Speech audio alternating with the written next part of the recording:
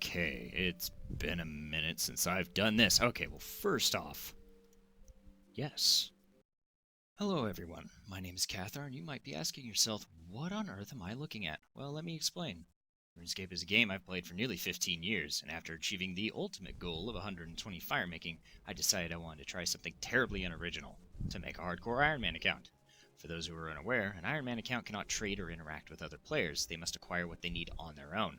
A hardcore Iron Man has all these restrictions, but death is also permanent. I decided to take a hardcore Iron Man and give him an extra restriction. I cannot leave the Caridian Desert.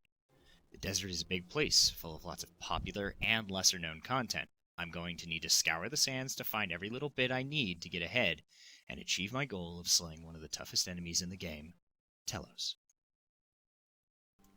Let's... Oh, yeah, no. That's a lot different from what I remember. What says stuck in the desert? A gentleman and a sir. Alright, yeah, you know what, we're gonna go with that.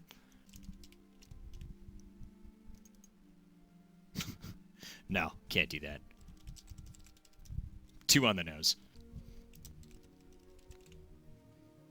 Maybe?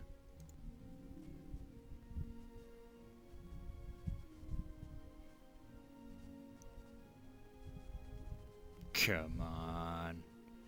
Come on, don't tease me like this, JX. I'm an uncreative individual, and oh wow, that actually worked. Alright, well, here I am, in all my blue and white glory. It's very, God, I made Saradomin. I didn't even realize it till just now. I made Saradomin. Oh man, look at all this experience he's making outside of the desert. What an idiot. He's just ruined the account. Oh my goodness. Shut up, okay? I'm trying not to do that. I mean, I could have skipped the entire tutorial, which would have been smart. But, yeah, no, I'm stupid, so we're doing this for nostalgia's sake. Yes! Oh, you burnt the shrimp? Don't worry, it happens to everybody. My god, this... Just hold on. No, no, no, no. Okay, is that better? Okay, well, I mean, you kind of get the idea. Like, let's skip the tutorial. And there we go. I am officially home, and that right there is as far as I'm allowed to go. So, alright, let's start traveling in. And as you can see, I've already kind of messed with settings just a little bit. I think I'm just gonna go ahead and drop the knife, drop the dagger, drop the shrimps, because I got them outside of the desert, so I am not allowed to keep those as per my personal rules. Thank you.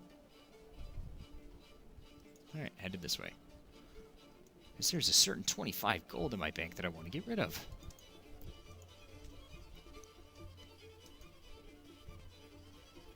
Or not. Okay. Well, it's not in my coin pouch either, so you just don't start with that. Got it. Okay, this is it. I have no idea what to do. Can I pickpocket you? I can. Ooh, cash. Yeah. All right. This is ow. Okay. Quests.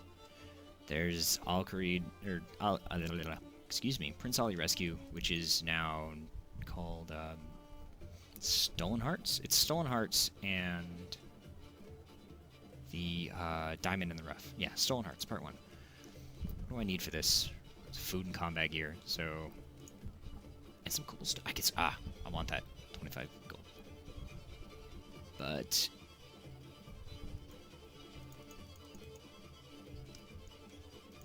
all this footage is fucking useless. Jesus Christ. This is all so bad. I don't have a weapon. I don't have armor. I actually don't have a means of mining bronze until I complete Tourist Trap.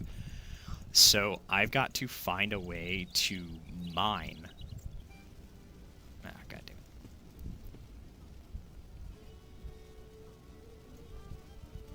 Oh, congrats, level 2 thieving. I should probably pay more attention, huh? Oh god, do I want to go out there? No, I don't want to go out there. So, I need to get a hold of a weapon of some kind. The quest I'm doing, I have to fight 3 level 2 guards. I'm only level 3. I'm a hardcore Iron Man. That's scary. I don't want to do that. Like, just makes me nervous all of a sudden. So, I need to figure out what I'm going to do. Obviously, I can buy armor here, but due to the mining and smithing rework and the way shops work, gear is a lot more expensive here than it would be in old school, as you might have noticed. I can get bronze legs. Let's see. Let me just take a look around at what I have here in terms of options. So, I mean, some of the basic tools, a lot of these I already own. Food is another thing I'm going to have to figure out what to do. But for now, I think I'm just gonna pickpocket for a little while, try to get some cash. It seems to be my best money maker. And if I find something else, I'll let you know. That's 3 thieving. That's 4 thieving. That's 5 thieving. That's a punch to the face. And 6 thieving. I gotta say, the levels are starting to pick up here, now that I'm not failing every other pickpocket. Come on, man, I'm 2 experience away. Just give me this. Get your ass back here. There we go. And that's 7 thieving, and I am just already over it. I'm not making enough cash doing this. There might be a faster method that kind of crossed my mind. Actually, I don't know. I might actually be able to get something out of this. We're gonna find out. Oh god, the scorpions. Oh shit. Are they aggressive? Are they aggressive? You aggressive? He's aggressive. He's aggressive. He's aggressive. No, wait, no. Are you aggressive?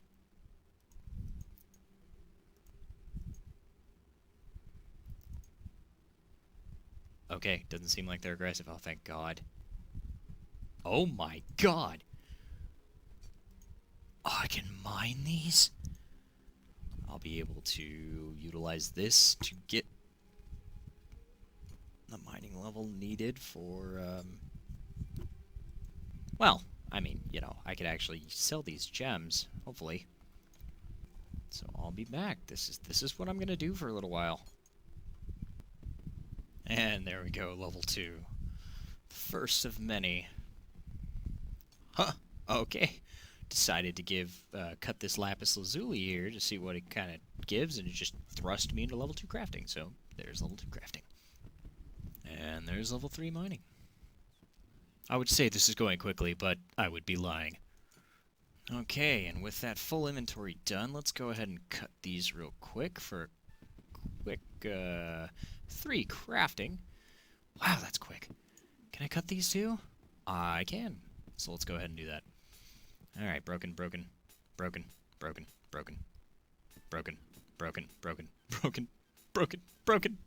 Oh god.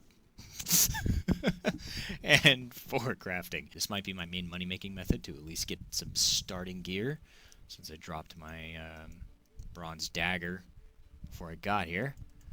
Because you don't need those handouts. I don't need that easy mode. Maybe the gem trader here will be my best bet for selling this stuff. He doesn't buy any of it. Oh, you absolute asshole. Oh, thank God. Oh, 150 each. Right on. Okay, you know what? Take all this garbage. I don't need that. You can have those. And you can definitely have those. And I am at 2,000 gold. Oh my god. Oh my god, excuse me. I'm choking up over how excited I am. Now, if my mouse would just work, that'd be great. Keeps getting stuck on nothing. Hey, where are you? Hey, come here. Come here. Come here, bro. What are you doing? Still don't have enough money. I wonder, did the skirt's cheaper? Maybe the skirt's cheaper. The skirt is not cheaper. Alright then. Zeke, My man. My man, I need a sharp object to defend myself with. Thank you, kind sir. And that, ladies and gentlemen, is the first upgrade of the account. Like, oh, that was anticlimactic. I was kind of hoping he'd... There we go. Look at that. You see that? That's a manslayer weapon right there. That's, actually an absolute piece of garbage, but it's what I got. I'm going back to mining, because I am not leaving this damn desert until I have 2 of these bad boys and a pair of pants. And there we go, 5 mining. And 6 mining. Coming along nicely. Oh, 50 total level. The beginning of something great, my friends. Or not. We'll see. And there's 7 mining. Oh god, almost couldn't turn the recorder on fast enough. This stuff starts to sneak up on you. Okay, there's another inventory done. Alright, well, let's get some really quick crafting levels here. There's 5 crafting. Can we get 6? There's 6. Jesus, easy escape. And let's do the opal. Oof. No, no! Oh, 7 crafting. Oh god, why? Yeah, I didn't crush nearly as many of them. Look at that, I'm becoming an absolute pro at this. And with that all taken care of, we got ourselves a nice 2,400.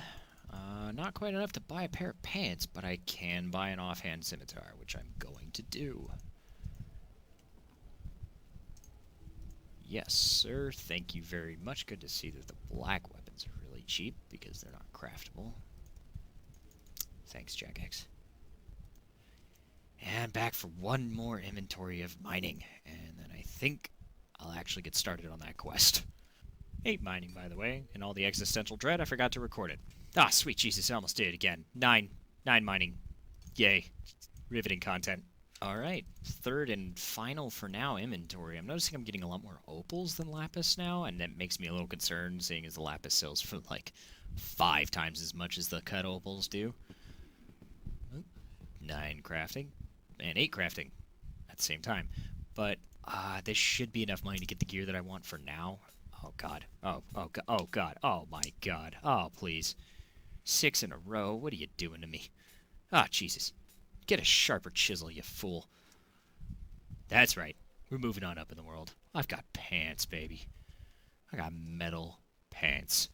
I think it's finally time we take on this quest. Ah, Jesus, I didn't think about food. Shit, what am I gonna do about food?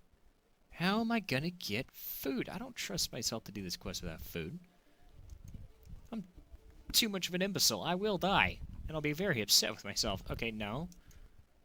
Thank you, fool. Thank you, fool. Oh my god. Yes, give me more of these. Yes, please. Yes, please. Why do I keep doing that? And they're only 1 gold each. Oh my god. I didn't even think about this. This is amazing. I was just assuming I was going to have to cook food and then never really thought about how I was going to get it. Like, food isn't something I think about a whole lot in early game RS3, but with the whole hardcore status, it's got me much more concerned about, you know, dying. So, wow, this is awesome. I mean, hey, what's that? Oh my god, are you kidding me? Ha! It's in the desert. It counts. Oh my god. Ah, the desert is a bounty of life. This is brilliant. Wow. Yeah. Okay, great. I can't wait to come back to this. This is it. This is how I'm going to get my early fishing levels. I had something else totally in mind that I didn't want to have to do because it's time locked, and yeah, I'm so glad this is a thing.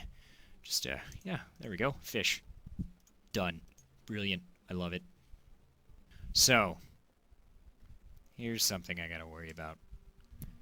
Although this is a desert quest, it is the only desert quest that I can do that actually requires me to leave the desert. And so I could opt to not do this quest. However, that means I cannot gain access to Menethos. And the amount of content in Menethos for an account like this is staggering and just downright necessary. I need access to Menethos, or honestly, the fun in this account is going to be sapped. There's no getting around it. So I have to step out of the desert this one and hopefully only time, and this is going to be one of my only exceptions. So without further ado, let's ruin the account.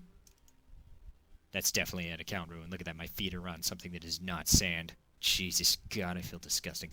Okay, but anyway, not that big of a deal. Sort of a big deal. I need to get to Draenor. Well, it's a good thing absolutely nobody knows who I am. God damn it, dude. Stop standing in the frickin' way. Making me nervous. Ozan, what are you doing? Ozan, you're gonna blow it. You're gonna blow it. You're gonna blow everything.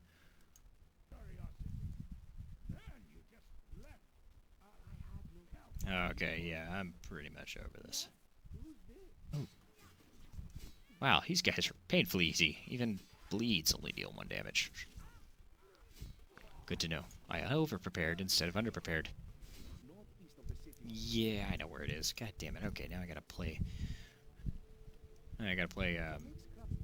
Yes, I know. Thank you. Shut up.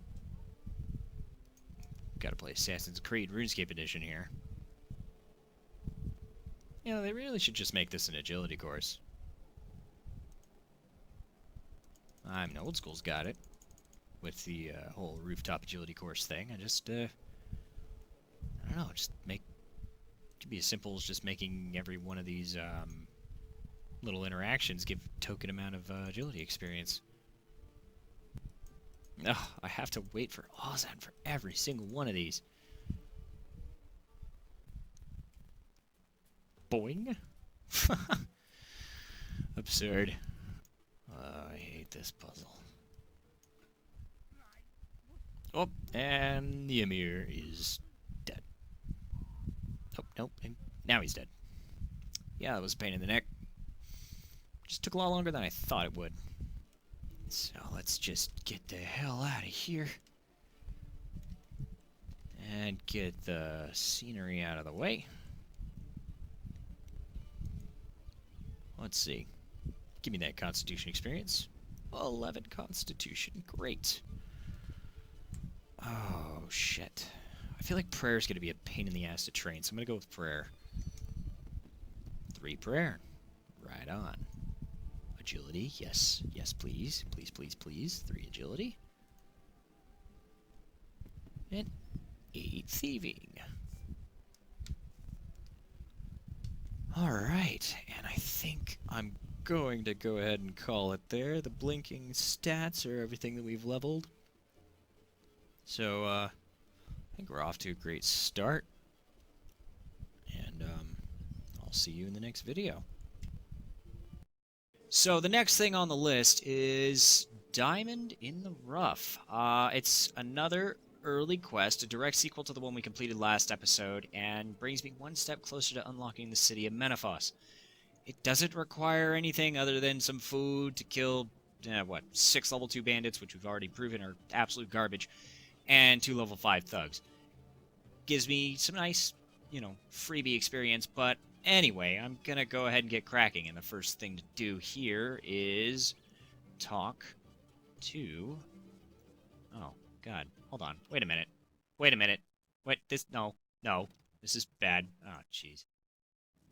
I've decided this would be a good time to lay out how this account works, what the goal is for the account, along with what my restrictions are and the challenges lying ahead of me. As a general rule, I cannot leave the desert. I'm allowing my character to teleport to the Vine Sweeper minigame via the Cactus Patch in Al-Kharid, along with access to the Mage Training Arena. I will not, however, be allowed to go to Mazcab, as it is on an entirely different planet, or be accessing the level 80 Wisp colony, as it requires leaving the desert to reach. The goal is to get at least a single kill on Telos, preferably while still being a hardcore Iron Man, while not allowing myself to gain any levels or items from outside the Kharidian desert. Telos is a challenging boss for most anyone, but with the restrictions I've set myself, the challenge increases. I will not have access to things like curses, ancients magic, or even the invention skill. Furthermore, most of the ideal items and equipment you will need to fight Telos effectively are out of my reach. When I say preferably still a hardcore Iron Man, I mean that while normally if a hardcore Iron Man is dead, it's game over, no respawning. But there are some exceptions. If I can reach 1000 total level without dying, I am allowed to purchase a divine coin for 100,000 gold. This grants me an extra life, and one more coin can be bought at 1600 total level for 10 million gold. Finally, I can also purchase a jar of divine light, which, after both lives have been burned, will revive me one last time, downgrading the account to a regular Iron Man. Despite these items sitting in Edgeville, which is outside of the desert, I will be making the exception to run out and buy them, for my sanity.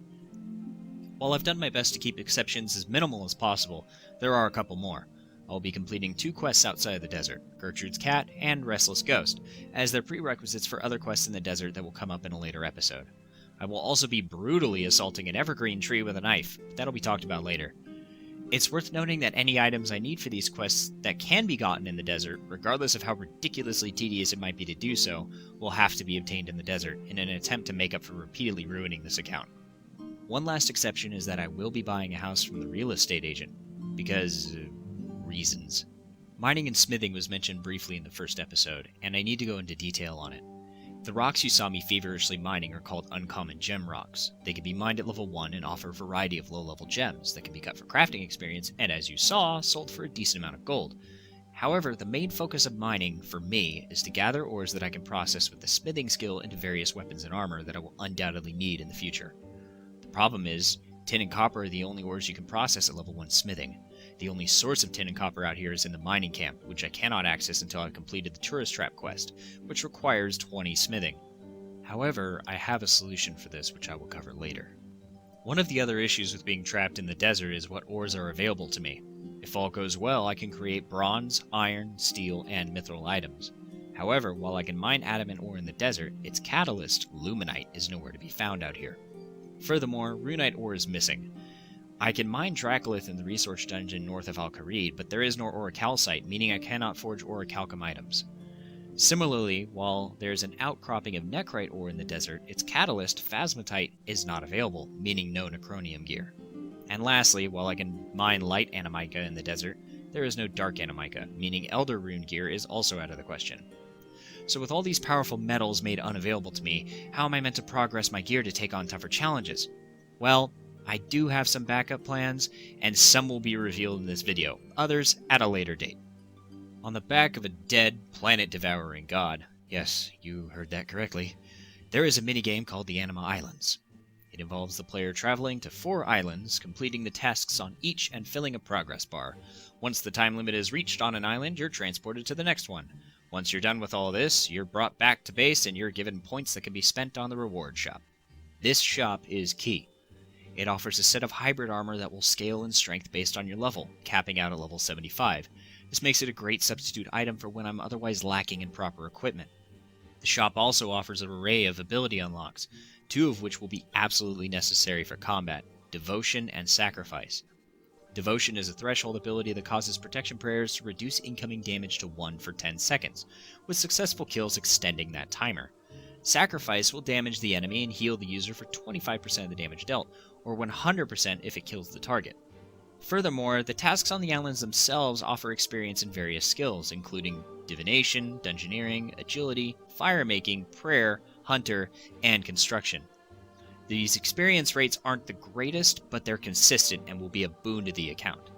But the real reason I'll be grinding away at this minigame is the large experience lamp. Once a week for 5,000 points, or roughly 5 runs of this minigame, I can purchase this lamp and gain a generous amount of experience in one skill of my choice. This lamp is what I intend to use to solve my previously mentioned issue of gaining 20 smithing to complete the tourist trap.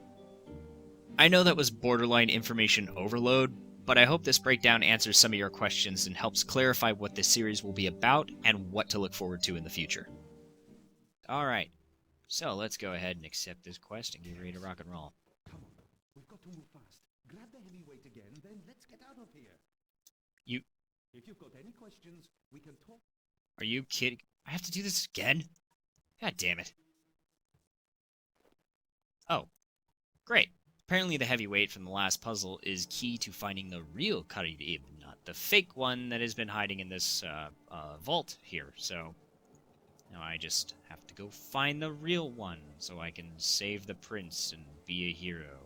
Excuse me, totally not carrying stolen property from the palace. Don't mind me. Alright, got myself some nice desert robes so I don't boil alive out there. Oh wow, okay, so the real gem was actually inside the weight. And that's new. Well, that's new. I see. I have no idea what any of this means. You're quite literally hiding in the sand. Okay. I'm actually losing a staunch amount of life here. It makes me nervous, considering this food heals whatever it feels like. Hang on. It's more of a sinking feeling. I hate you, Ozan. I really hate you. It'll make for a more exciting story when I retell it. If you retell it. Nothing's working. We can't get out. Oh, this is great. This can't be how it ends. It looks like this is how it ends. Oh, series over. Shut up, Ozan. Looks bad.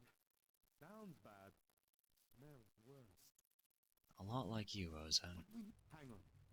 I think I can feel a torch. No.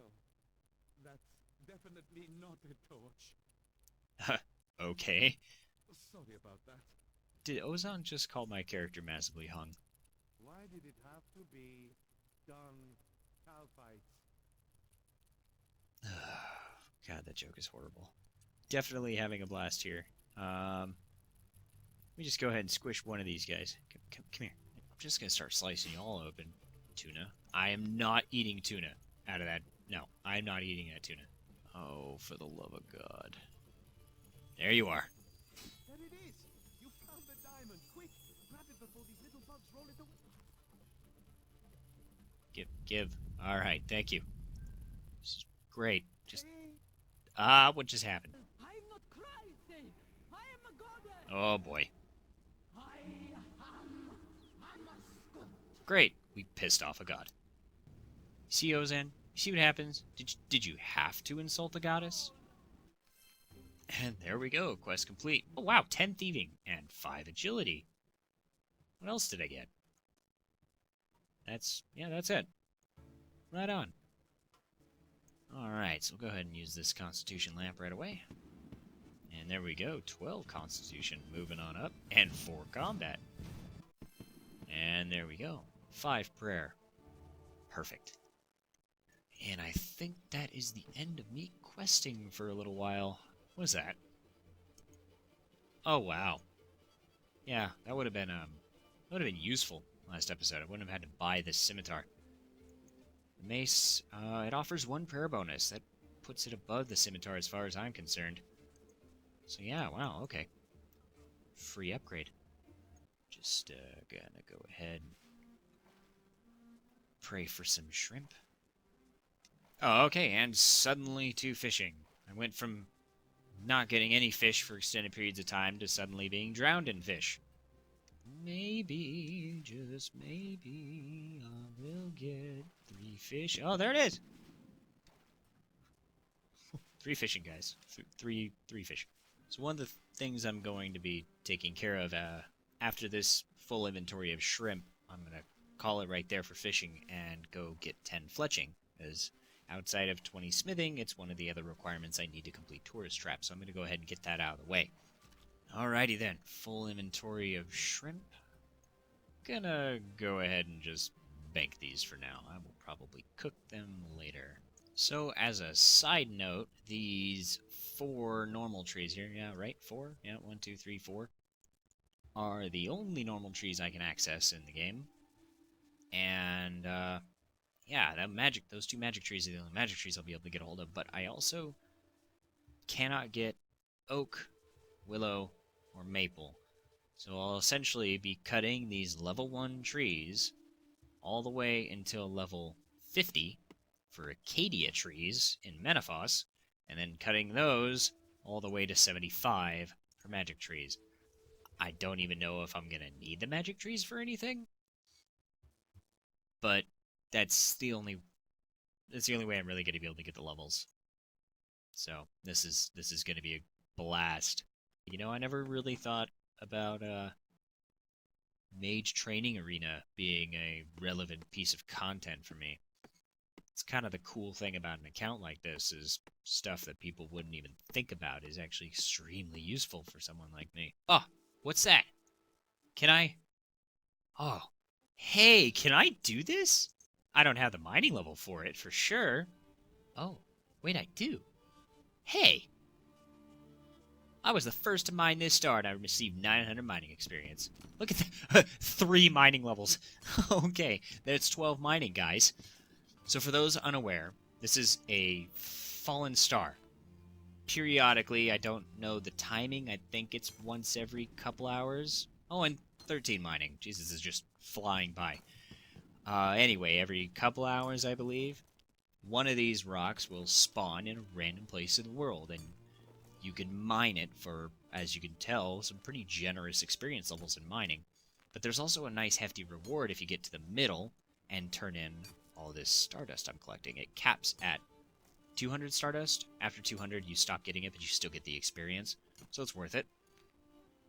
Anyway, I'm just gonna go ahead and crack away at this rock here and take a break from, woodcutting. RuneScape will do this to you. Lisa does it to me. Like, you go out with a plan. I'm gonna do this thing. This is the goal. This is the thing I'm gonna do. And then it just smacks you with a crashed rock and says, hey, you should do this. 15 mining. By the way. Oh, 20 mining. I have been joined by a friend. Amazing. I almost forgot what other players looked like. Your sorry soul is gonna make it in the video. And there we go, 25 mining. We're just 25% of the way from 99. Ha ha ha. No. If any of you were ever wondering what the username Midrashim means, it's actually a subtle reference to my favorite video game growing up. If any of you happen to know what it is, just based on the name, go ahead and drop it in the comments and you will have my undying gratitude for recognizing a very dead game. And there we go. 30 mining. Right on. I can now mine mithril. And 100 total level. Brilliant. I think I started with less than 75 today. That is one ugly baby. Oh, sweet. Alright, so this thing gave me 50,000 gold, 152 cosmic runes, 52 astral runes, and 20 gold spirits. The gold spirits don't really matter, but the cosmic runes are going to be great for enchanting my own jewelry later on. I actually am not 100% sure how I would have got them otherwise, although I'm sure there's something that drops them around here somewhere. This does save me a lot of trouble. I kid you not, that rock took like 2 hours to crack open. Was not expecting that at all. Hey, do fletching. Alright, and on that note, I think we're going to go ahead and call the video here. Managed to get a quest done, and instead of getting 10 fletching like I wanted to, I ended up getting 34, almost 35 mining levels just from a single fallen star. Not to mention some handy cosmic runes, and 50k cash, man. I can't complain. I'd say a lot got done in this video, whether or not it was what I wanted to do or not. But that's just how RuneScape is. Ah, jeez, not this again. Alright, let's go ahead and run out and further ruin the account here. So this guy needs me to get rid of a ghost haunting his cemetery. Well, call me Bill Murray, because I'm your guy. Okay, there we go. Quest complete. So to keep a little bit more true to the goals of this account, I destroyed all of the experience rewards you get from the Restless Ghost. Just because I did that quest outside of the desert, the only thing I kept was the Ghost Speak Amulet, which was the only reason I did that quest in the first place, because now I can talk to ghosts, which will matter later on. One of the other things I have to do is get 5 fishing to fish a sardine. I currently have 4 fishing, so we're just going to go ahead and knock that out real quick. Shouldn't take too long. I think it's going to take like 8 shrimp, maybe. Okay, 5 fishing knocked out, nice and quick, just like I thought. Now I gotta go find where I'm supposed to fish that sardine. So I'm an idiot. I forgot I can't get fishing bait until I gain access to Menaphos, which requires completing Jack of Spades. So that's, I guess, the next quest on the list, because until then, Gertrude's cat is put on hold. Well, I figure since I'm running all the way out into the middle of the desert, I might as well activate this lodestone. Oh. Well, damn. Never mind. Well, I figure since my plans have been slightly skewed, I might as well go ahead and try out the Anima Islands minigame and see if I can't get one of those large XP lamps to get me, if not 20 smithing, at least relatively close to it. I'm probably going to get a lot of random levels here, and I'm not going to record them all. But I'll try to record any milestones or useful levels to the account. This minigame is actually going to be pretty good for getting a bunch of random experience and skills so I can get closer to that 1000 total level and buy my first extra life. Alright, so this one I can do prayer, fire making, and anybody who knows me knows that the obvious choice is fire making. Fun fact, on my main account, fire making was my first 99, and on old school, fire making was my first 99. It's also my first pet in both games, and just recently my first 120 in RS3. You could say I really like the skill. Oh hey, there we go, 5 fire making, the start of something amazing, I'm sure. Not really. It's... Why'd you even try to record that? Okay, that's another island down. And now, yes, I know this one. I think I know this one. Oh, I can just attack this, right? Let's get some combat experience. That's something I don't have any of. Wow, you have way too much health. Okay, maybe I don't want this. Oh god, how much range does this thing have? I regret attacking it. I don't do any damage to it. I'm gonna find some other way to get combat experience. I'll probably just kill a bunch of men and women. Oop. Oh. Okay, this time we're gonna try the prayer portion of this, which I don't remember how to do. Ah, he's got too much health for this. Yeah, forget this. I'm gonna get away from me. So this is not prayer experience. I'm guessing I have to kill the tormented soul for prayer experience, but it'll take me all day to do that. So I'm just gonna do the holy fire thing again and burn my problems away. Oh yeah, 21 woodcutting. Sweet. I can now use mithril hatchets. Oh hey, 10 divination. I swear this is going really quick. The friends chat I'm in is hyping me up so much. I love these guys. It's not even my friends chat. They're just good people. Oh, 15 divination. This is going really quickly. I think I've said that already, but just reiterating, it's going quickly. Finally, 2 construction. This is probably the slowest one here. And for some reason it's bugged to say I get an increased combat level every time I level up anything. And just like that, 25 fire making. This could easily become my highest level skill at this rate. Alright, and that's the last game I needed to get 5,000 anima. It took 6 games because I'm an idiot. But at the same time I also got 500, so let's go ahead and buy this lamp and see just how much smithing experience we can get. Okay, yes, give lamp. And smithing. Oh. Huh. Yeah, I was kind of hoping for a little bit more than 250 smithing experience, so looks like this is going to be a while. I'm not going to lie, I might have taken a few days off after finding out that that lamp was not going to give me nearly as much experience as I needed. But I didn't waste my time. I sat down, did some math, and it's going to take 8 of those lamps in total to get to 20 smithing. And with it being a weekly lamp, it's going to take 2 months if I were to do it purely through this minigame. Now, there are other options. There is a lamp stall in Menifos that has a rare chance of dropping a small experience lamp when you're thieving from it, so I could use that to bolster my experience gains, along with a couple other options, but I'm not really going to dig too deep into that. I'm just going to work on other things while the smithing skill is slowly being brought up to 20. It's not mega important that I get to 20 as quick as possible to unlock the smithing skill. There are other things I can do while I'm waiting for this essentially a time lock. Anyway, that being said, let's move on. So earlier I made the mistake of saying I needed to get into Menifos before I could get fishing bait, but that's because I completely forgot about these dung cow fights from the last episode. They actually have a pretty common drop rate of... Oh, well, that explains the scimitar. They have a pretty common drop rate of bait, which I will need to get the sardine. So I'm gonna go ahead and try and kill these guys and get some fishing bait.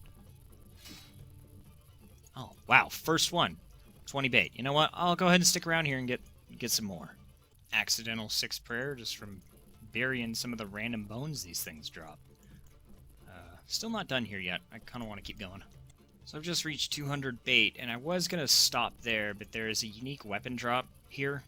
The Pep's axe, I think, or the other guy. Anyway, it's a hand axe. It's stronger than the weapons I currently have, and I want to grab it, so I'm just going to go ahead and keep slicing these guys open until I get it. Well, I got the shield. I can't wear it yet, but halfway there, just need to find the axe. Hey, level 2 herb lord, just from cleaning random Guam drops. I've probably sliced open like 300 of these things so far, and I still haven't gotten the axe. Whatever the drop rate is on the wiki is just a lie. Oh, finally! Alright, well, I got 300 fishing bait instead of like the 20 I needed. I've been down here for a lot longer than I was expecting, but I got a bunch of random things that I could use, like bronze, iron, and steel throwing knives. I even got lucky and got a black scimitar I can wear later on. Some gold charms, which would be great for summoning. Various runes, lots of gems, a few herbs. So yeah, I'd say overall, this is not a bad place to farm around for a few hours. If I need some low-level herbs, they drop a lot of Guams, Terramins, Marantils, and if you're lucky, they'll drop a Ranar. Next step, get a sardine, complete Gertrude's cat. Okay, we're here in Narda, where I have to talk to Artemius. Artemis? Artemius? Whatever. To get some bird snares. I think I'll just take 5 of those. I think I can use 2 of them from the get-go. But anyway, I need to catch golden warblers to get 17 hunter to get the baby implings. Baby implings are the only source of milk I can get out in the desert. Once I get the milk, I have everything I need to complete Gertrude's cat. So that is next on the list. Sweet! 10 hunter already, up from 5. Just 7 left to go. This is actually going pretty quick. I was worried it was going to be really slow because these birds are pretty spread out from each other and just don't like coming over here to these traps, especially with my low hunter level. But yeah, it's going pretty quick. And 12 hunter, only 5 left. And a cheeky, easy 7 prayer. The bones coming from these birds is pretty nice. Okay, well, I decided to give this a shot. The, what are they called? Desert Devils. They're more experienced than the birds, but they take a little bit longer to catch, and so we'll see. I haven't done hunting like this in a long time. It might end up being slower than just waiting for the bird snares. I just found this short bow on the ground. I didn't realize this spawned here. Just sitting here, but I guess it makes sense. There's like 3 arrow spawns over there. So, I don't know. Just something I found. Well, after doing that a few times, it's not very quick. I mean, once you get a hand of like predicting where the paths are supposed to go, it's not too bad, but honestly, catching these level 5 birds is a hell of a lot faster and more consistent experience than trying to catch those little desert devils, or whatever they're called, even if they are a higher level. They just take too long. Hey, alright, 8 prayer and level 6 combat. Sweet. And with this last bird, I should be 17 hunter. Perfect. Just go ahead and grab this one, and I can now catch baby implings. Now I just have to go find some baby implings. So, baby implings randomly spawn in a few hot spots around the desert. I will be hopping from one world to the next and checking these hot spots for implings and catching baby implings if I see them. Hopefully, the RNG gods are kind to me and it won't take too terribly long to find the bucket of milk I'm looking for. Anyway, let's get started. Is that a pig? What do you... Prod. Yes, Prod. What? No, get back here. Oh. Yeah, okay. Well, yeah. That's the weirdest thing I've seen today. I've decided to go ahead and kill these imps as I see them too. Just because, while I'm not 100% sure, I think they might actually interfere with impling spawns, and they happen to drop some nice stuff I can use later on. Also to vent my ever-growing frustration over not finding any baby implings. Hey, 13 constitution from killing these stupid imps. Still no implings yet, though. Aha! At long last. Impling number 1. Do we get lucky and get the milk on the first try? Come on. Oh, thread. Oh well. There are 4 different implings just in this spot, and none of them are baby implings. Oh, man. Aha! Baby impling number 2. Finally. Come on, big money. Milky money. Bucket of milk. Catch him. What is going on? Ugh. You got this. I believe in you. I believe in you. Come on. Come on, maybe this time. Maybe this time. Oh. Oh. Aha.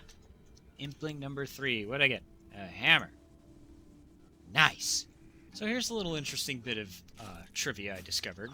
These imps used to drop beads that you needed for a quest. There was a black bead, a yellow bead, a white bead, and a red bead.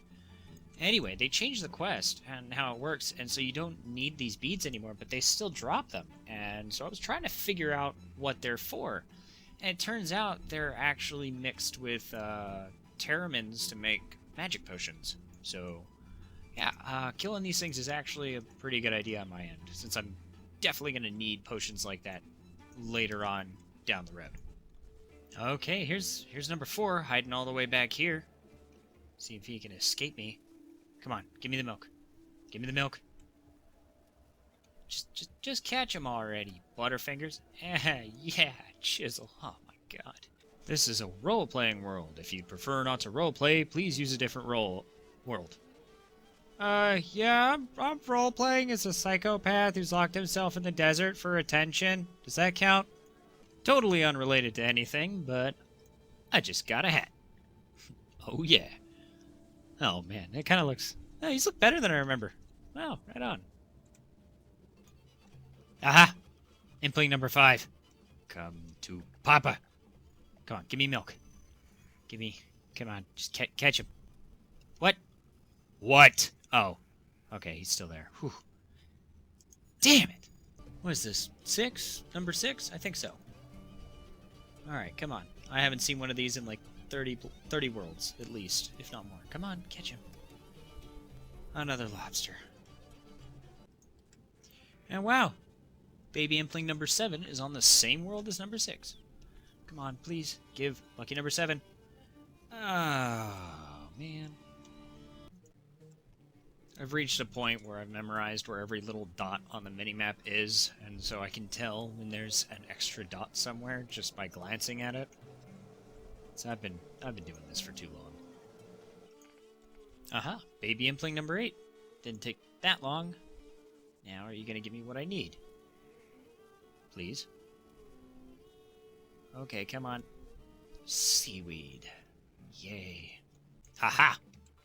Baby impling number 9. Come on. Come on. Maybe this will be it. Hopefully this is it.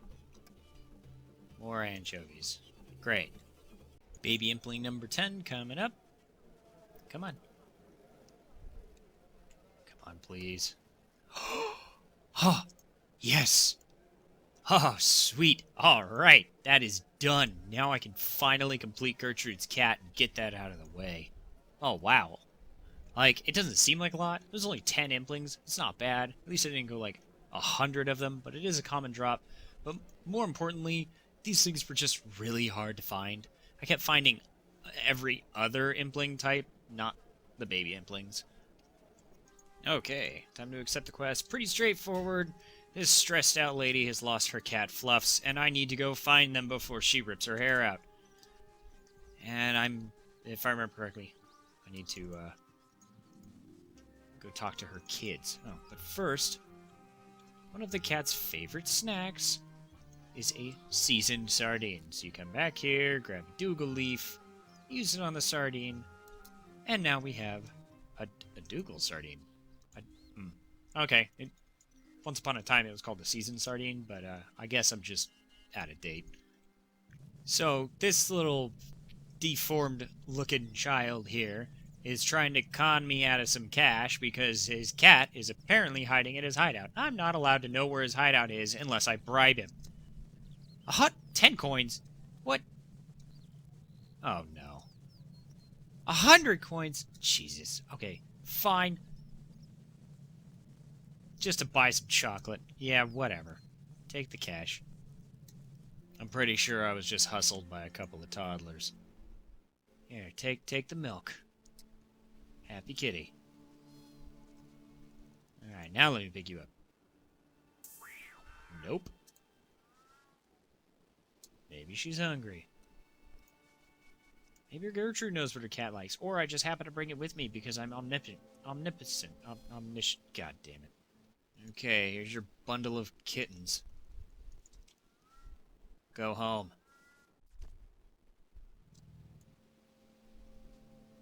Aw, look at how sweet. Okay, everybody just calm down. I got your cat. You don't need to freak out. Oh, wow, okay. Jeez. Wow, just shake my arm off. I didn't even... Ooh. What's this? Hooray. I have a kitten now. Oh boy, oh boy, oh boy. Just what I always wanted. Oh my goodness, a kitten. Look at it, so small. Oh, it's so cute. Aw, look at this little guy. Yay. Good cat. Very good cat. You're gonna be my best friend. Now get back in the back. Home, sweet orange-tinted home. Well, as with the Restless Ghost quest, I threw away everything that I earned except for the cat. So I did not get the cooking experience. I did not even keep the stew or the cake. But I have my cat, I have my Ghost Speak amulet, which were the only two reasons I completed those quests, and so I can finally move on with my life. And speaking of moving on with my life, I'm going to go ahead and call this episode here. Made a lot of progress, got, 17 hunting, got 2 quests completed, got 3 smithing levels, really wish it was 20, and an assortment of random skills like, agility, fire making, wood cutting, etc. from that minigame. So, not a total loss, just plans have been slightly hindered. Anyway, I'll see you all next time. In light of what happened on the previous episode, my plans have been set back. Originally, I was going to use the lamp from the Animal Islands to get 20 smithing, complete the tourist trap quest, and then use the mine you gain access to as a means of gathering materials to create my own gear for the early to mid-level combat grind. But, as we are all now painfully aware, the experience lamp rewards are scaled to your level, and I will require 8 lamps in total to reach 20 smithing, something that will take 2 months to achieve. So instead of spinning my wheels waiting for 20 smithing, I have to shift my goals around, and that's what is going to be covered in this episode. Moving forward with other plans, goals, and requirements I'm going to need in the long run. Every area in RuneScape has an associated achievement list, broken up into difficulties: easy, medium, hard, and elite. These are a series of various accomplishments done around the desert that vary from trivial things like looking at the scoreboard at the duel arena to more dedicated tasks like unlocking every reward from the Dominion Tower. I will be focusing on the easy task list for the desert, as I can accomplish every achievement on that list without breaking any rules on the account. Several of these achievements I've already done entirely by accident, and so currently I have about half of them done. Completing all of them will reward me with the Desert Amulet.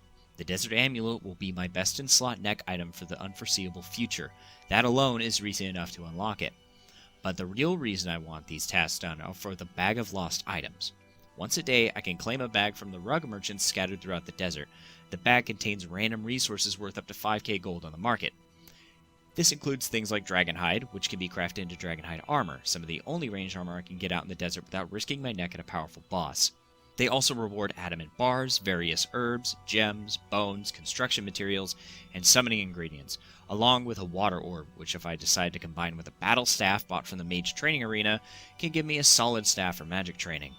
In the end, the amulet has decent stats and will improve my odds out here, and the daily item bag will help bolster many of the harder to train skills in the desert, so the sooner I unlock it, the better. Hello everyone, Kathaar here, and welcome back to another episode of Being Stuck in the Desert with me and my thoughts. Always a great idea. Anyway, the plan for today is to fix these horrendous combat levels here. I mean, 9 attack and 1 everything else. I'm going to try to at least get base 10s, because I mean, really, it's about time that I got out of these bronze plate legs, don't you think? They're getting a little itchy. So the plan for today is to just kill these guys for now. Nothing special, nothing fancy, but they do drop charge bows, which are like little level 1 infinite ammo ranged weapons, which will be great. And they also drop air staffs, which, you know, pretty much the same thing. Little level 1 infinite ammo magic weapons. And those are going to be kind of my deal for a little while until I can get something better. Quick, someone call the guards. He's murdering everybody out here. Oh my goodness. Alright, 10 attack. You know what that means? This thing... I'm not gonna pronounce that. I can't. I can now equip it. And now, we're gonna go ahead and get an upgrade from this guy here, because my offhand is still a bronze weapon, and I can now use iron weapons. So Zeke, my man, my main man, give me an offhand iron scimitar. It's slightly bigger and slightly less brown than the other one was. You know what? I've got 3 defense already. These guys are pushovers. I'm stronger than this. I think I'm gonna find somebody harder to hit. Haha, yeah. Much better. This guy's pretty strong, but I can take him. 9 prayer. Awesome. Ooh, abort, abort, abort. These guys really do hurt. Okay. Ah! Get away from me! Okay, back to attacking the nice, safe men. For now. Hey, surprise 15 constitution. Right on. That unlocks a lot of stuff, all of which I'm not going to be able to use. Haha! 10 defense. You know what that means? It means I can buy new pants. Haha. Moving on up. Let's just go ahead and sell back some of this stuff that I don't need anymore. 50 gold is highway robbery. Okay, and now to get 10 strength. And then after that, who knows? We'll see. Oh, right on. 10 prayer. And there we go. 10 strength, 14 combat, got base 10s for melee, and now what? Oh, it's pretty obvious. You gotta get 10 magic. And super quick and easy, just like that. 10 magic. I can, yeah, now do a bunch of stuff that doesn't actually matter to me, except for I can use an imp wand and book, which is great. I can make it out of the imp hide that I stole from all those imps I killed in the last episode. But logical progression states that next is getting 10 ranged. I am totally not just pretending to notice these right now, but they're leather boots, and that means they are ranged armor. So I'm going to go ahead and put those on, because why not? Oh, that one kind of snuck up on me. There we go. 10 ranged. I can now use iron everything, essentially. Iron range stuff. Crossbows and arrows and knives and javelins and darts and throwing axes and... yeah, you get the idea. Oh, jeez. He's mining again. Why is he mining again? Well, it's pretty obvious. I'll give you a hint. It's sitting in my inventory. I've got a bunch of these hides from slaughtering imps, and I need 15 crafting to make myself a nice set of imp hide robes out of it. I unfortunately need 10 rune crafting to make the wand and book that match, but I'll worry about that storm of a problem later on. In the meantime, I'm going to go ahead and mine me up some gems so I can get 14 crafting, because I want those robes so I can take a few hits while I train my magic to higher levels. I'm aiming for 21? Yes, 21 to get the low alchemy spell so I can actually start working on the mage training arena. It's over there somewhere. 10 crafting. That was really quick. I keep forgetting how quickly these crafting levels come from these gems. I can't cut that yet. Okay, we'll cut the opals then. And broken. Awesome. Damn it. No. Oh well. Oh, 11 crafting. Cool. Maybe I'll stop breaking these. So I've been doing this off-screen up until this point, but there is 2 farming. So I'll just come back to this cactus patch every once in a while and rake all the weeds out of it to get that easy, if not out super, super slow, farming experience. So all I'm really doing is just, you know, selling the cut gems and keeping the rest of them, and then going back and mining more and rinse and repeat until I can get the crafting level I need for full impide. I completely forgot to record it, but we now have 38 mining. Yay me. Oh, and, what, 12 crafting. Woo! Okay, and a very quick and dirty 13 crafting, which means I can now cut these jades. Let's see how many of these I break. 1, 2, 3, 4, 5, 6. Jeez. Sweet, 14 crafting. I haven't even run back to the bank yet. Just kept dropping these crushed gems and filling them with new ones. Or filling the empty inventory spots with new ones. And there we go. Now I'm full. Okay, got the thread, got the impide. Let's go ahead and make our outfit. First piece, get the top done. And then we'll go ahead and get the bottoms. And the boots. No, I don't want 18 of them. No, thank you. One's just fine. Gloves. Quick and easy. I have plenty. I was mildly concerned I didn't have enough hides for this. But yeah, no, I've got plenty. And we're going to go ahead and make the hood. A full outfit of something. And yeah, I got to say that looks pretty good. Kind of cheesy, but in a way I like. You know, I got to say, it's moving on up. I know I always say this, but for once, I'm actually wearing a full, cohesive outfit that's not a mismatch of random everything. Okay, decided to go ahead and turn the rest of the hides into stuff that I could sell.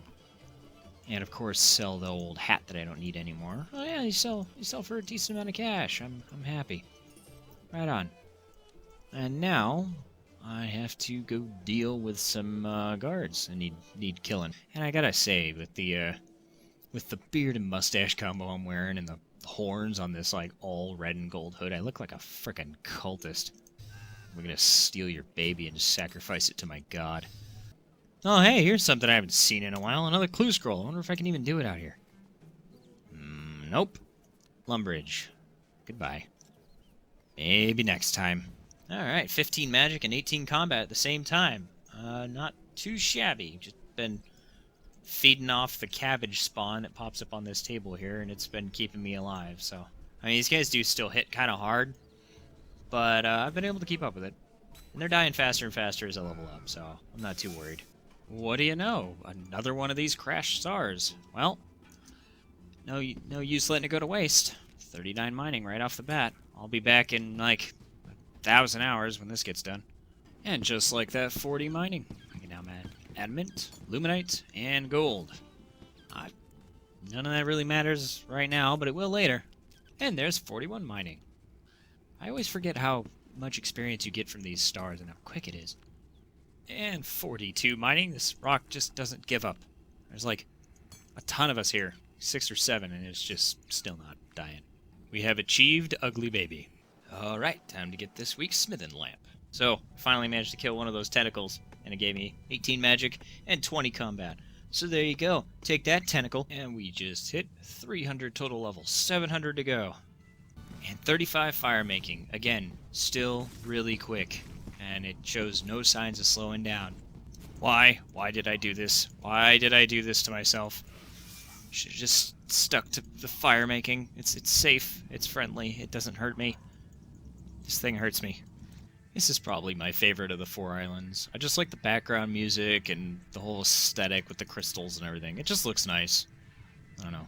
I've been here for a minute, so I decided to kind of compliment it, since it's treating me so well. And there we go. 5 construction right as the bell rang. I'm really hoping those pylons start giving me a little bit more than 1 experience per swing, because it's really slow. Alright, buddy, you made a fool of me last time, but we're doing this again. Jesus, why do I suck so much? Oh yeah, this guy expects to kill Telos. He can't even kill this tormented soul that freaking wants to die.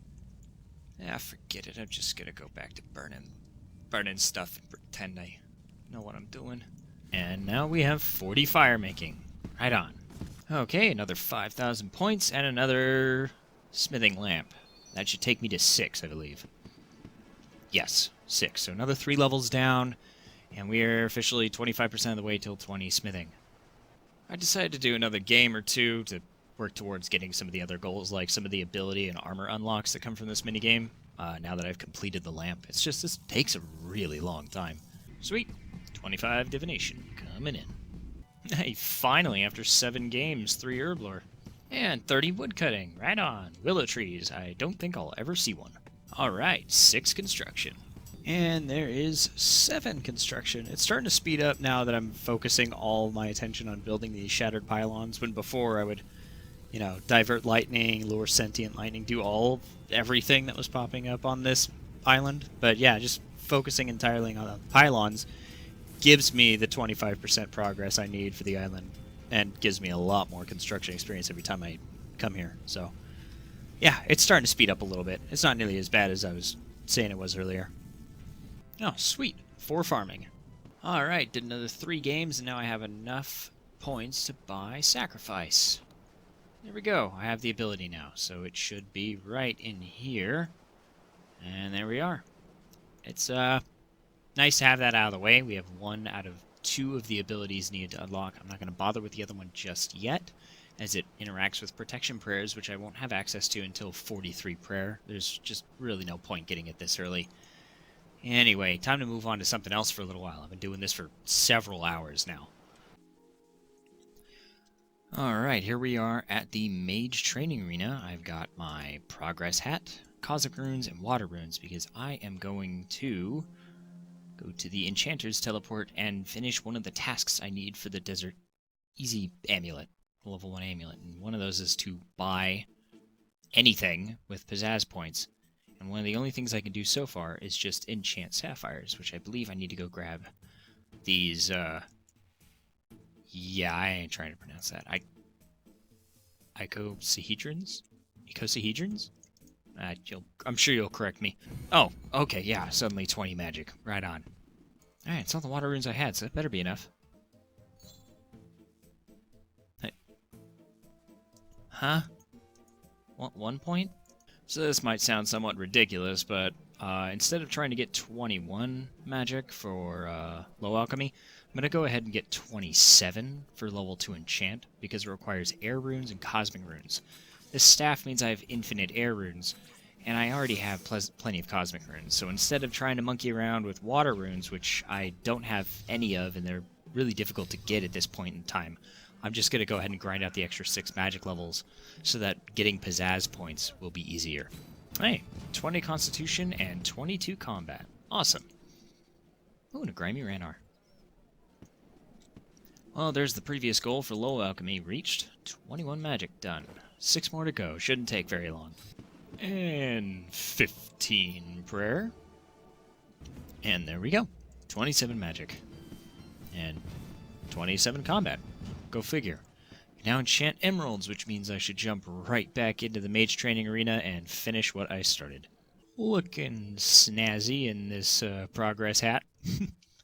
Look at this thing. That's yeah, I really don't know what to think. Alrighty. Let's go ahead and start by dragging this level 2 enchant spell onto my ability bar. I said onto my ability bar, you SOB. Okay, there we go. And there we go. Let's start enchanting. If I start from the bottom, will it... Yes! Oh my god, look how fast that is. Alright, I like this. I like this. This can continue. Oh, wow. Yeah, flew right to level 28. This is nice. I like this. So the trick is to wait until the bonus points enchantment lands on the cylinders and then go absolutely ham with it.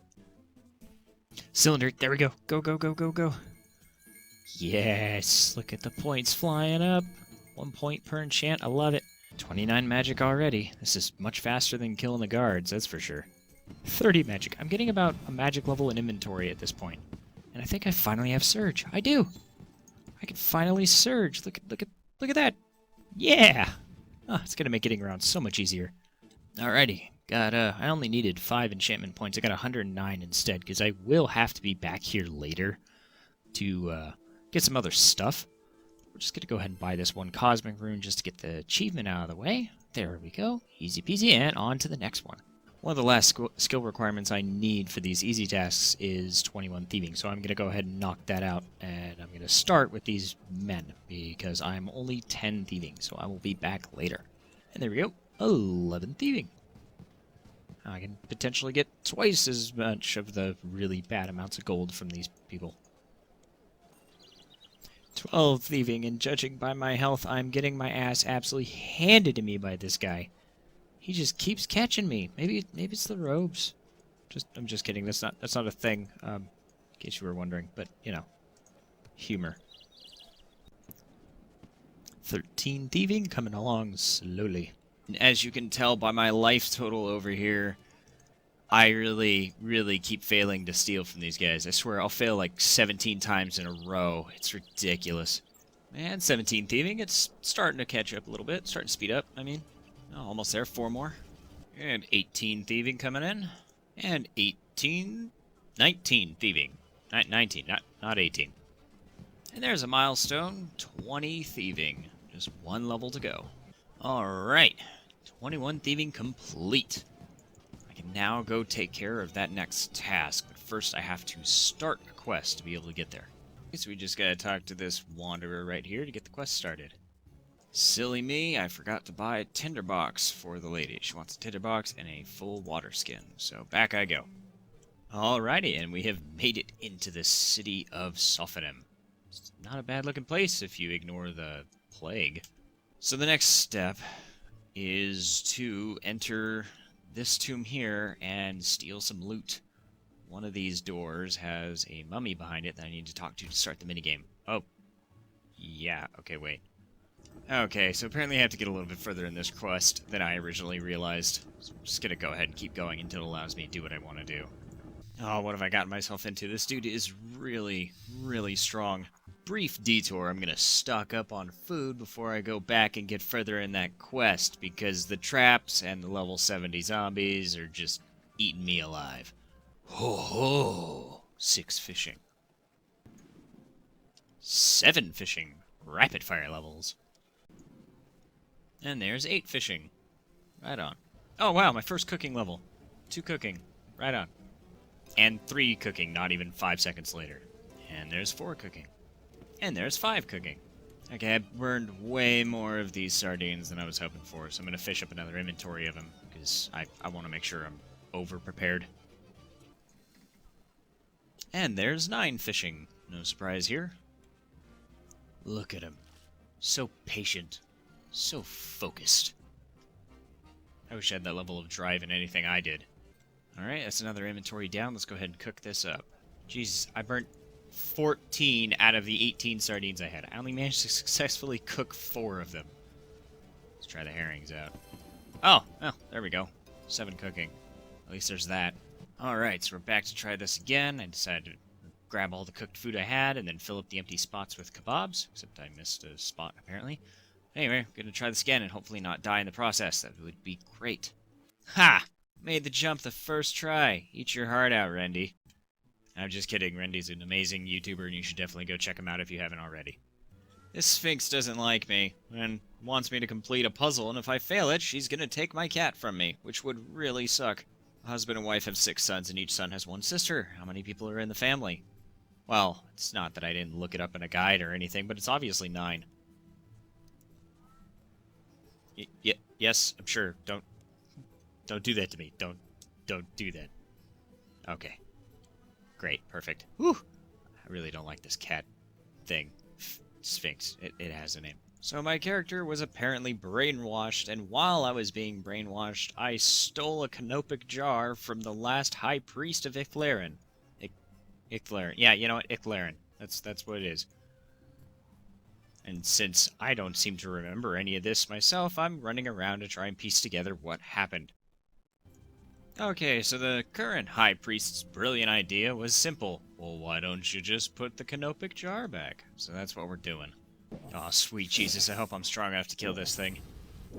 It's only level 57, but, I mean, I'm only not even close to that. I'm level 29. Oh, it hits so hard. Oh, it hits really hard. What is happening? Okay, I went through pretty much all of my food and barely put a dent in that thing, so I think more training is definitely in my future. Oh, I am so stupid. All I needed to do to be able to do this was to drop the canopic jar in my inventory. He wasn't going to let me in so long as I had that quest item. I dropped it, and now I can get in. Great. That saves me a lot of time, but now I just need to go back and get more food first. So I'm over here killing these locusts in the corner because they are weak to air magic, meaning I practically never miss on them. And they drop meat that heals for 200 health, so I'm just going to stock up on some of that and get some combat training while I'm at it. So I'm going to need it later anyway. 31 magic and 30 combat. Right on.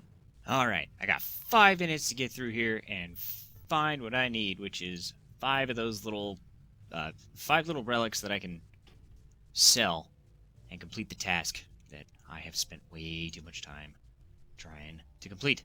The thieving experience here is so nice compared to what I was doing to get here. Yeah, me too, buddy. You seem like a legitimate business person. Here, buy all these things I just stole from a sacred tomb. And there is that task done. Finally. So I think that's going to be it for this episode. Mainly due to my own shortcomings, this took longer than I was hoping for. I was hoping to have at least all but one of the tasks done and then finish the last task in the next episode. We have a couple more tasks to do because of some setbacks, like messing around with a quest I didn't actually need to do. Anyway, in the next episode, I'm going to unlock the city of Metaphos, which is just across the river from here, so I'm looking forward to that. It unlocks a lot of content for me to mess around with, and it's going to be a lot of fun. Not to mention one of the best-looking cities in the game. Anyway, I'm rambling. I hope you all had fun. I'll see you next time.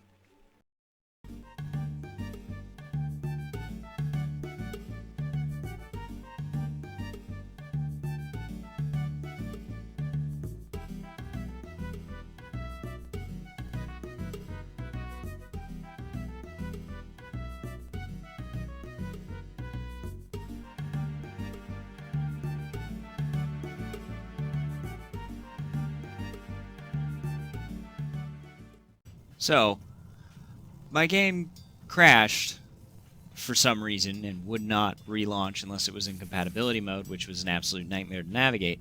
So, you know, I reset everything and cleared the cache, and now things are working fine. But to top it all off, I also had myself muted for God knows how long, so I don't even know how many clips are just of gameplay without me saying anything. So, yeah, it's been a day. Anyway, I lost progress. I'd lost about 1,000 animo when the game crashed because I was almost done with a run of this minigame, and it did not give me any of the anima I would have earned up until that point. So I've got to run the game one more time than I intended, which isn't that big of a deal. It's more experience. Like, as you can see, I'm about to get another construction level here. But I did want to get this out of the way so I could get back to editing, and so it's just going to take a little bit longer. And there's 10 construction, just 10 levels to go before I can get my house. And there's 49 firemaking. Again, nothing special, but I just like to record firemaking levels. Alright, just one more run and I can get that lamp. Hopefully nothing else goes wrong today. And there's 35 divination. And 21 agility coming in. Doesn't do much for me, except for I think I have access to a shortcut in the Calphite King's lair. Not something I don't see myself using, but you never know. And there is 14 dungeoneering. And we are coming in on a pretty big milestone for the account. The first level 50 skill, 50 firemaking. Of course it is. And there is 35 woodcutting. That means I can cut the one teak tree out in the desert. I'm not 100% sure how much use I'm going to get out of that yet, but it should help bridge the gap to 50. Okay, finally, after all of the hiccups with the recording and the muting myself and the client crashing, we finally have the third out of 8 lamps. Let's go ahead and slap this into smithing and get that much needed hit of dopamine. Please, yes, 9 smithing, another 3 levels down. Just 11 more to go. Another day, another reward lamp. Hey, there's 7 farming. Right on. And there is 11 construction, 9 more levels to go, and I can go ahead and get my house. And 15 dungeoneering. I can now access more stuff I can't actually get to. I think I need 50 for something later on. That's gonna be a real fun grind. 12 construction, right on. And there is the long-awaited 52 firemaking. Why is it long-awaited? Well, because it took a while. That's about it. There's nothing special. Pretty sure. Let's see. Let's take a look, shall we? First Resort can't do that. Dorgian Light Bulbs can't do that. Arctic Pine Pyre Ships definitely cannot do that. So yeah, very, very exciting. And suddenly 8 farming. Right on. God damn it. I had a bit of a run of bad luck, and look at this. 999 out of 1,000 anima. I didn't even know that was possible. And there we go. 13 construction coming along. And there we are, another day, another smithing lamp. Let's see, where are we at here? 11 smithing, and officially halfway there. Just 4 more lamps to go, and I can finally train the skill as it was intended. So with only 2 easy desert tasks left, there are 3 quests I need to complete to do those, and the first one on the list is 1 piercing note. When this quest came out, Jagex was extremely proud of the voiceover work and musical work that was done for the quest, so I'm gonna try and pay respect to that and not really talk over any of it. Alright, let's get this quest started. Wow, it's 8 years old already. So the abbess has called me here because one of the sisters has been brutally murdered. She is so far the only one who has seen it and has hidden the body to keep the rest of the abbey from falling into panic. She wants me to investigate to figure out what's going on because she's certain the killer's still hanging around.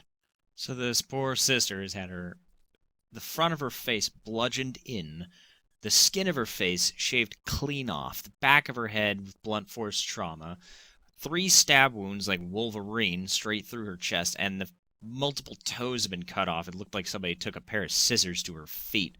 It's just ridiculous. Well, I'm an idiot. I just realized I've been recording with game sounds off. God, that's always something. Damn it. Saint Elspeth was a holy warrior who lived during the God Wars. She sang and played the cithara, and her music was so holy that no demon could bear to hear it. The Ripper was an assassin demon. It would strike without warning and leave its victims horribly mutilated, stab them through the heart with terrible claws, tear off their faces. Zamorak sent the Ripper to attack a village where St. Elspeth was staying. It couldn't approach while she was singing, but it waited on the edge of the village. She sang for days, but eventually was too weak to go on. She went out of the village to face the demon alone. She thought it might just kill her and spare the villagers. She fought the demon, and it mortally wounded her. But as she was dying, Saradomin granted her the strength to sing one piercing note so perfect that it struck the demon dead. Her remains lay unburied until the present age. Then, 70 years ago, a group of holy women found them and built this abbey in her memory. That's why music is such an important part of our worship. So as Sister Cecilia just explained, this church was essentially built on the premise that a saint back during the God Wars was able to protect a village from Ripper demons with the power of her music. Eventually, she failed as she could only keep singing for so long, but she did manage to strike down the demon in the process. Kind of a cool story, kind of wraps everything together with the very Saradomin-heavy notes in a place built in the desert. Hello? Sister Katharina, is that you? No, not quite. Right, I'm done. So the lead troubadour outside the Citherade knew Anna before she died and had come to visit to pay respects to her death. I unfortunately had to inform him that she was murdered, so he's trying to help, but we'll see if that really amounts to anything. You've got to protect us. The demon is back. Oh no. What's happening here? Oh, great Sarah Doman. Sister Eleanor. Oh man, that sucks. She got... Wow, she got royally fucked up. I saw it, Abbess. It was the demon. It was the Ripper. Sister Cecilia, go back to the oratory. Get yourself cleaned up. Adventurer, there's no point in my trying to keep this from the sisters anymore. I'll let them know what's happening. I already told half of them. Please, Adventurer. Investigate Sister Eleanor's murder, then talk to me in my study. Ah, so Valeria wasn't Sister Anna's lover, it was Sister Elena's lover. My bad. Sister Cecilia doesn't look so good. We're all going to die. It's going to kill us all. There's no escape. Suspicions confirmed? Alright, so... Abbess was worried about there being a panic if the story of the murder got out, and, well, now with two of them dead, it really has hit that point. So she wants to bring all the sisters inside, and Katarina is out there having a blast, so I gotta go get her. Won't you dance with me first? I really think you should go inside. Okay, fine. Oh boy, look at him go. That's, yeah, I don't know what this is. It's either embarrassing or impressive, or both, or neither. Alrighty, homeward bound. Oh. That's not, oh shit. Ooh. I liked her.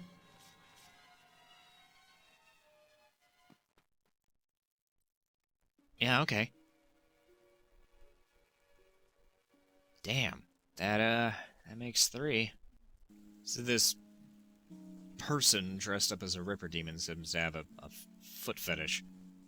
There's just no other way to put it. It's a foot fetish. So the plan is to set up a trap for the killer with bait while I'm lying and waiting to get the drop on them. So that's what we're gonna go ahead and do.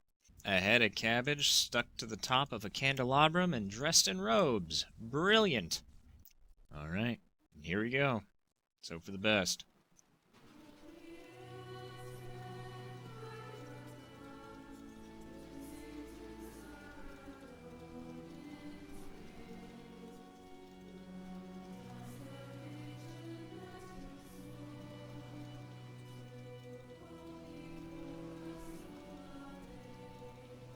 I can see her dancing barefoot, there are flowers in her hair. I remember like I saw it yesterday. That was kind of clever.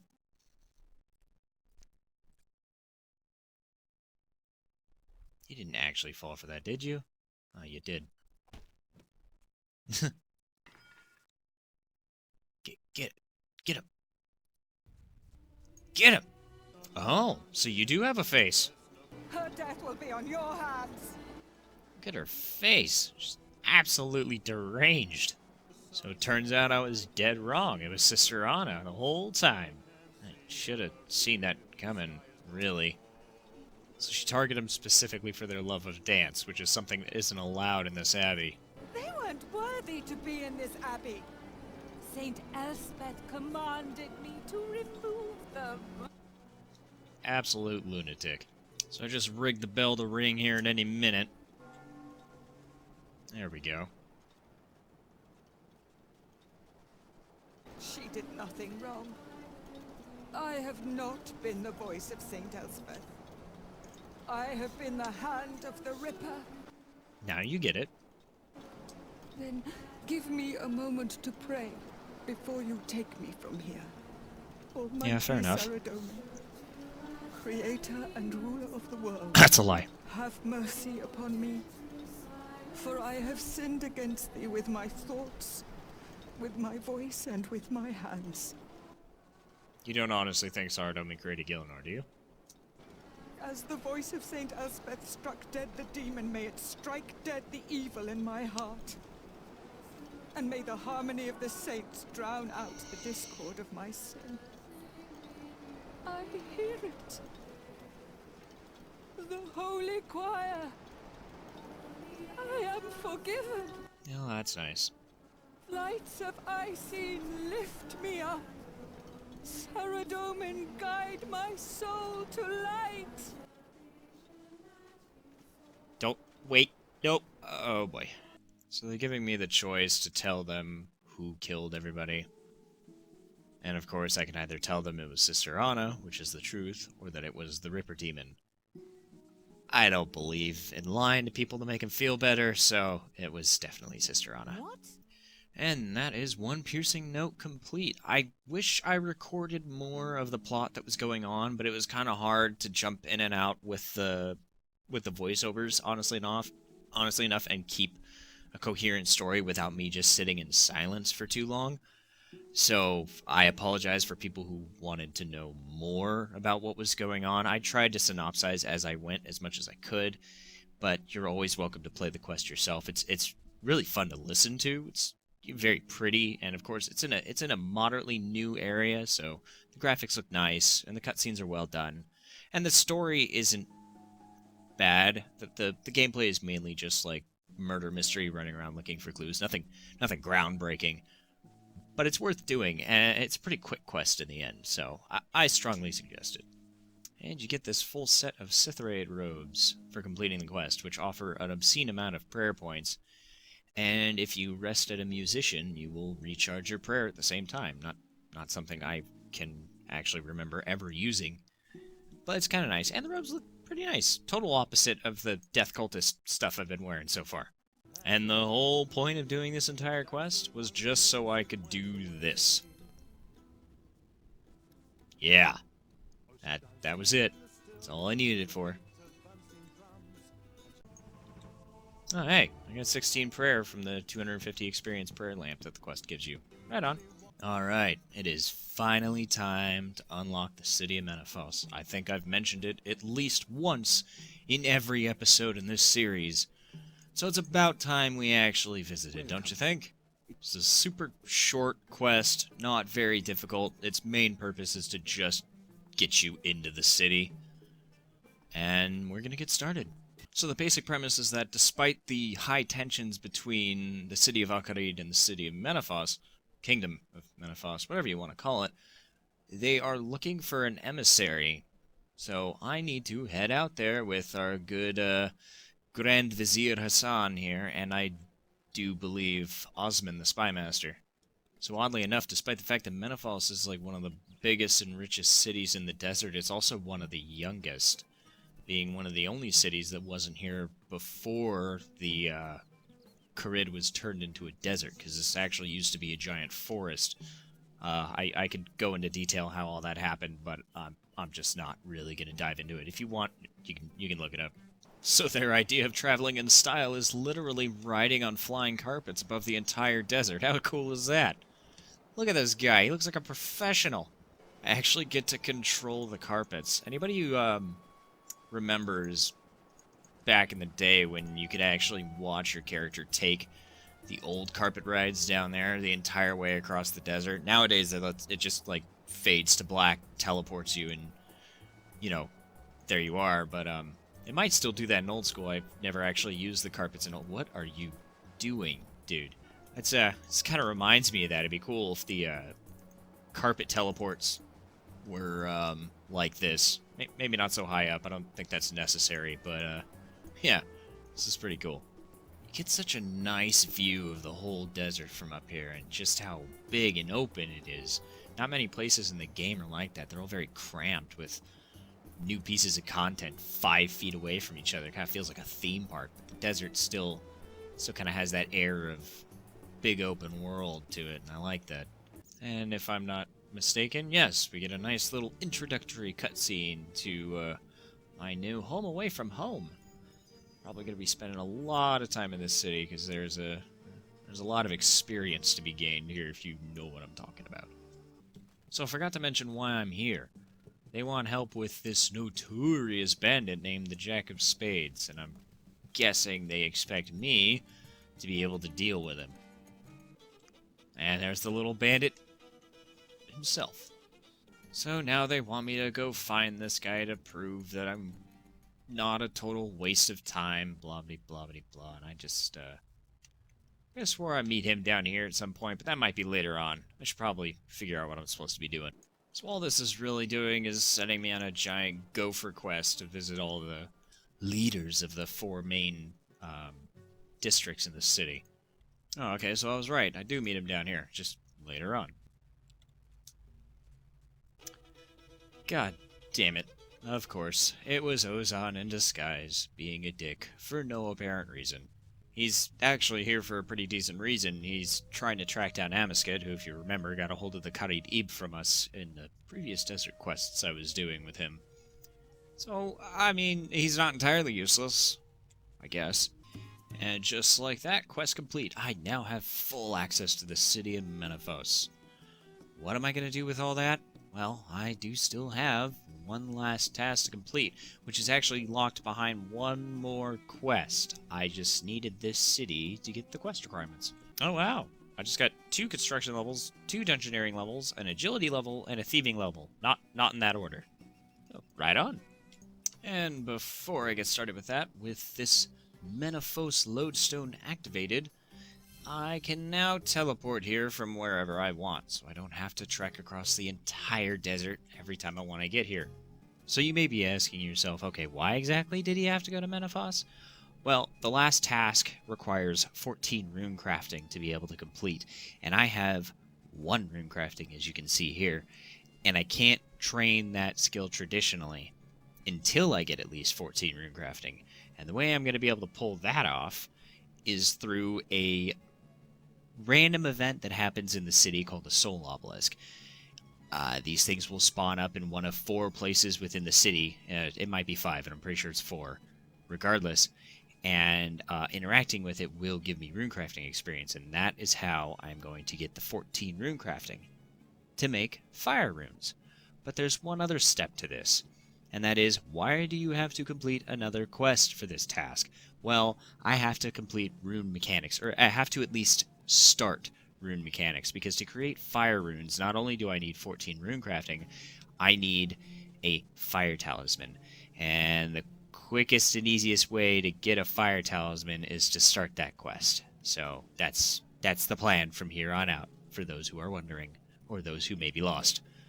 So all I'm really doing now is hopping from world to world, going to each of the 4 places that these obelisks can spawn, and just hoping to find one sooner rather than later. So another random event that will pop up in the city are these little corrupted scarabs. Bursting them will give me cash and slayer experience, which is another skill that I have not been able to touch. So, let's get started on that. They do hurt you, though, so I gotta be careful of that, not get myself killed. It'd be a terrible way to lose the account, wouldn't it? And there is the first Slayer level of the account. 2 Slayer. Right on. Haha, sweet, found one. Now, these things hurt a lot, so there's gonna be a lot of running back and forth to banks to heal up while I do this. But hopefully the runecrafting experience will come in pretty quickly. 2 at a time? Really? Oh, I'm gonna be at this for a while. Alright. 2 rune crafting, and damn it, the obelisk died just as soon as I got that. Well, hopefully the scaling experience starts to speed up. So this is actually like the perfect spot to have this thing, because I can just run over to the bank, get the passive healing from the bank, and run back out to here and not lose a whole lot of time in the process. And there is 4 rune crafting coming in. The experience scaling means that this is starting to speed up a little bit. 14 won't be that bad, just a lot slower than I thought it was. Sound familiar? So somebody just called out a corrupted egg, and I want it. Haha! I got the egg. That means I have a pet. I kind of feel bad. I like stole the egg from this guy. I got here just before he did. Look at him. He looks all sad. His little shark head. And there we go. There's my little scorpion friend. It's kind of cool in a creepy, infected monstrosity kind of way. Squish. Another good thing about popping these scorpions and siphoning off these obelisks is that, as you may have noticed in the top left corner here, I have this menu. This shows the 4 districts of the city and the main city, and a reputation meter. That is, you know, everything you do in the city, you gain reputation for doing so. Getting into certain levels unlocks certain things, like access to more banks and better resource gathering rates, etc., etc.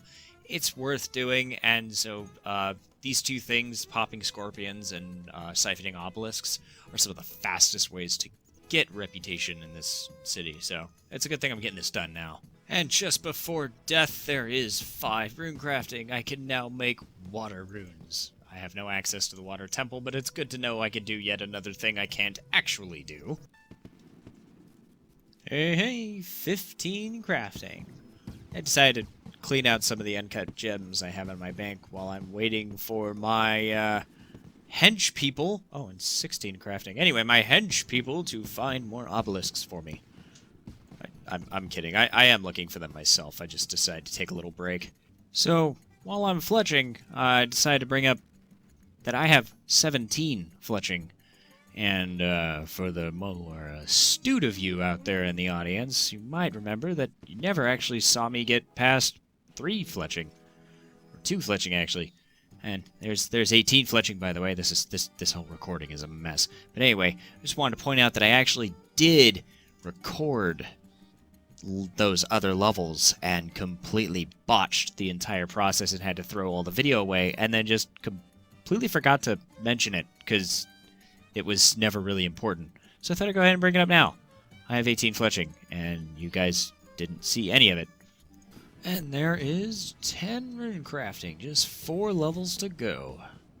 And there it is, finally, 14 rune crafting. I can make fire runes. I can stop risking my neck at these damn obelisks. I can go do something else with my life. Alright, so look where I am again, because I don't have rune essence, which I need to make the fire runes to complete the task and get this episode over with. But, yeah, so these guys apparently drop them commonly, and that means one of 2 things. Either when I was down here last time slicing open some 300 of these things, I either didn't pick it up because I wasn't thinking ahead, which is, you know, my bad, I'm an idiot, or I didn't get what apparently is a common drop. Anyway, I'm going to see if I can't get this pure essence here. I only need at least 1 of them, and I'll be back when I get it. Aha! I got it! Okay, that didn't take that long. Yeah, just grab everything. Okay, back to the task at hand. Oh. Well. Damn it. Okay, I completely forgot about these 2 requirements here, 20 rune crafting and 25 construction. I was going to start this quest because the guy hands you a fire talisman right at the beginning, and was going to use that to get into the fire altar and create the runes and finish the task, and then, you know, complete the quest at a later date if I even can complete it. I haven't looked that far into it. But with the 20 rune crafting isn't that difficult to get. Just a little time. It's not like 14 really took very long. An extra 6 levels isn't that big of a deal. 25 construction, however, it's taken weeks to get 15. So it's gonna take a while. I could do that. An alternative is at 36 hunting, I can catch earth implings, and earth implings have a common drop of fire talismans. So that's another option for me. I'm gonna look into it. But for now, I think I'm gonna go ahead and call that episode here. A lot got done, and I did want to get that amulet finished this episode. But that last unexpected hurdle just kind of shot that out of the water. I'm not gonna really be able to pull it off. So I'll save that for the next episode. Alright, lamp number 5, let's go. I know I'm wasting time and potential fire-making experience. It's so very important. But look, this little lightning ball got, it's stranded. Are you lost? Are you lost, friend? Yeah, I'm getting bored. I was having a very important debate about a very important subject with my girlfriend and completely missed that I got 9 farming. But yeah, the important thing to take from this is that I got 9 farming, and you are not allowed to ask me what the important conversation was about, because it's not relevant. Thanks. Alright, fine, we were discussing the importance of shiwis in modern society, if you believe me. You don't have to, because I might be lying to you. I might not, you'll never know. And that's the fun of it for me. 25 agility coming in, nothing's, no super special unlocks. But, yeah, it's a nice clean number. I'll take it. And there's another large-ish milestone, 40 divination. Alright, first construction level for the day. I am really trying to push to 20 construction so I can get a house set up and then push again to 25 to finish, or get rune mechanics started. That's really the goal for me right now. I'm really trying to get that fire talisman.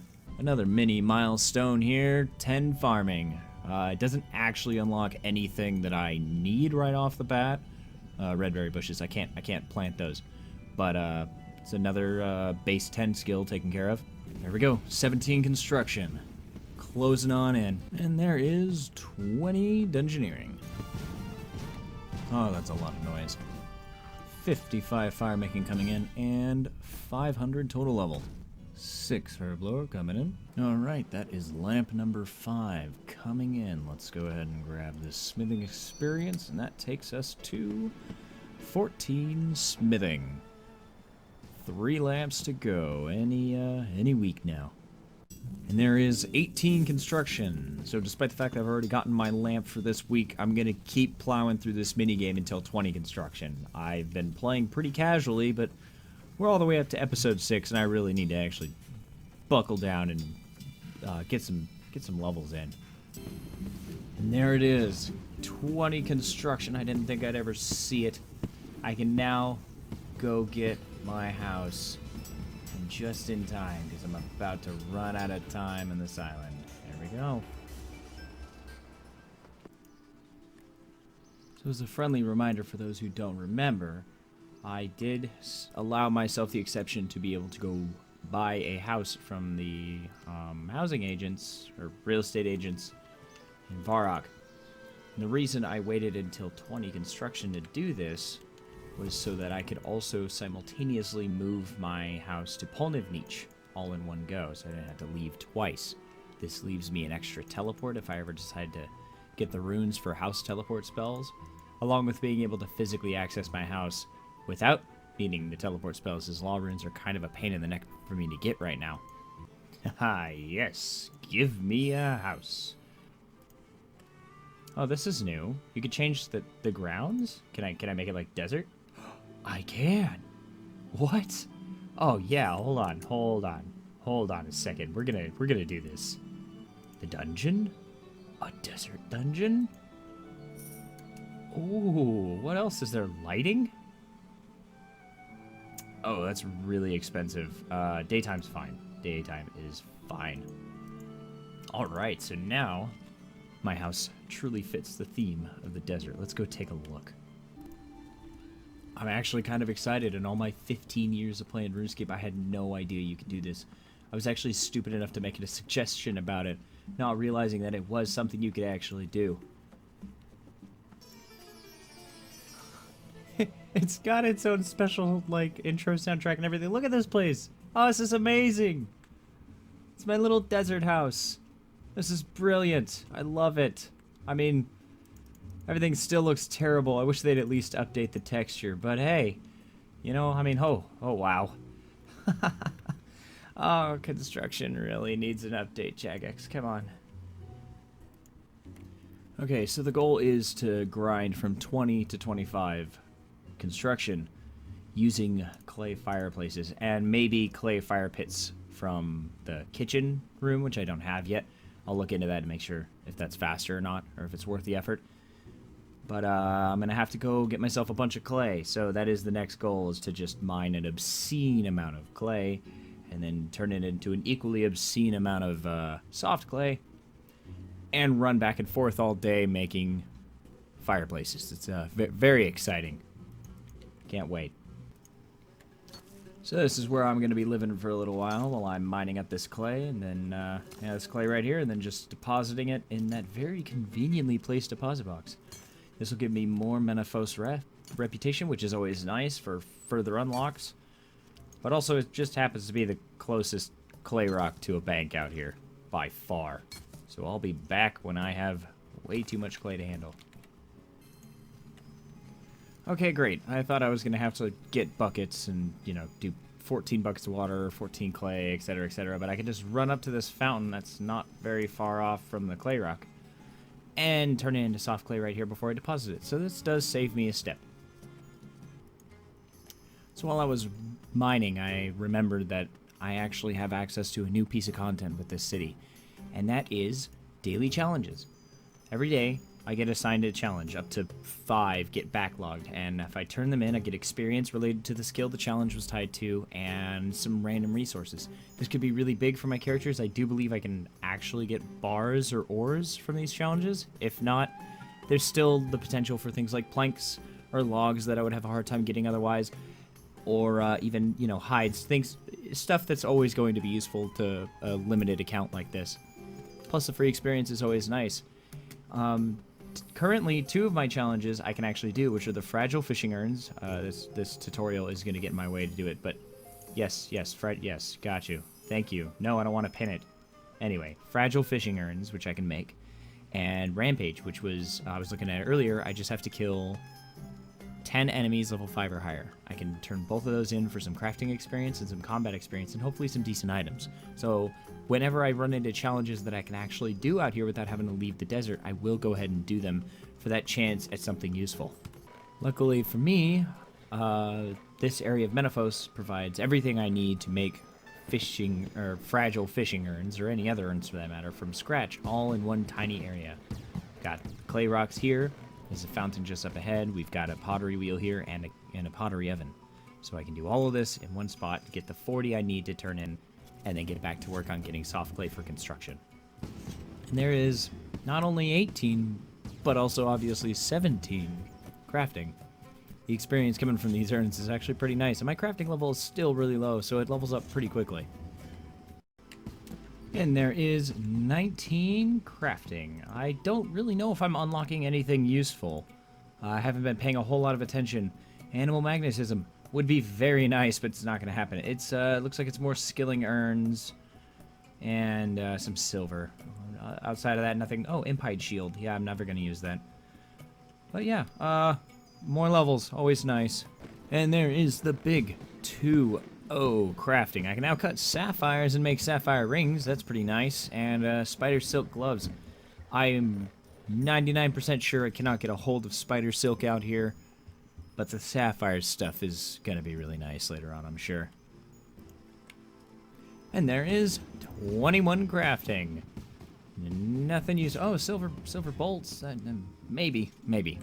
So the last step to completing those fishing urns, so I can turn them in, is to add a water rune to them to activate them. There's a water rune spawn here, and I need 40 of them, so I'm going to go ahead and hop worlds 40 times, I suppose, and grab me some runes. Oh, 3 fire runes too. Okay, yeah, I'm going to grab them both, and I'll be back after I'm done with that. It's not truly an Iron Man series until you do an egregious amount of world hopping. And that is the last water rune I need for now. I was surprised I didn't run into any fallen stars that would have further distracted me. Oh, spirit impling. I wish. One day soon, I will catch you and you will give me rune bars or something amazing.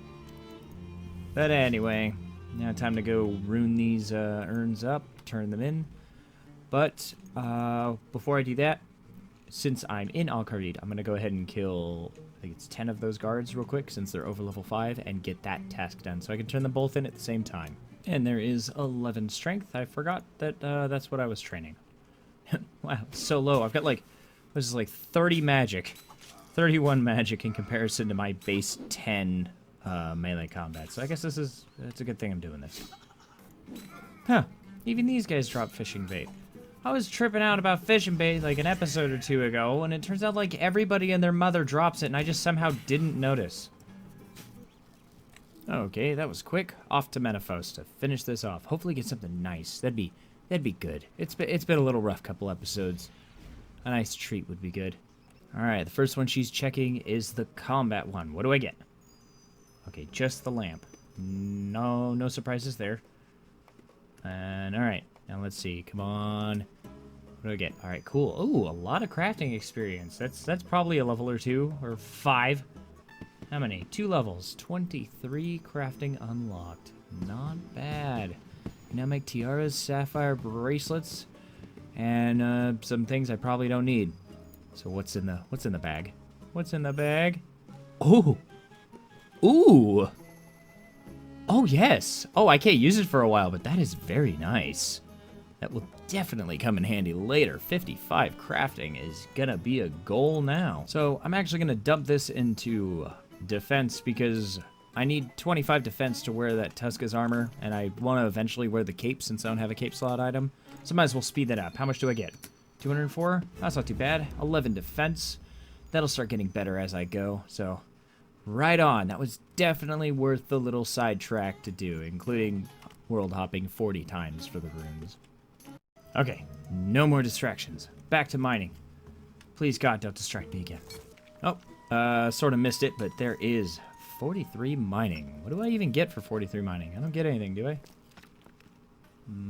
Oh, I can mine diamonds now. Right on. So I just logged out and logged back in for the daily reset and got a new task, and it is fragile rune crafting urns. I can technically do these, but I don't know what color urn or what color rune you need. I think it actually might be rune essence, in which case I'm in a decent spot. It's a little easy to get. I can go get those from Duncal fights again. But I might look into doing this because that's rune crafting experience and another random item, which could be useful. There is 24 crafting. I decided I'm going to go ahead and make the 32 rune crafting urns. Even if I have a hard time getting the essence, it'll be something to do on the side, because I will hold on to that task for a few days before it gets flushed out of my queue. Hello everyone, Mainscape Kathaar here again, and unfortunately the clip that was supposed to come here got horribly mangled in a car accident, and no matter what I did, I could not fix it in the editor. So, to give a rundown of what was happening, was that I went and got all the rune essence from Duncal fights that I needed, and then proceeded to make the rune crafting urns, turned them in, got another uncut dragonstone, and then finished gathering the amount of soft clay I needed for 25 construction. Anyway, back to the video. Thank you. Alright, so the plan is a long and arduous one. I'm going to bank here at Shanti Pass, grab some soft clay, and run all the way to my house portal, spend all the soft clay building fireplaces, and run back and rinse and repeat until I've got 25 construction. So I will see you then. Honestly, even though using the carpet rides would be faster, this is actually not that bad, and it would cost me like 2k per run if I did it with the carpets, and I don't want to spend that kind of cash right now. And there we go. There is the first level gotten the way it should be gotten. The first level gotten inside my own house. God, it's so weird saying that. I actually have a house. I'm not just building pylons all day. This is great. Level 22 construction coming in. God, I love how fast this is. This was definitely worth the wait. And 23 construction coming in. Just 2 levels to go. And there is 24 construction. 1 level to go. And there it is. 25 construction. And I do believe that is one of the requirements for, yes, rune mechanics. So we just got 1 left to do. 20 rune crafting. And I'm going to go right for it. So, as you can see in my inventory here, I've grabbed this week's experience lamp from Anima Islands. I didn't have to go grind out the 5,000 points because I had already accrued that many points trying to get 20 construction. But I had an idea. This time of year you get the Festivora, which actually does happen to work for Iron Men, and it gives you 50% more experience, up to 50k per day? Per day, I believe, for 30 minutes. Anyway, I'm going to try that on the lamp, see if that works. If it doesn't, oh well, I'm just going to use it to try and push for 20 rune crafting a little bit faster. But if it works on the lamp, then that might actually be 1 less lamp I have to do. So let's give this a shot. It is activated. I've got these pretty little snowflake wings here. And let's go ahead and get our smithing experience for the week. No. Oh! As you are an Iron Man, you will receive no bonus experience while wearing this aura. Awesome. But I did get 3 smithing levels. I'm at 17 now. So, I don't know, 900 experience. It seems like a lot, even for the lamp. Oh well. Alright, well, back to what I was doing. A new day, a new rune crafting level. That is 15 rune crafting coming in. And there is 16 rune crafting coming in. These levels are kind of flying by. I can't wait. Can't wait to get 20 and get this over with. 17 rune crafting. So another feature of Menaphos are these city quests. I can talk to random citizens like this and get a little mission, and it'll be anything from like get me X amount of item to go kill X amount of things. The rewards can be kind of useful, so I'm gonna try and do these whenever I can, so long as they give me a task I can actually complete. Okay, what do you want? What do you want? Yeah, your kids can't sleep. Okay, that's great. Scorpions. Okay, go find some scorpions. Yeah, sure, I can kill 28 scorpions. That's fine. I'll do that. Awesome. So, if I'm lucky, these guys will give me, Menafite gift offerings, which can give me random loot, which seems to be a thing on this account, just lots of random loot. But this one can give me even crazier things like an onyx. So, that's definitely a goal here. And that is 18 runecrafting, inching ever closer to that level 20 runecrafting goal. 19 runecrafting, 1 level to go. This is going really quickly. I'm very happy with it. I'm finding these obelisks left and right. Yesterday, I swear I just couldn't find any for the life of me. I had to give up. Okay, I just hit level 6 reputation in the worker district, which means I unlock the bank chest near the mine. It was really the only thing I wanted, so I'm actually going to go ahead and switch over to the Imperial District and try to get the level 6 bank chest from there too. So that'll be the goal. I'm just going to try and get all 4 districts to level 6 before I go back and try to get them to level 10. And this is exactly why I want to prioritize getting these bank chests. I can fully heal just standing next to it. Before I had to go to the Grand Exchange in the Merchant District to heal. But now, if I manage to get a chest in every area, no matter where these soul obelisks pop up, I'll be able to heal nearby, and I can increase my experience per hour, because I won't spend so much time running back and forth to heal up. Well, damn it.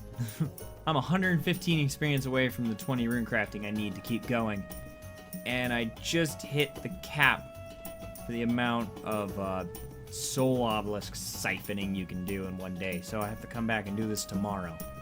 Damn, I was really hoping to get it done tonight. Okay, well, I guess before I call it a day, I'm gonna go ahead and do that city quest and kill 28 scorpions. I've always needed an excuse to train my combat levels anyway. Magic's the only decent one I have. Oh good, they're weak to melee and they're like less than half my level, so this should be easy. The only drawback is they... Oh, see, I didn't think they dropped anything, but I guess they just don't drop bones. I can't remember the last time I killed scorpions on purpose, so... You know, there's that. On right off the bat, we got ourselves 12 strength. I really want to know how this Hisamitsu's kids can't sleep because of scorpions clear across the desert, keeping them up at night. I've got to be like a good, oh, I don't know, like maybe like 10 miles from Menaphos? Like, what is happening? 13 strength coming in. These guys aren't bad experience. It's probably because they're really stupid easy to kill. Never noticed that these things have like a unique spawn animation. They don't just pop in, they kind of crawl out of the ground. You see, I think there's one spawns like right here. You'll see what I mean. Come on, don't make me look like an idiot. Show up. There he is. Yeah, see, that's weird. And there is 14 strength coming through. Upgraded dismember, I'll take it. And there is the last scorpion and 15 strength. Let's go turn this in and see what we get. Okay, Hisamitsu, give me my current reward. I did the 28 scorpions. They won't be scaring your son anytime soon. I'm just not sure how he can hear them from here. And Oh, okay, some 700-something Slayer experience. That's nice, but do I get any items? Is that all I get? I don't... What? Bat bones. What? I stopped paying attention for 5 seconds, and you're talking about bat bones? Get 17 bat bones. I would greatly appreciate it. Oh, so he's just gonna roll me right into the next one. Is there even... I don't have a way to get bat bones. No. Yes, I want to abandon this city quest. Yes, I'm sure. Oh, yeah, that's fine. 2 Slayer levels. That is 17 Slayer. Alright, right on. I was kind of hoping for like a Metaphite gift offering, but they're not guaranteed. That's okay. There will always be more quests. And this should be the last obelisk I need for 20 rune crafting, unless something goes horribly astray. And there it is, the long-awaited 20 rune crafting. It is finally done. I can get started on rune mechanics, and hopefully nothing else goes wrong. So I'm at a bit of an impasse, guys. Well, not really an impasse, just really worried I'm gonna mess something up here. So, the in-game quest guide says as a reward, you get a fire talisman or water talisman. But the wiki states that you get both, and I think if it's to be believed, you get the opposite of whatever rune you bring with you, because they want you to make steam runes. And so if I bring a water rune with me, I think he'll give me a fire talisman. It'd be nice if he just gave me both. That'd be great. But I just really don't want to mess this up, because this is like the easiest way to get a fire talisman for me. And if I screw this up and somehow end up with a water talisman, I'm going to have to rely on some heavy RNG and a lot of grinding to get a fire talisman after that. So let's hope for the best here. It's my birthday today, Jagex. Please just give me that. That's what I want for my birthday. Just give me the goddamn fire talisman. You know, I gotta say, this quest is kind of like a weird fever dream. I actually don't really remember it. Like, I remember this coming out. I remember doing this on my main. I remember this happening. But then I didn't remember it being a quest, and I was kind of shocked to rediscover it when I was researching this account to begin with, and just kind of had to sit there and go, wow, that was actually a quest. This actually happened. I completely forgot this existed. It's weird. I'm getting like, you know, I don't know what they call, like flashbacks or something. It's a little weird. Okay, let's accept the quest. He wants me to help him build a rune guardian. And he's a panicky little apprentice, so whenever he gets stressed out and tries to cast spells, he ends up just casting them on himself. But he believes I'm like the missing piece. I can help him convince the other wizards to teach him how to make a rune guardian. And that somehow has something to do with combination runes. I guess I'll find out. This guy's 110% a complete asshole. My character's just had it. Wouldn't even let me get a sentence out, and I just started shouting at him. It's great. I'm gonna stroke this dude's freaking ego just to get him to teach me how to make combination runes. Sweet. So they did give me both talismans, and they even gave me some pure essence and a binding necklace. I'm out of here, losers. I don't want to help you with this thing. I'm on a mission.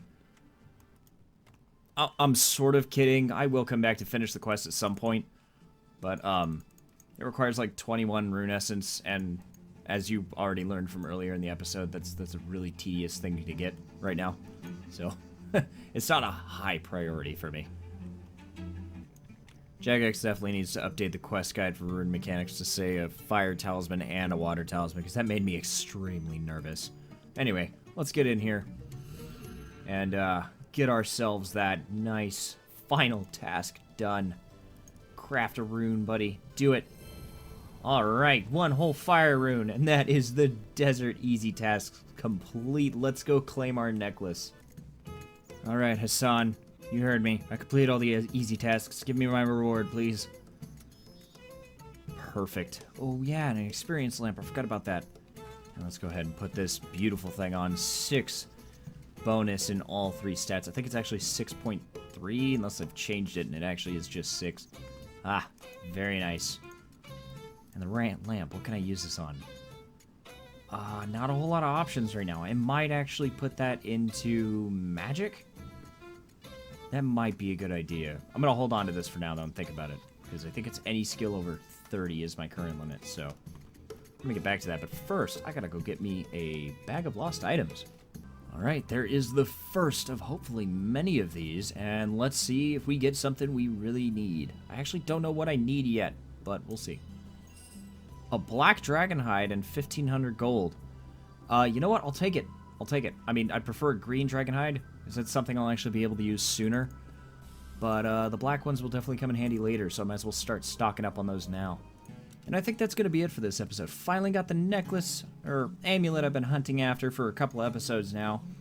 And I can finally move on with some other things. I think combat. I think it's time to get back to combat. It's been a little while, and my stats are pretty lacking. Should really catch up before I accidentally get KO'd by something. Anyway, that is enough rambling from me. I will see y'all next time. Well, I guess I shouldn't be too surprised. I figured this minigame wasn't going to let me bring this lamp in, so I gotta make a choice now. And I was thinking about it. I was either going to pick magic or divination. And I'm going to go with divination because it's going to be the harder of two skills to train up until about 85? 85 divination, I think? While magic I can train pretty much from the get-go, so might as well. It's only 2,000 experience anyway. Didn't even give me a level. But just want to let y'all know, it went into divination. And as you might be able to tell, it's time to gain another experience lamp. You know, now that I have the 25 construction, I don't have to really sweat so hard on this minigame, I think, or on this island specifically. I think I'm actually going to go ahead and try to get some of the passive hunting experience you'd get normally by doing all of the other things instead of just the little one experience ticks of construction. And there we go, another base 20 hunter coming in. And there we go, 13 farming coming in. This island has completely screwed me over. I spent about 60% of my time limit here just standing around waiting for vines to show up. This is the first sizable vine to show up. I only managed to get one plant grown. For anybody who understands how this minigame works, you chop these, you get these mysterious herbs, you crush them, and then you nurture these roots until they reach one of these bulbs, and it sprouts a tree. You take a seed from the tree, you run it back to the main tree in the middle, and that's how you gain progress. Well, I sat here for the whole time just waiting for them to spawn, and they just would not. See, I already ran out of time. I only got 40% instead of 50%, so, you know, that's just my luck. 58 fire making coming in, eucalyptus logs. And there is 45 divination. Getting a lot of nice even number levels today. I enjoy it. Yes, I know 45 isn't an even number. You know what I mean. And that's a sort of big unlock. That is 41 woodcutting, which gives me access to rune hatchets. It's going to be a while before I can make one of those, but it's nice to know I can use it. I gotta say, the woodcutting experience in this minigame in particular is pretty broken. I don't think I've actually cut a tree since episode 2. And there is 21 hunter coming in. The level's coming in pretty quickly. Not sure what the goal is yet, but I do know I need 54 at some point. And there is 29 agility. And just about 10 seconds later, 23 dungeoneering. So I'm quickly taking a break from Anima Islands to participate in something called Gathixian caches. Ah, violence. Damn locusts.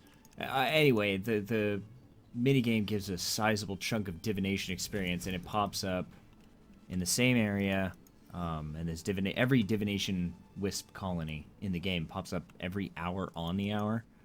And I'm a few minutes late here, but I think I can... Oh, shit. That probably screwed up the video right there, but I think I can make it. So the main goal of this minigame here... oh, jeez, come on. I'm just a mess today. Alright. Oh, I can carry these large ones. I wasn't even sure if I could. The main goal of the minigame here is to grab these memories on the shelves off to the side here and run them to the middle without letting the automatons knock the jars out of your hand.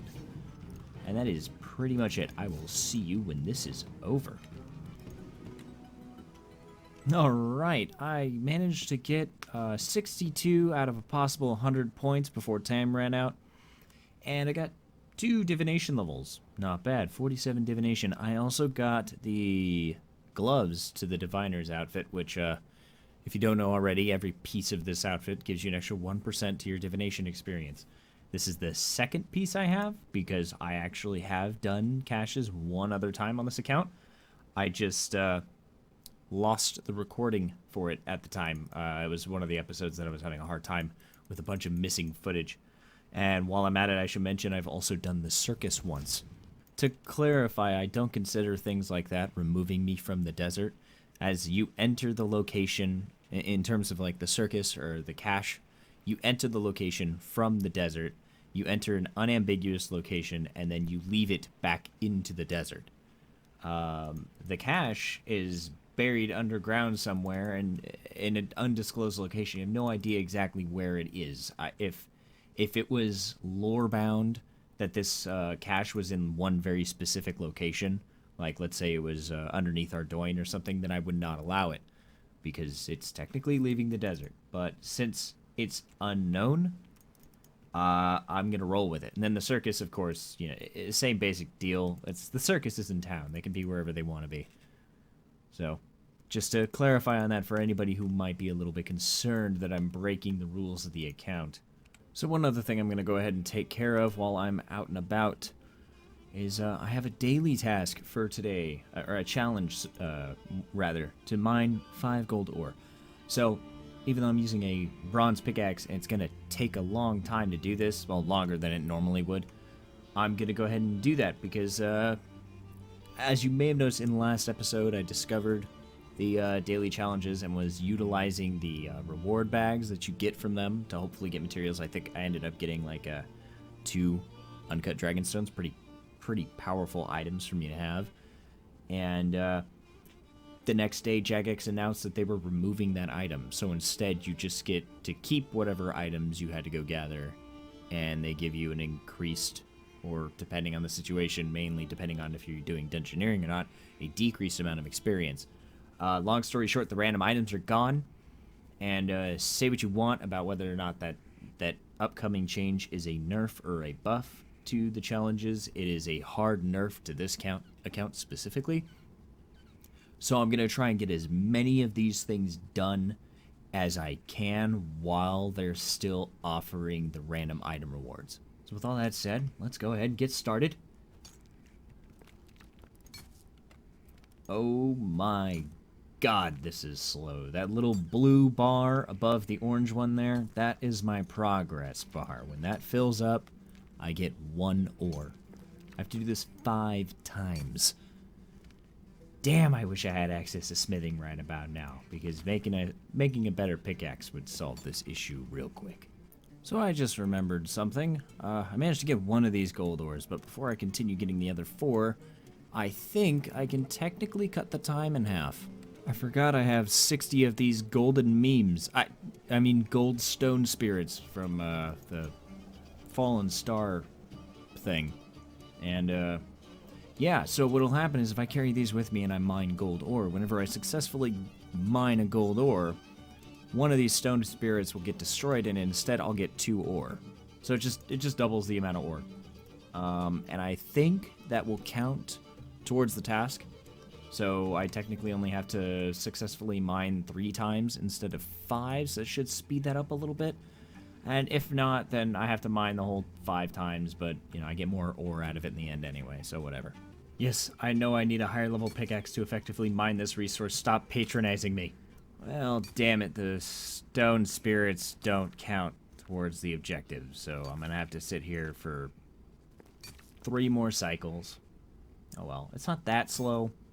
I mean, it's pretty damn slow, but it's not the slowest thing I've ever done. So, especially not on this account, so I'll take it. I mean, you know, what else am I gonna do, really? Alright, there we go. Got 5 gold ore. You don't know pain until you've had to sit there and mine gold ore with a bronze pickaxe. Alright, let's go ahead and turn in this challenge, and, oh, wrong button, and hopefully, maybe get some sort of, smithing materials? That might be an option. Some iron ore would be cool. Yay. What? Wait a minute. I mean, yay, 45 mining. Awesome. Well, shit. Did they already change it? They might have already changed it. I mean, it seems like it. She didn't take any of my gold. And, well, gave me a pretty sizable amount of mining experience, so... Yeah, damn it. Oh well. I mean, at least I got the 2 uncut dragon stones from this before they changed it. Okay. Here's another city quest guy. I'm gonna go ahead and start this, and I gotta hurry up. Gathixian cache just opened. So what do you want from me? Yeah, I want to help you out. What do you need? Yep. Supplies? Okay, yeah. Prickly pear seeds. I can do that. I'm pretty sure I can do that. Yes. Sweet. Thank you, boss. I need to go do a cache now. Bye. So as you may or may not have already noticed, it's a brand new day compared to the previous clip you saw, where I was doing, I think, the exact same thing, a Gathixian cache. The gold. Yeah, see, I've already forgotten. The gold ore that took forever. I was falling asleep doing that, so I just went to bed instead of finishing what I had to do. So I've got to quickly get this cache done and then go back and finish getting the smithing lamp for this week. So that's what we're going to do. You know, I really should have brought the outfit pieces with me, but that would mean running back to the bank, and ain't nobody got time for that. So maybe next time. I'm literally the only person here. This is going to be just shy of impossible. Awesome. So what I didn't mention the previous time that I did this is that every minute or so you can transform into this guy. His name is Cress. He's plot related to Mainscape, something I won't see, but you can disable these automatons here for a while, giving you room to transfer the memories through, or more importantly, giving room for other players to transfer memories through. And so what you'll do, it's why it's kind of difficult to do this alone. What? Lag? Hello? There we go. Okay. Yeah. So, you know, you got other people running around knocking these things out, and it leaves openings for you to get the memories through without getting stopped. So, oh, come on. No, click it. There we go. Whatever. So you do get points for knocking down other automatons as Cress.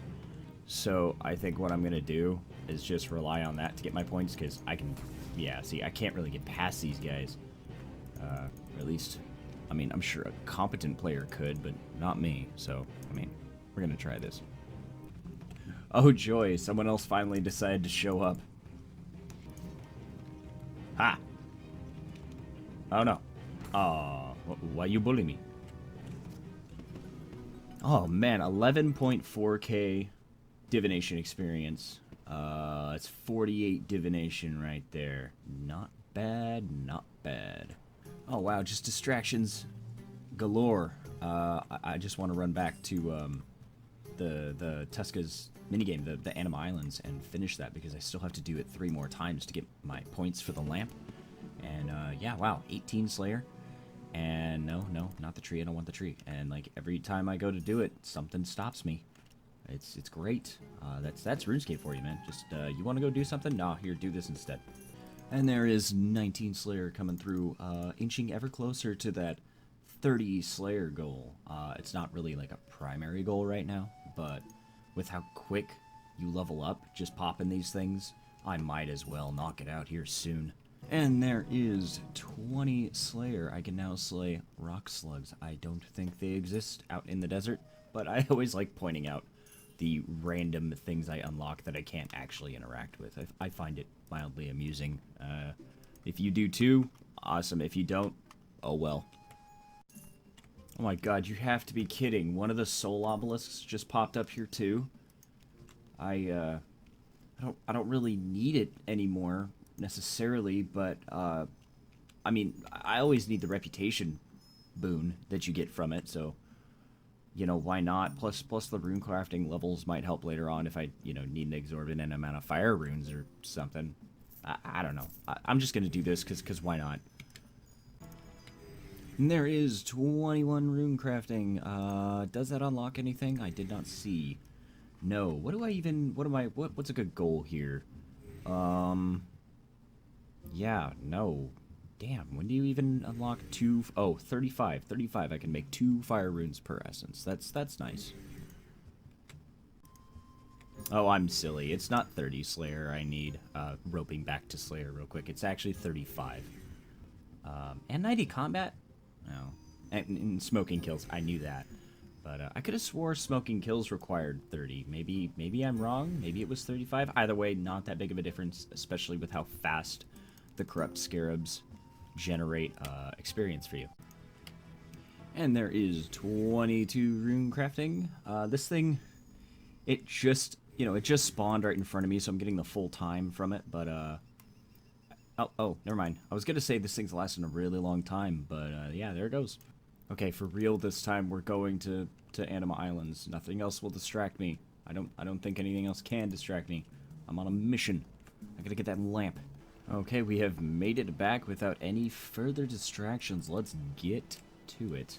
And there is 22 Hunter. As you may have noticed, I have been taking the time to kill the little lightning balls around here for that combat experience. So, yeah, I might get some combat levels for once. And there is 16 strength, and I have, like, no health left. So, yeah, that's gonna be it for now. For fighting these things, anyway. Getting plenty of hunter experience, though. I'll take it. Speaking of hunter experience, there is 23 hunter. So I've been looking at these tasks, these challenges. These old ones here, I had these before the update that removed the challenge mystery bag. It still says you get them. So I'm willing to believe that it's not a bug, and I will actually still get them. While the new ones just say you get experience for them. This one, I don't really want to have to do again. I mean, I might do it, but I really don't want to. This one might be possible. I can kill desert wolves to get the bones. I'm pretty sure I can buy pouches out here, but I can also... Oh, let me just start getting work on this. I can get the shards from the sedimentary geodes that you get from mining, like gem rocks and low-level rocks and stuff like that. Or not gem rocks, anything but the gem rocks, but low-level rocks. So I might like mine like silver or something. I only need 35 of these shards, and they're pretty common from geodes. I might consider it, or I might just deem it like a waste of time. It would be nice. I'm gonna need to get summoning levels eventually anyway, so I might as well get started with a challenge that's also gonna potentially offer me valuable item rewards. So I'll look into it, make sure I can actually do all of that out here without wasting too much time doing it. And if I can, I'll go ahead and do it. I might also just go ahead and bite the bullet and do that rune crafting urn one, because it's going to be the last one I do. Because without the item reward, they're not worth it. They're not worth doing it again. Even if I get a third dragonstone, which at this point is pretty redundant, I take that over just getting a larger sum of crafting experience. Nope. I completely forgot the only way to get pouches in the desert is to catch the spirit implings at level 54 hunter. I'm not going to do that right now. But I guess there's no harm in grinding out dung calphites for more pure essence. Besides, this necklace I have gave me a buff to what the sparkling calphites drop, and maybe I can get something cool out of there. I haven't really looked into what they give you with the amulet. I'm sure it's probably just higher level gems, but those are always nice anyway, so I'll take what I can get. And yeah, I don't know why I'm rambling. And last time I was complaining that this island wasn't producing any vines. Now it's just producing too many, and they keep getting in my way. It's one or the other with this thing. And there is 7 herb lore. I can now make strength potions. Nice. Wait, what am I talking about? I don't have access to anything like that. Wait, can I get limp weights? Ah, whatever. Strength potions, yay. And there is 49 divination. At this rate, 90 will still take too long, but not as long as I thought. And there is 24 hunting. Whoever thought I'd be getting hunting levels by luring lightning rather than luring animals. 14 farming, 59 fire making, And there is 2,500 coming in. And there is 42 woodcutting. Just missed it, but there is 30 agility coming through. What do I get, you ask? I don't know. Click. I get, Cold War, Dishonor Among Thieves, Crocodile Tears, Evil Dave's Big Out. I can now access the Agility Pyramid. That is actually kind of nice. I now have an official way to train agility. Do I care? Sure, actually. That's actually kind of nice. I think I can make money from that, selling the golden pyramid tops, assuming I don't need an extra requirement to reach those. And coming in right after that is 24 Dungeoneering. And there we are, another 5,000 points gained. Let's get our 7th lamp. We are so close to 20 smithing. No. Yes. Give. Thank you. Smithing. And there we are. 19 smithing achieved. How far away are we from 20? I mean, technically we're a week away, but we are 256 experience away from 20 smithing. So damn close, yet so damn far. Okay, we are back here again. Things might look a little different this time because I've adjusted the skybox to midday. So even though we're in a cave, there are clouds in the sky. The reason I do this is it's actually easier to see these things for me, and it's easier to see what they drop. But anyway, we're just gonna jump right into it, trying to get... Motherfucker! Excuse me. Just trying to get the rune essence drops, 32 of them, but I'll also pick up any useful things like charms and other stackables and, you know, mid to high level herbs that I'm gonna need later. Yeah, stuff like that. Anyway, I'll be back after I've killed an ungodly amount of these things again and gotten what I need. Well, there's the first inventory of dung cow fight slaughter, and I got a total of 2 pure essence out of that. So, yeah, I know the footage was like ruined in the last episode of me farming these dung cow fights, but when I said I had to kill like 1,000 of them, I wasn't kidding. And now I'm doing it again. Hopefully for the last time though, so there's that. Okay, finally got the last bit of pure essence, like 10 inventories later. So I got myself a bunch of herbs, random uncut gems, steel knives, because why not? I stopped bothering picking up the bronze or iron ones, though. Charms, runes, just a whole lot of stuff. And so now here comes the easy part, making the urns themselves. Man, I really hope this gives me a bag and not just a bunch of crafting experience, or this is going to be really disappointing. And there is 28 crafting. At least the crafting experience is good here, so there's that. How this guy manages to turn normal clay into soft clay using a well without somehow dropping the clay will forever be beyond me. Okay, got the 32 urns. The task is officially completed. Let's turn it in and see what we get. Alright, 2,500 crafting experience, and I did still get the mystery bag, so perfect. Do I get a level? Alright, 2 crafting levels. That is 30 crafting. I can make rope. Oh, and emerald stuff. Cool. We're starting to crack into emerald items. Alright, without further ado, let's go ahead and open this bag. What do we get? Another dragonstone. Oh, and 9k. You know what? I'll take it. I'll take it. Since I can't get these challenge bags anymore, an extra dragonstone, like I mentioned earlier, while a little egregious, is still useful. So I will go ahead and take it. So a lot has changed since that last clip. It's actually been quite a few days since that last clip. It's funny how the editing sequence makes that all seem like it's all one thing, but here I am to burst the bubble, to break the fourth wall, to ruin the illusion, so to speak, and to say that it's been a long time.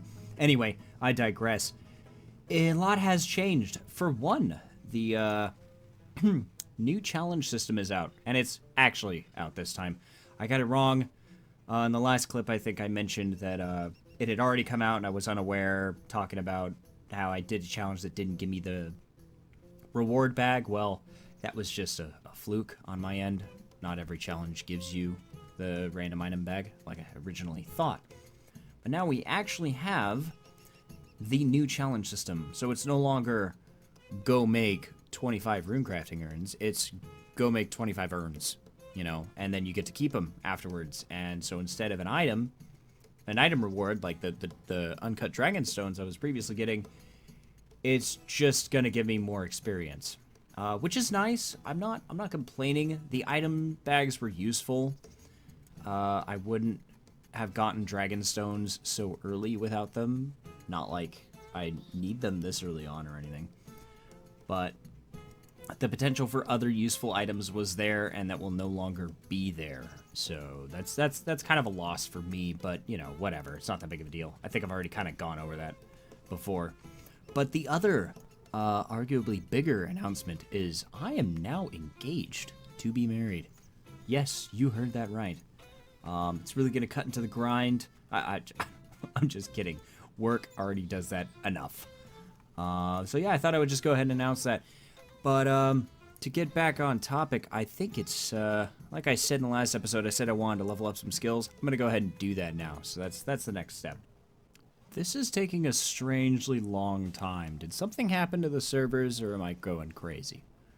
Look, I mean, look how long this is taking. All I did was teleport to Al-Qarid. It's like 5-second issue max. Okay, everything's white.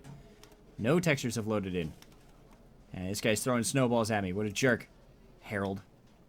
I know a Herald. I don't like him. Yeah, wow. Yeah, let me know in the comments. Did they break something while I was away?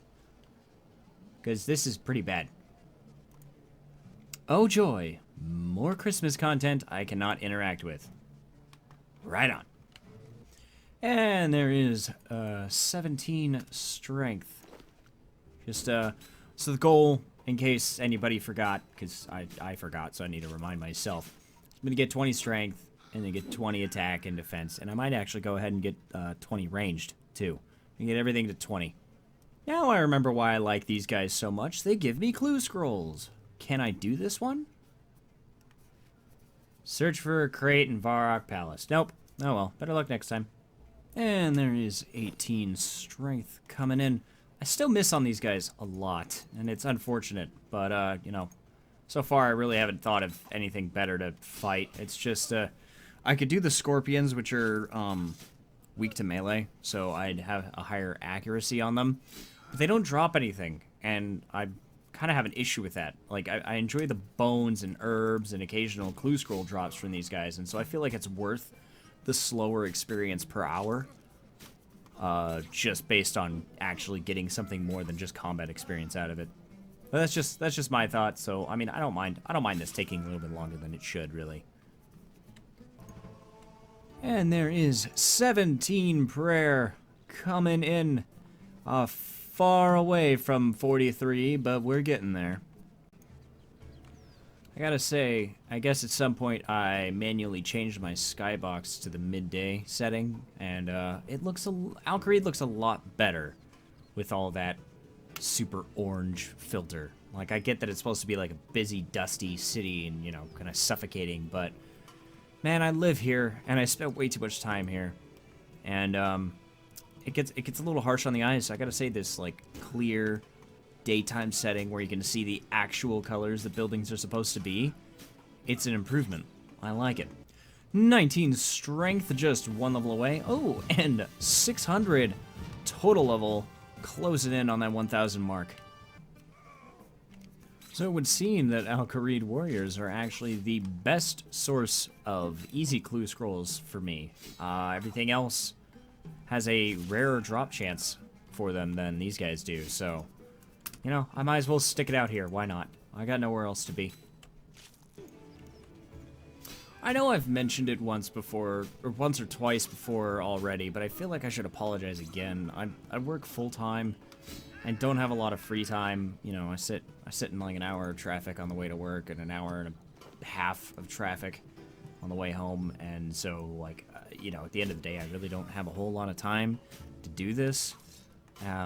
and so like videos don't come out as quickly as I want them to. I'd want an episode out like every week, personally, and I've managed to do that like once or twice. A couple episodes came out like a week apart, but it doesn't really work, especially since it's gonna get to a point to where progress on this account is going to slow down. That's just the nature of RuneScape. Levels are gonna get longer to reach, and goals are gonna be harder to attain. You know, like the getting the desert amulet was kind of a taste of that. That thing took way too long for me to get because there were so many random milestones. But there was always plenty of other stuff to work on. So what happens when you reach a point where you need to... Oh. 20 strength, by the way. But anyway, what happens when you reach a point where there's, like, before you can progress, you need to get this thing. And the thing you need is super rare. And there's nothing you can really do on the side outside of, like, maybe, like, daily stuff, you know? But I'm kind of rambling at this point. The main thing was that I just wanted to apologize that these videos don't have a set schedule and they can't come out as frequently as I'd like them to. Real life just is impetuous and keeps getting in the way. And I apologize. Okay, now with 20 strength out of the way, we are shifting gears to attack. I would have started on attack. But how'd I piss off 2 of you at once?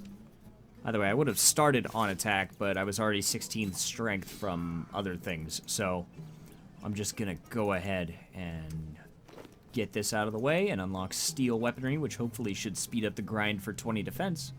And yeah, off we go. And there is 11 attack coming in. And there is 12 attack already. So close. Just kidding. I don't know why I recorded this bit of talking. I'm just gonna keep going. Future me will decide whether or not I should leave this in or edit it out. God, please edit it out. Just edit this out, please. Thank you. And there is 13 attack coming in real quick. These are very quick because they're such low levels. 25 HP and 31 combat. And there is 18 prayer coming in.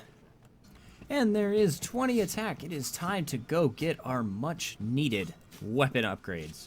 Zeke, my good sir, we have come for your quality steel. Give me that offhand steel scimitar and then main hand steel scimitar. And why am I talking like that? Let's see how it looks. Shall we? Begone, axe. Temper, temper. Oh, come on, my mouse is really tripping out today. So there we go. They look peculiar, and you want to take like a look at the iron scimitar for reference. Definitely, I don't think I've ever wielded steel scimitars since they were updated. I always went for the long swords because personally they're my favorite. But all I got is scimitars out here in the desert. Go figure. Anyway, back to training. It is time to get 20 defense. So instead of using melee combat to train defense, these guys are weak to spells, specifically water spells, but air spells will do just fine. And I'm a much higher magic level than I am an attack level, so I might as well use my 31 magic and help me get 20 defense with it. So that's what I'm going to do. There is 12 defense and 26 constitution, and yeah, I gotta say, this is way faster. And there is 19 prayer. Hey Kathaar, has anybody told you you're talking like an announcer? Why, yes, Jim, I have been told that, and I'm sorry, I just cannot help it. Something about this mic that I have, this new mic, makes me want to talk differently, and it's just going to be a habit I'm going to have to break. So prepare for a lot of clips of me sounding a little like this.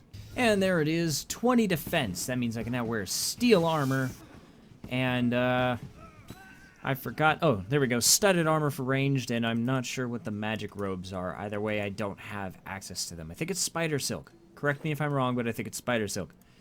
But no, the big thing was steel armor, and of course, to be a little tankier overall with a higher base defense rating. So let's go get our steel plate legs. 5,000 gold, my god. Alright, and let's see. Haha, steel yourself for combat. Oh, jeez. Fun fact, full steel is actually one of my favorite sets of armor visually in the game. When I can actually make full steel, you'll see why.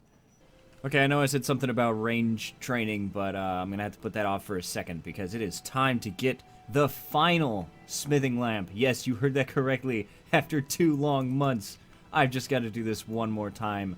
But I'm bringing a bow with me. That counts for something, right? So does this mean I'm never coming back here? Probably will. I still have to get the hybrid armor. I still have to get devotion.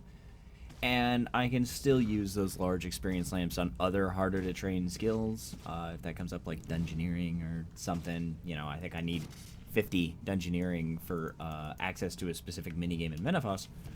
So that is an option. Yeah, so it's not going to be the end of this minigame. I feel there will be many more tentacle burning, vine chopping, island hopping, lightning catching adventures in my future. Oh, hey, and there is 14 range. See, bringing the bow was a good idea. And there is 26 hunter, 27 hunter. I can now set box traps. And there is 50 divination coming in. 15 farming coming in. Another milestone, 60 fire making. It doesn't actually unlock anything for me, but it's good to know that after all this time, fire making is still my highest skill in the game.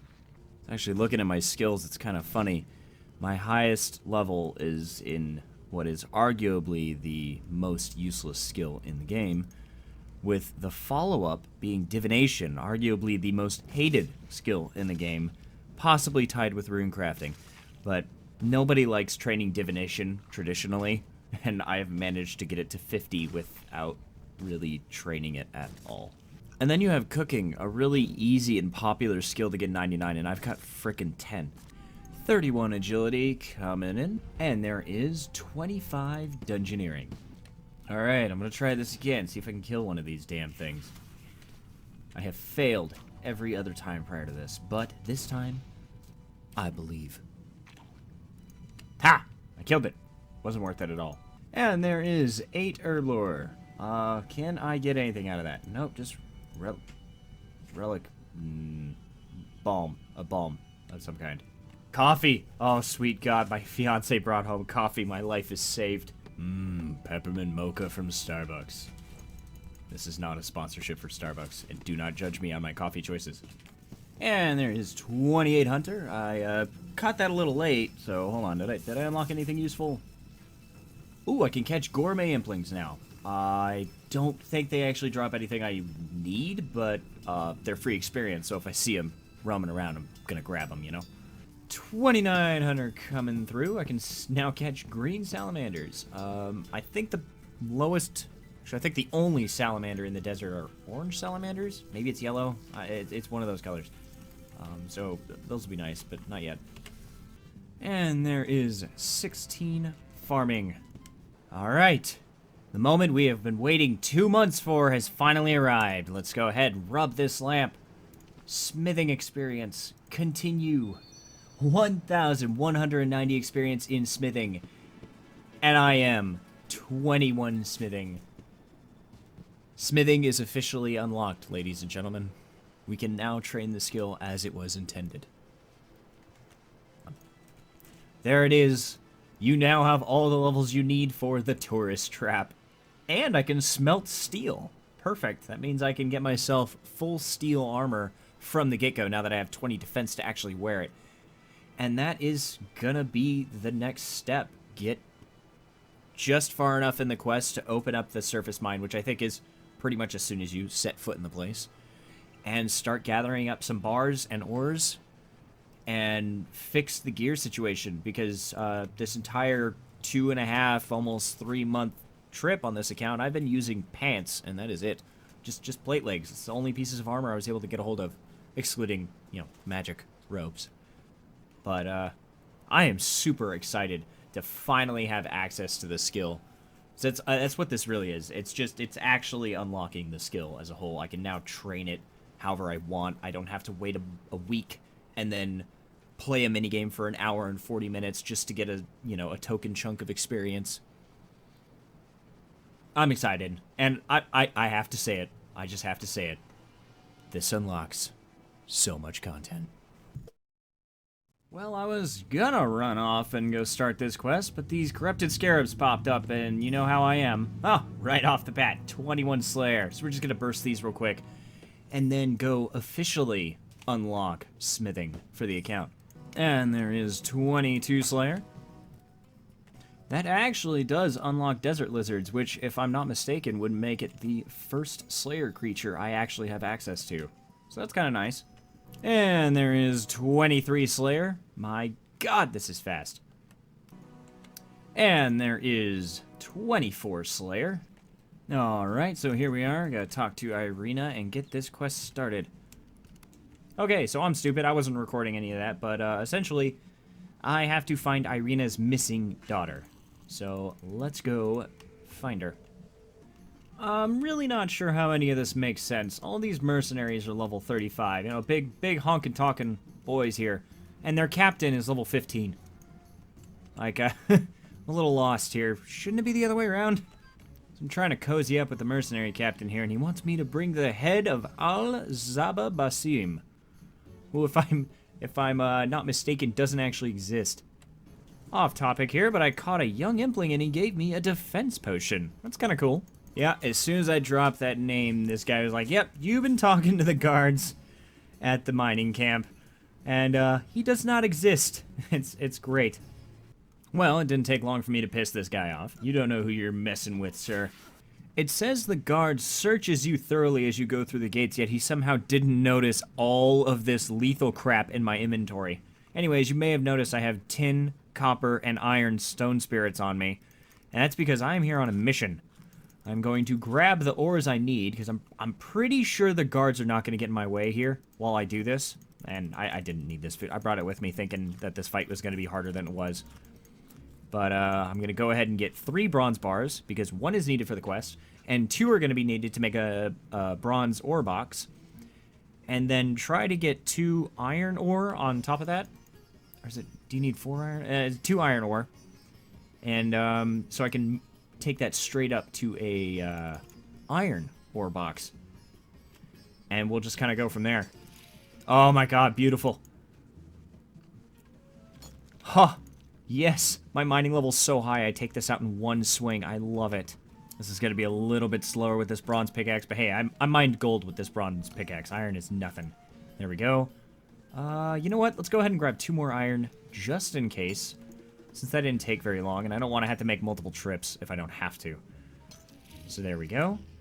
Oh, I managed to get 3 iron out of that. So we're gonna teleport back to Al-Kharid, dump this stuff into the furnace, and actually dump a lot of stuff in my inventory currently that I don't need, and stock up on some bars. Because what the goal is to make myself full steel armor. You know, sir, if you just picked up, grabbed a friend and picked that anvil up and put it on this pedestal here, I'd be able to use it. That'd be nice. It's just kind of laying on the floor here. Doesn't look damaged. It looks perfectly usable. I'm not sure why it's on the floor. Could you just go ahead and take care of that for me, please? Thank you. It's fine. That man can leave his anvil on the ground as much as he likes. The, ooh, an obelisk. Tempting, but, oh, nope, never mind. There it goes. He can leave that on the ground all he wants because there is an anvil and a forge out here, and a furnace. Now, I need everything I need out here in Menaphos. Ah, it was a good thing I grabbed 4 iron. I forgot iron bars cost 2 iron each now, but they'd never fail to smelt like they do in old school, so bonus. Alright, just taking the time to make the bronze ore box here, and for those who are not familiar with how RS3's mining and smithing works, this bad boy will hold 120 of every metal up until whatever level it is. So in this case, it'll only hold 120 tin and 120 copper, but since I grabbed the iron bars, I can go ahead and skip straight to making the bronze ore box into an iron one. And I'll be able to carry a bunch of iron, and you can see where this is going.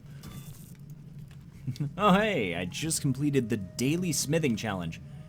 And do the update, I don't even have to walk over to what's-her-name to turn it in. So let's just go ahead and get that free experience. Wow. 2,379 smithing experience and 4 smithing levels. 4. Man, that would have been nice.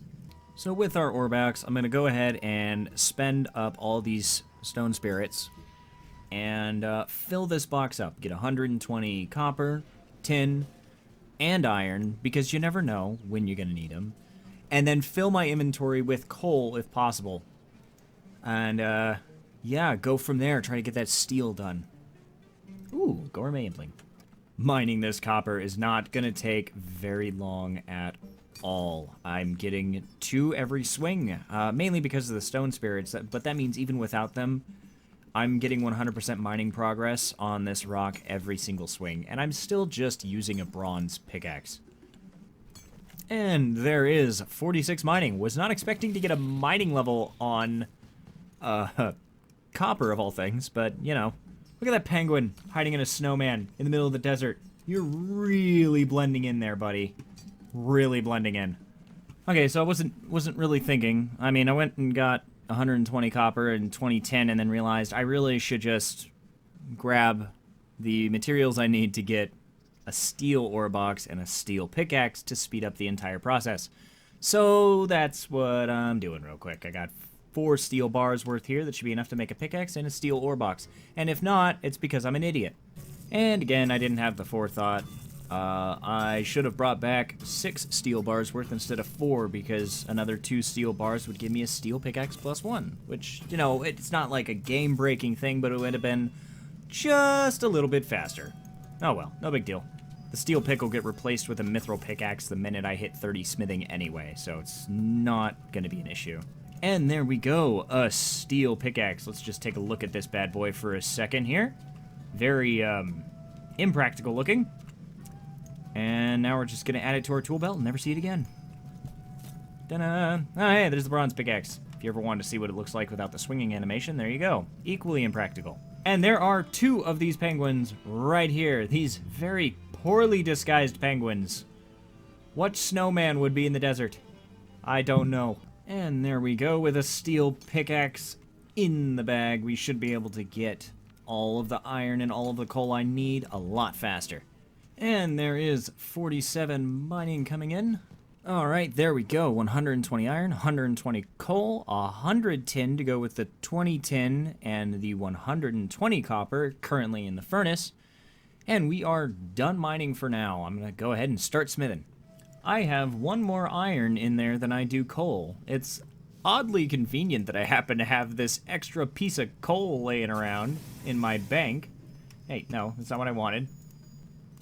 That I got from the previous episode, so now here we go. 121, 121, 120, 120. Just as God intended.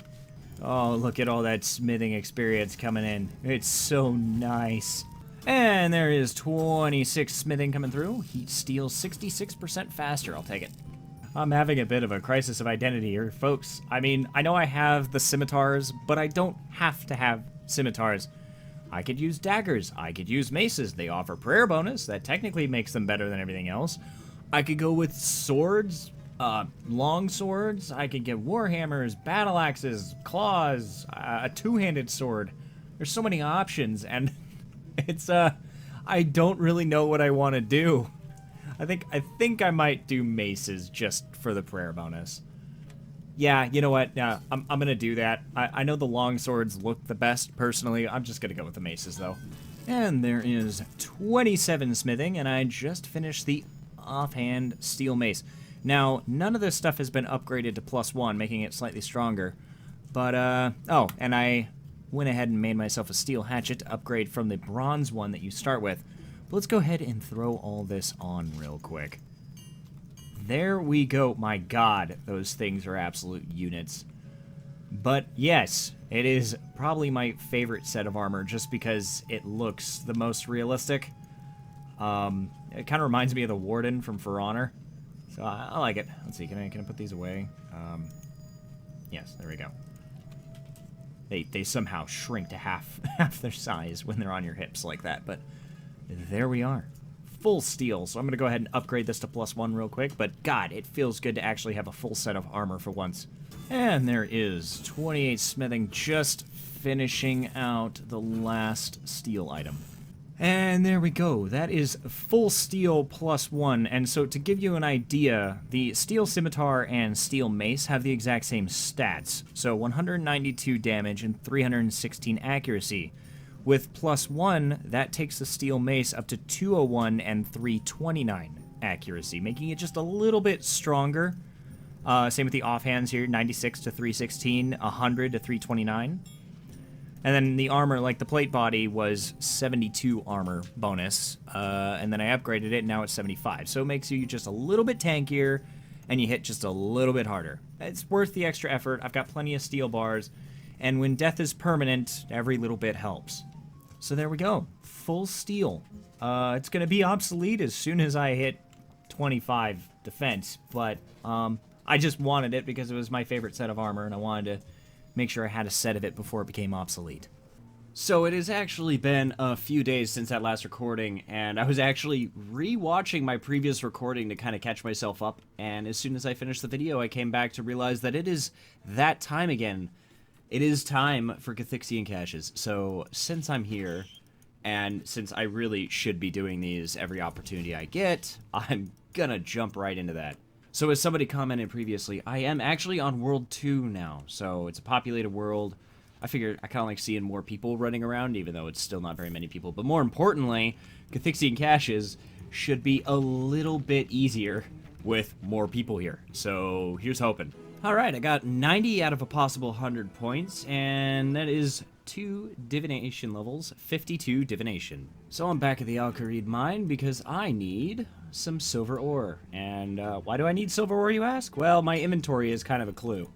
Anyway, the reason I need this silver ore is for something that I should have done a long time ago, I didn't really think about, and that's to make a Ring of Luck. It is a lapis lazuli silver ring, and it gives you tier 1 luck. I'm not going to really go into detail on how luck works in this game, but it also gives you a small amount of stats, a small stat boost. So I find that that alone is worth it, and the luck modifier is a bonus on top of that. So I'm going to go ahead and do that real quick. Okay, got the lapis lazuli ring. Time to just enchant it. Come on, there we go. Ring of Luck, and it gives +3 bonus in all 3 combat styles. So, you know, why not? I'm not wearing a ring. So, free stats, I'll take it. All I'm really missing now is a cape slot. Alright, I am back at the mining camp, but we are not here to mine this time, no. I'm here to actually complete the quest and find Arena. Mainly because there is a hefty chunk of experience rewards at the end of this quest, and I want to get that. So this guy can't make an escape because the chains rattle around and make too much noise. He'd never be able to make it out. But, I want his dirty robes so I could truly pass off as a slave miner here. And, so yeah, I'm going to get the chains off for him. In exchange, I'm going to get some really nasty robes. Damn it, I got caught trying to pick the locks. Now I'm stuck in here.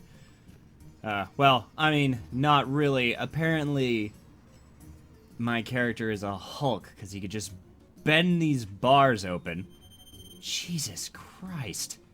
You absolute animal. Ha! Not only did I get this guy's cuffs off, I did it right next to this guard. You guys are blind. And you don't know how to search people. Look at all this stuff I'm wearing. I'm bringing a cake. I'm bringing cake to this cave. Mining camp thing. Yeah. Hey, this guy's come to save us. Nope, just one of you.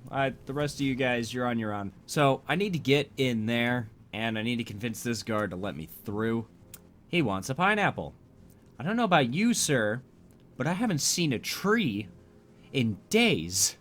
There are no pineapples out here. What in the world? Okay, you know what? Fine. I will somehow find a way to smuggle a pineapple here.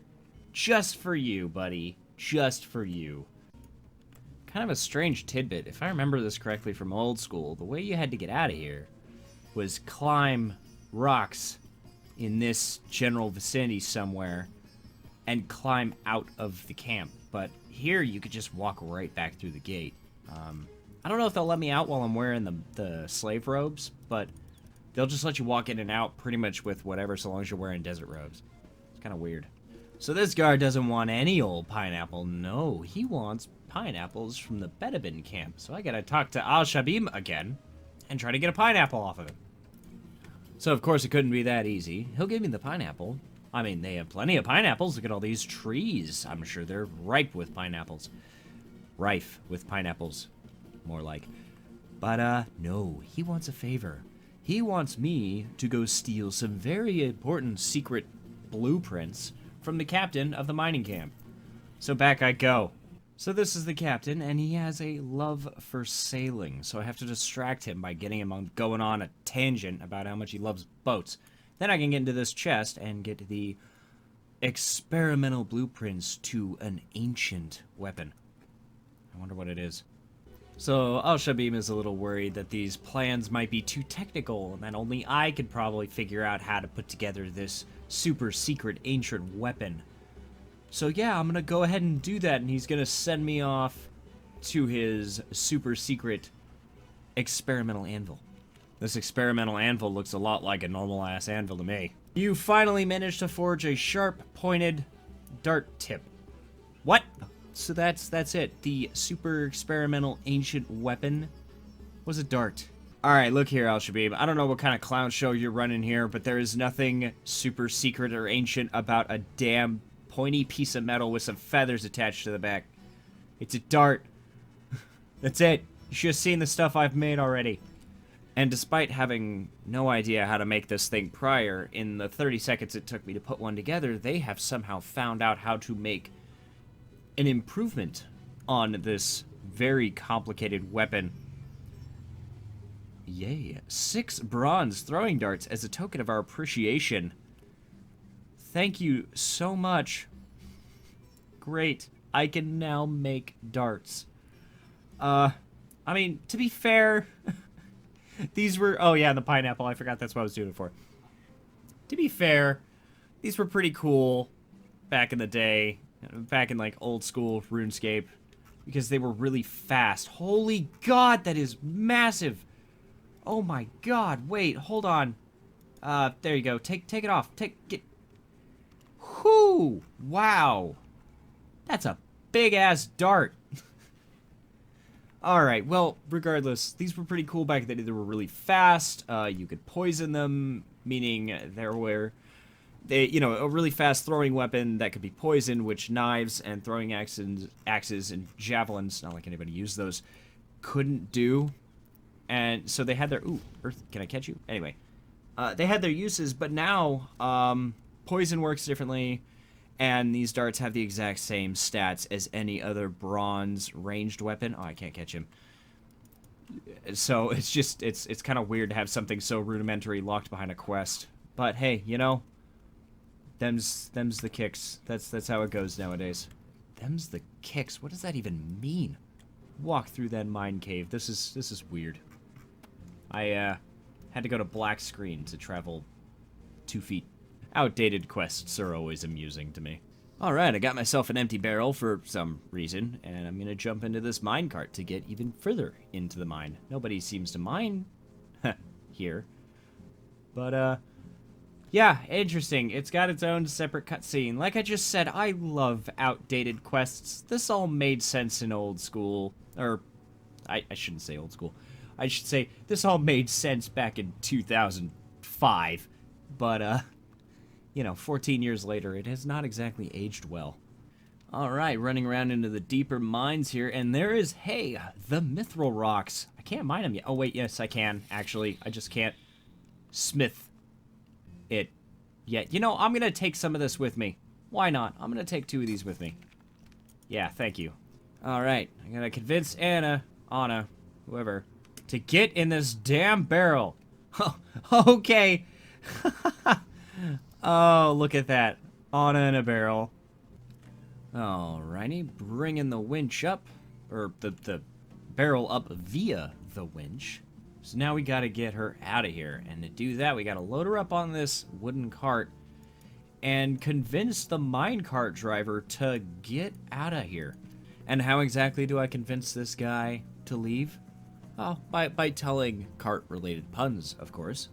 Alright, the cart driver has successfully gotten both Anna and I out of the mining camp. So now we just gotta run back home to Mommy. And I'm pretty sure quest over. Hi, Irina. Did you know your daughter is an idiot and doesn't know when to stop talking? I'm sure we'll have a barrel of laughs. I don't like you anymore. I didn't really like you before, but I don't, doubly don't now. So as part of my as part of my quest reward, she will train me in one of these 4 skills, fletching, agility, smithing, thieving, twice. Each time will give me 4,850 experience. And I'm actually going to put it into fletching. Agility is not that hard to train. Smithing is not that hard to train anymore.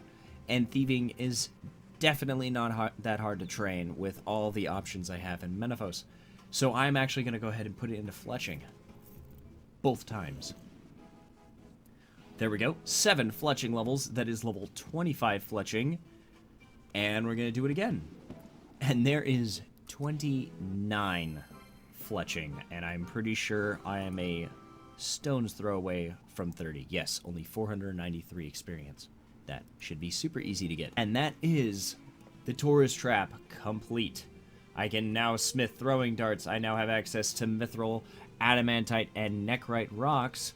And of course, the massive chunks of fletching experience. I'll take it.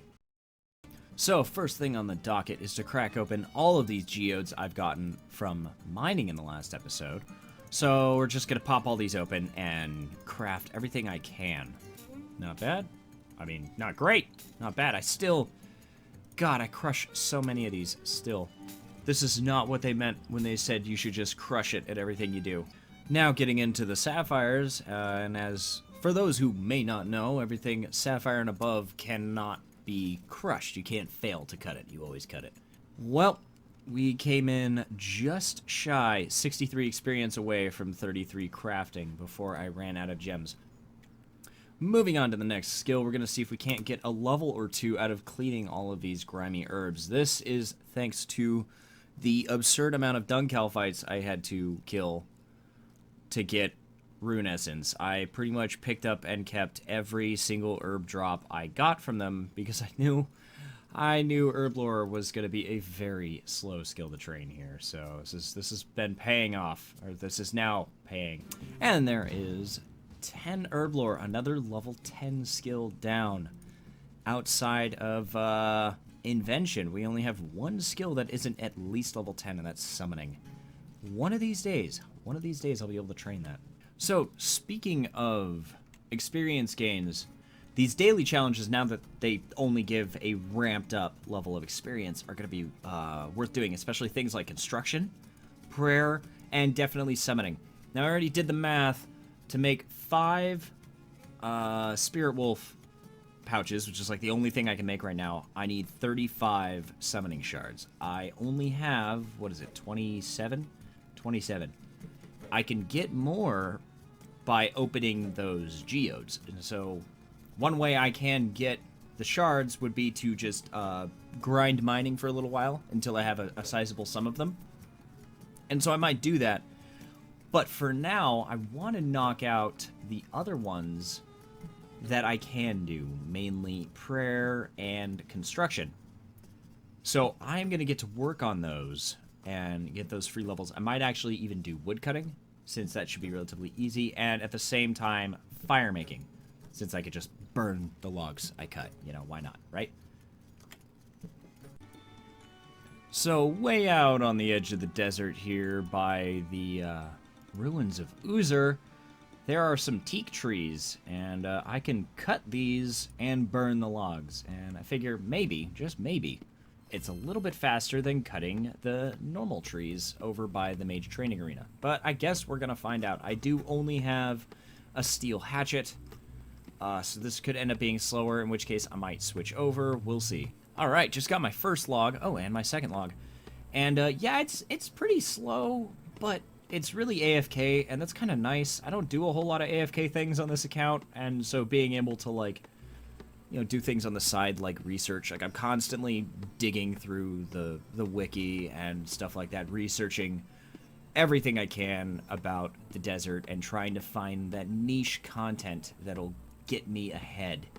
Like that bandit looter. I looked up what they drop. They don't drop anything I need, so, you know, whatever. But this is actually going pretty quick. Just in this spiel I've had, I've already gotten 7 logs. So I'll see you when I have 25. And there is 61 fire making. That's kind of cool. I can now use a hand cannon. Not like I'll ever see one, of course, but, you know, it's there. Okay, that is both the fire making and wood cutting challenges ready to be turned in. So we're going to go ahead and turn in the wood cutting one first. What do we get? 2 wood cutting levels, and that is 45 wood cutting, 13,474 experience. Oh, and the fire making challenge got turned in. Okay, so never mind. That was 13,474 fire making experience and 6,542 wood cutting experience. So we're gonna go ahead and keep these specialty logs here because I'm pretty sure that's not gonna be the last time I'm chopping teak trees, and I would love to see by the end of this account how many of these stupid things I managed to get. While we're in the bank, the Desert Amulet, I have made a tab for it, specifically holding all the items I've gotten from the Lost and Found bags that you get once a day. I have not been recording picking those up, mainly because when I remember to pick them up, I'm on mobile or something, and I can't really record, so I just quickly grab it and throw it in the bank. But yeah, this is the bank tab for that, and I'll check in on it every once in a while. So far, it seems like mahogany planks are the most common drop. I get like 6 at a time, so I'm still looking out for more dragonhide. Alright, we're back at Alcarid Guards with my full steel weaponry and my new ring and amulet, looking like an absolute unit here. And there's the first proc of my Ring of Luck, and it gave me a clue scroll. Can I do this one? That would be nice. Horvik's Armory. I'm pretty sure I can't. I'm like 99.99% sure Horvik is not in the desert.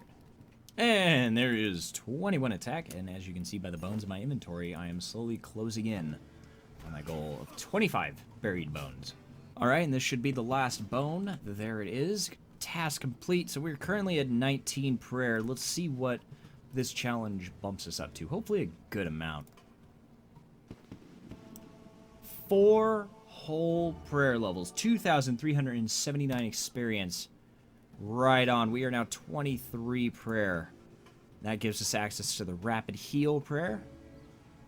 And we're just a couple of ways from protect item. Not like that's going to matter right now, because dying is permanent. But the total level is coming up, 681 total level.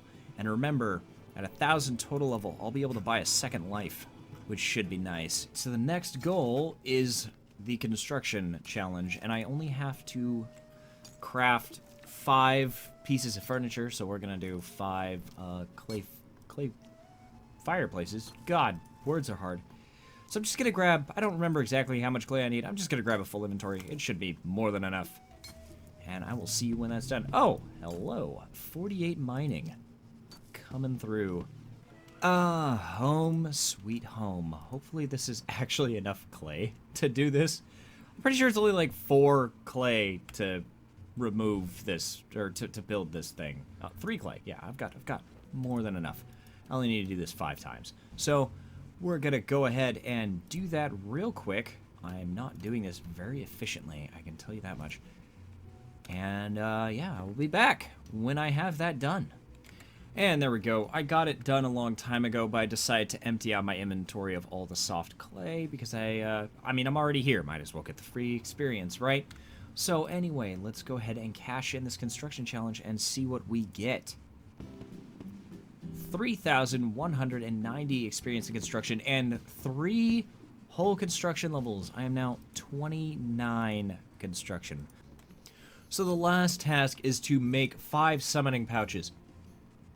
We have 0 experience in summoning.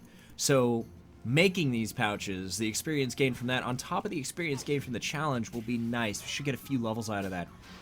But first things first, I need I need wolf bones to make wolf pouches.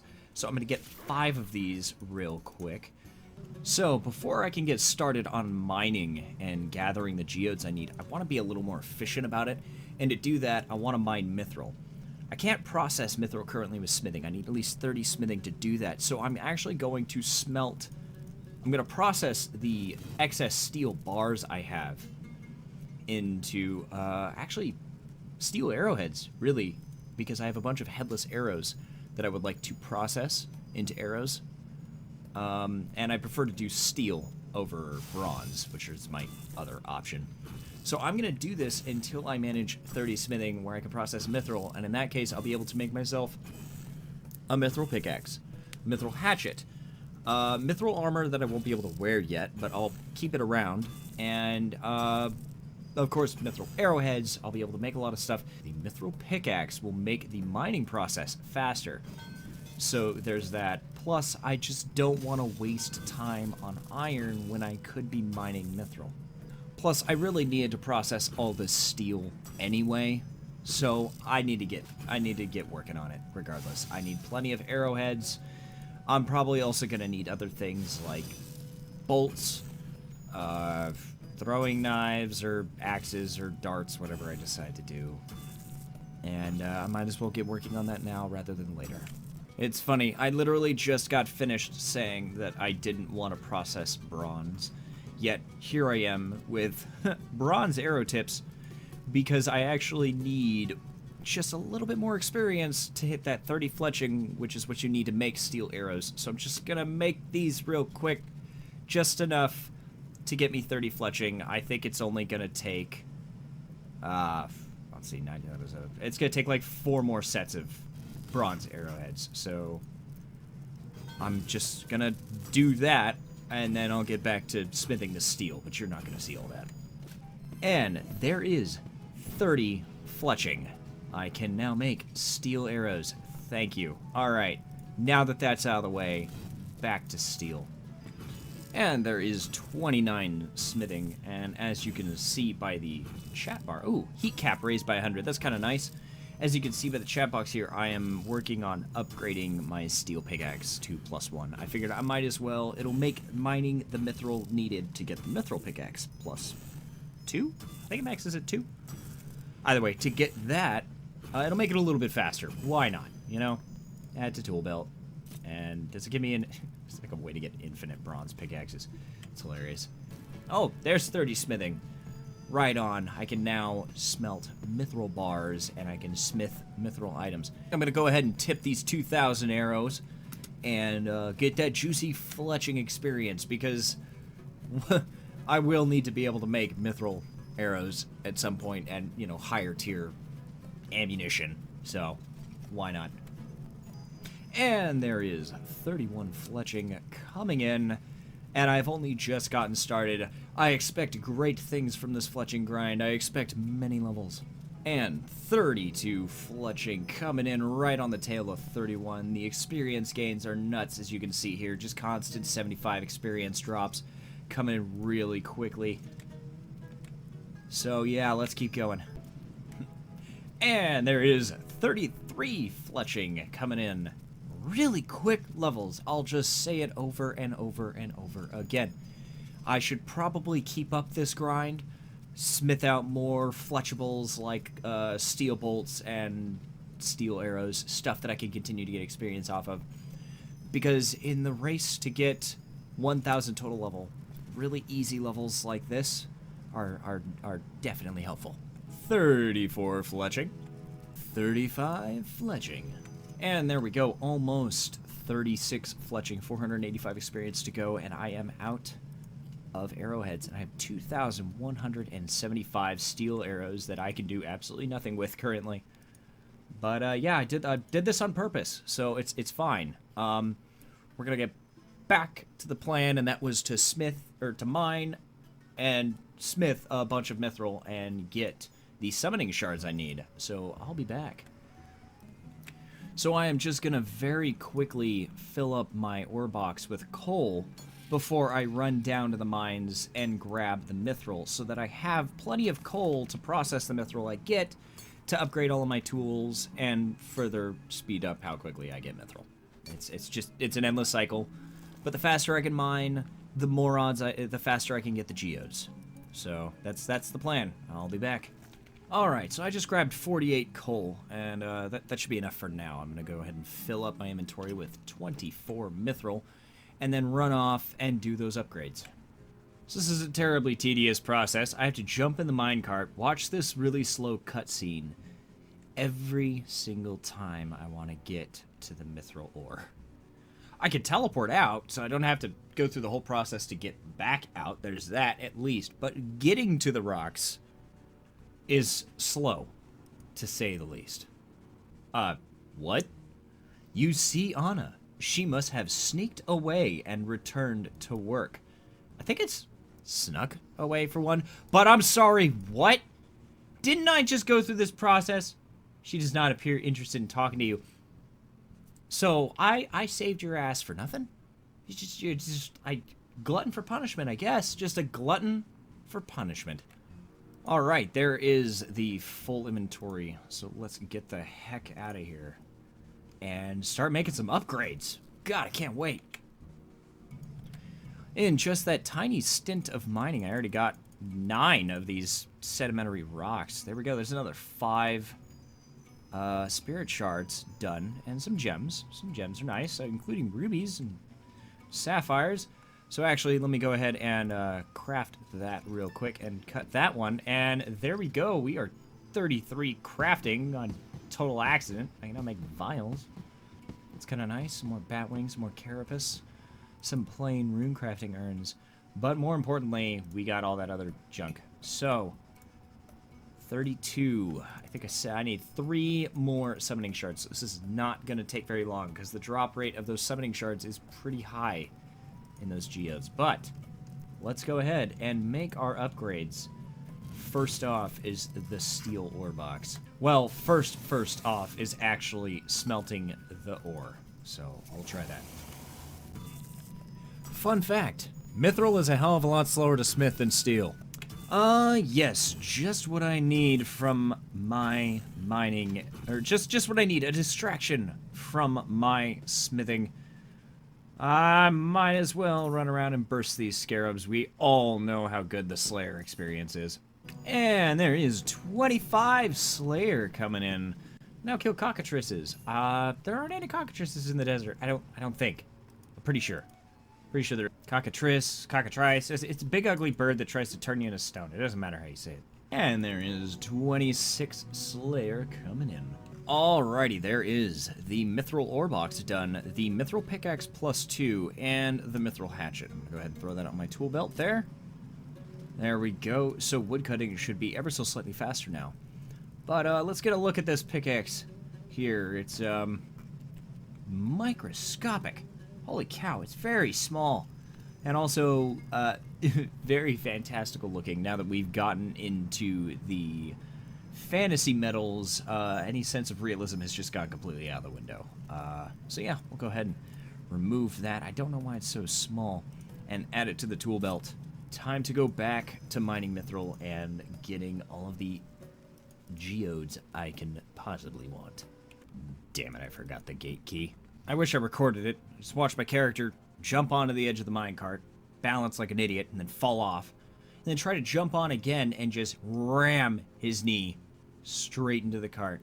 Let's see if any of that happens again. How hard is it to get in a minecart, sir?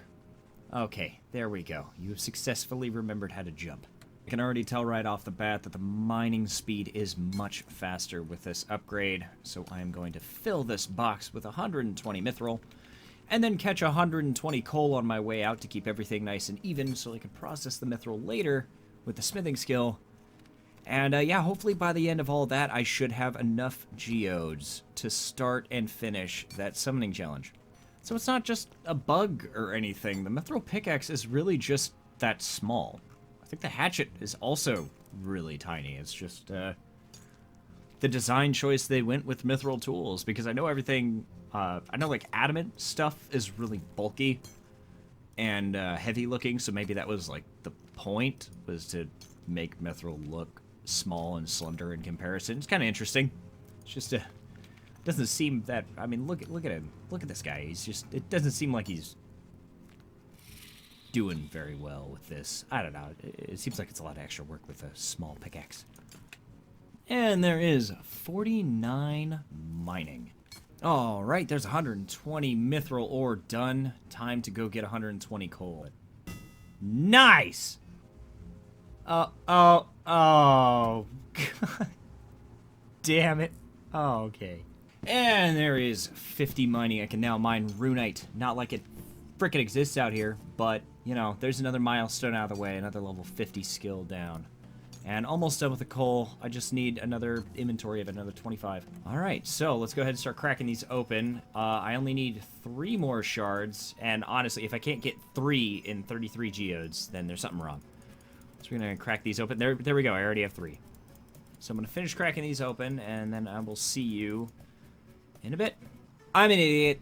I completely forgot. There's a reason I haven't trained summoning yet. I can't get summoning pouches. I'm sure people have been screaming at me the whole episode about the fact that I can't get summoning pouches. I cannot get them until I can catch spirit implings. They're the only way I can get them out here. So this was... I wouldn't say it was completely pointless, but it was pretty damn pointless. I'm just gonna drown my sorrows in cutting these gems here. And they're all breaking. Nice. Oh my God. What was that? 7 in a row? Damn. Nobody likes me right now. Alright, well, that's fine. So I couldn't do the summoning challenge. No big deal. Oh, wow, these are literally all breaking on me. Wow. I got 4 gems out of that. And then the emerald, which doesn't break. Okay. Well, great. So much for that summoning task. Wrong thing. Here we go. Ooh, log out to refresh. Maybe I could get another task that I can actually do. Let's find out. Alright. Okay, so I logged back in. The task is actually fishing. So, between that and having only 10 or 11 fishing and the yak track task that wants me to fish like 5 million herrings, what was it? 245 herrings. I guess the next thing on the list is fishing. Well, I mean, let's face it, it wouldn't be a desert-only episode without me being an absolute bonehead about something. So, summoning pouches. Boy, alright, off to fishing. Got our whopping 307 fishing bait, and we are just gonna go for it. And there is 12 fishing already, 13 fishing, and 700 total level coming in. There have been a lot of levels made today, at least that can be said. And there's 14 fishing. And there is the challenge completed. So let's go ahead and turn that in and see what kind of levels we get. Hopefully some juicy ones. Alright, another 3 fishing levels. So that's 17 fishing.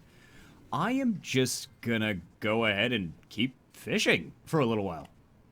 I don't see any point. Why not? Burn up some of this fishing bait. And stock up some stuff that I could use for cooking levels later on. So that's what I'm going to go ahead and do. And there is 20 fishing. I can now catch trout. I don't have access to trout currently. I can get access to it later, though, so there's that. But I'm just going to keep fishing these. And there is 25 fishing coming in. 27 farming. Fishing, not farming. Oh, sweet. Another clue scroll thanks to my Ring of Luck. This thing is paying off. Let's see. Can I open this one? Yanil. Oh, well.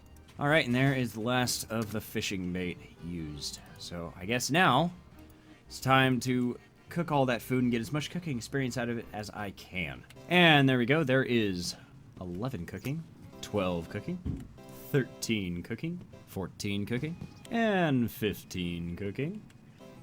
And there is the big 2-0, 20 cooking coming in. And there is 25 cooking. And with the last fish, that is 29 cooking. 27 fishing, 29 cooking, 733 total level. I gotta say the grind today has been pretty excessive. Nearly 100 levels in one day, I think. I don't know. I'd have to go back and look. I'm probably exaggerating. Either way, still a lot of experience gained. And there's probably going to be more of this in the future. I know a lot of you have kind of been waiting for me to actually like commit to a grind instead of just kind of screwing around like I have been. But it looks like I'm going to have to actually sit down and really grind out levels, especially to get the 1,000 total level to secure the safety of this account. So yeah, look forward to more of this. Can't wait, right? Hello, ladies and gentlemen, and welcome back. Well, here we are. This is episode 10, I believe. That's big. I'm gonna have to, like, change the template for my thumbnails to include that little 1 at the beginning of every number. I feel like it might be time for a bit of an identity change, and I don't need me personally, more the account. The current username here, Midrashim, it's a reference to something that next to nobody understands. It doesn't really showcase what the character is so much, but I've been giving it some thought, and I think it's time to change it to something a little more fitting for the terrain. There we go, Sand Effendi, which, if people are familiar with the lore of RuneScape, Effendi means friend in the desert. So I am Sand Friend. So there we go, Sand Effendi, a new name, a new start. Let's get back to the episode. So, first thing on the list was something actually kind of unexpected. The circus is back in town. So let's go ahead and get some free experience, and maybe even some nice fashionscape. Although, let's be real, I really suck at doing this properly. Blast it. There you go. Oh, and a magic level coming in. 32 magic and 35 combat. Right on. And there is 33 magic coming in. Let's see, I'm losing focus here. There we go. Dance the night away. And there is another magic level 34 magic coming through. And there is 17 ranged coming through.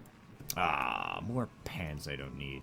Agility is the last one up. Let's hope for the best here. Look at this leopard print leotard. Look at that face. That right there's the face of a man with nothing left to lose. I'm just gonna do this. Oh, or not. That's it. This is the story of my life. Crunching your nuts on a tightrope. The Kathaar story. Oh hey, there's an agility level. You finally did one of these things correctly. There is 32 agility coming in. Oh boy. Actually, I'm kind of digging the shirt. I'm not gonna lie, I'm kind of digging the shirt. Anyway, let's get out of here.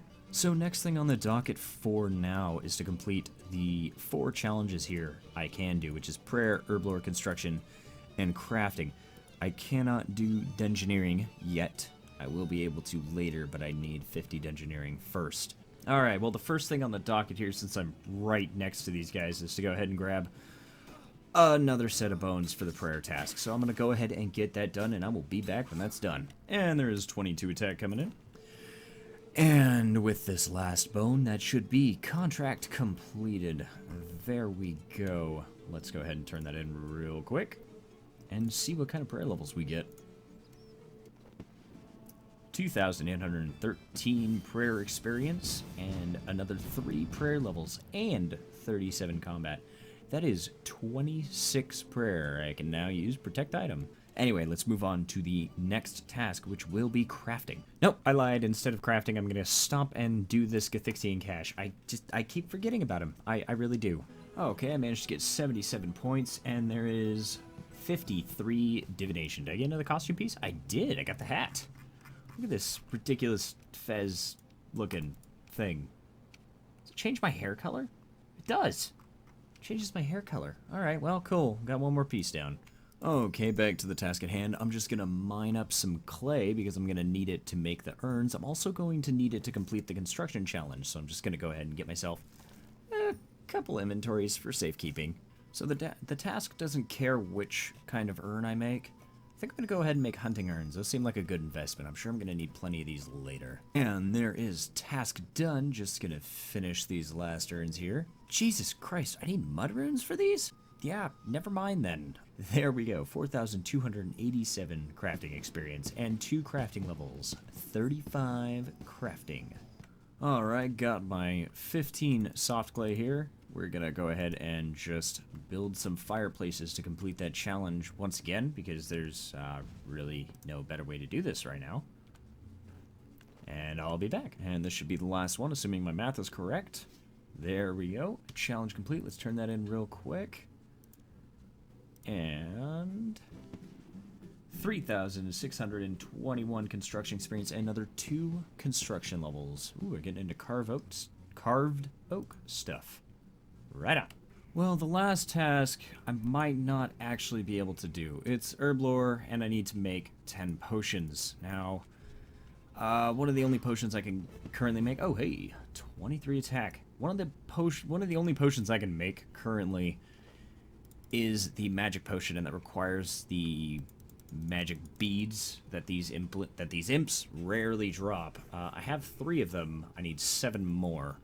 I'm gonna hop around for a little while and see if I can't get a few of these, but I'm also kind of crunched for time right now, so I might not be able to do this task today. We'll see. Well, first kill since that last recording, and I already got 1 bead, so things are looking up. Oh, this is kind of ridiculous. There's an imp in this wall here. Look, that's cheating. That's just cheating. Ah, there's bead number 5. That's not too bad. And there's bead number 6, about 30 worlds later. I knew it was only a matter of time before I found another one of these stars. Well, I'll never turn up some free mining experience and cosmic runes, so let's go ahead. And there is 51 mining. I can now use Azure Chinchompas. Oh, great, I guess. The good news is, while I'm mining these rocks, I can see these implings spawn and just keep running back out and killing them. Bead number 7. And bead number 8 coming in right behind number 7. Guess I'm lucking out. And there is 24 attack coming through. Not how I intended to get that level, but, you know, whatever. These things are just not dropping these beads anymore. 52 fire making.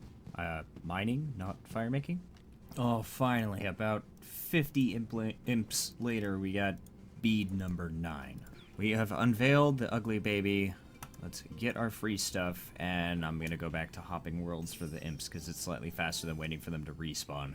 And there is 25 attack. I can now use black and white weaponry, and still no 10th bead. And there is 27 prayer.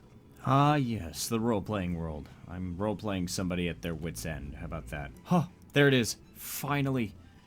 Oh my god. I must have hopped like 100 worlds, killed like 120 of these stupid things.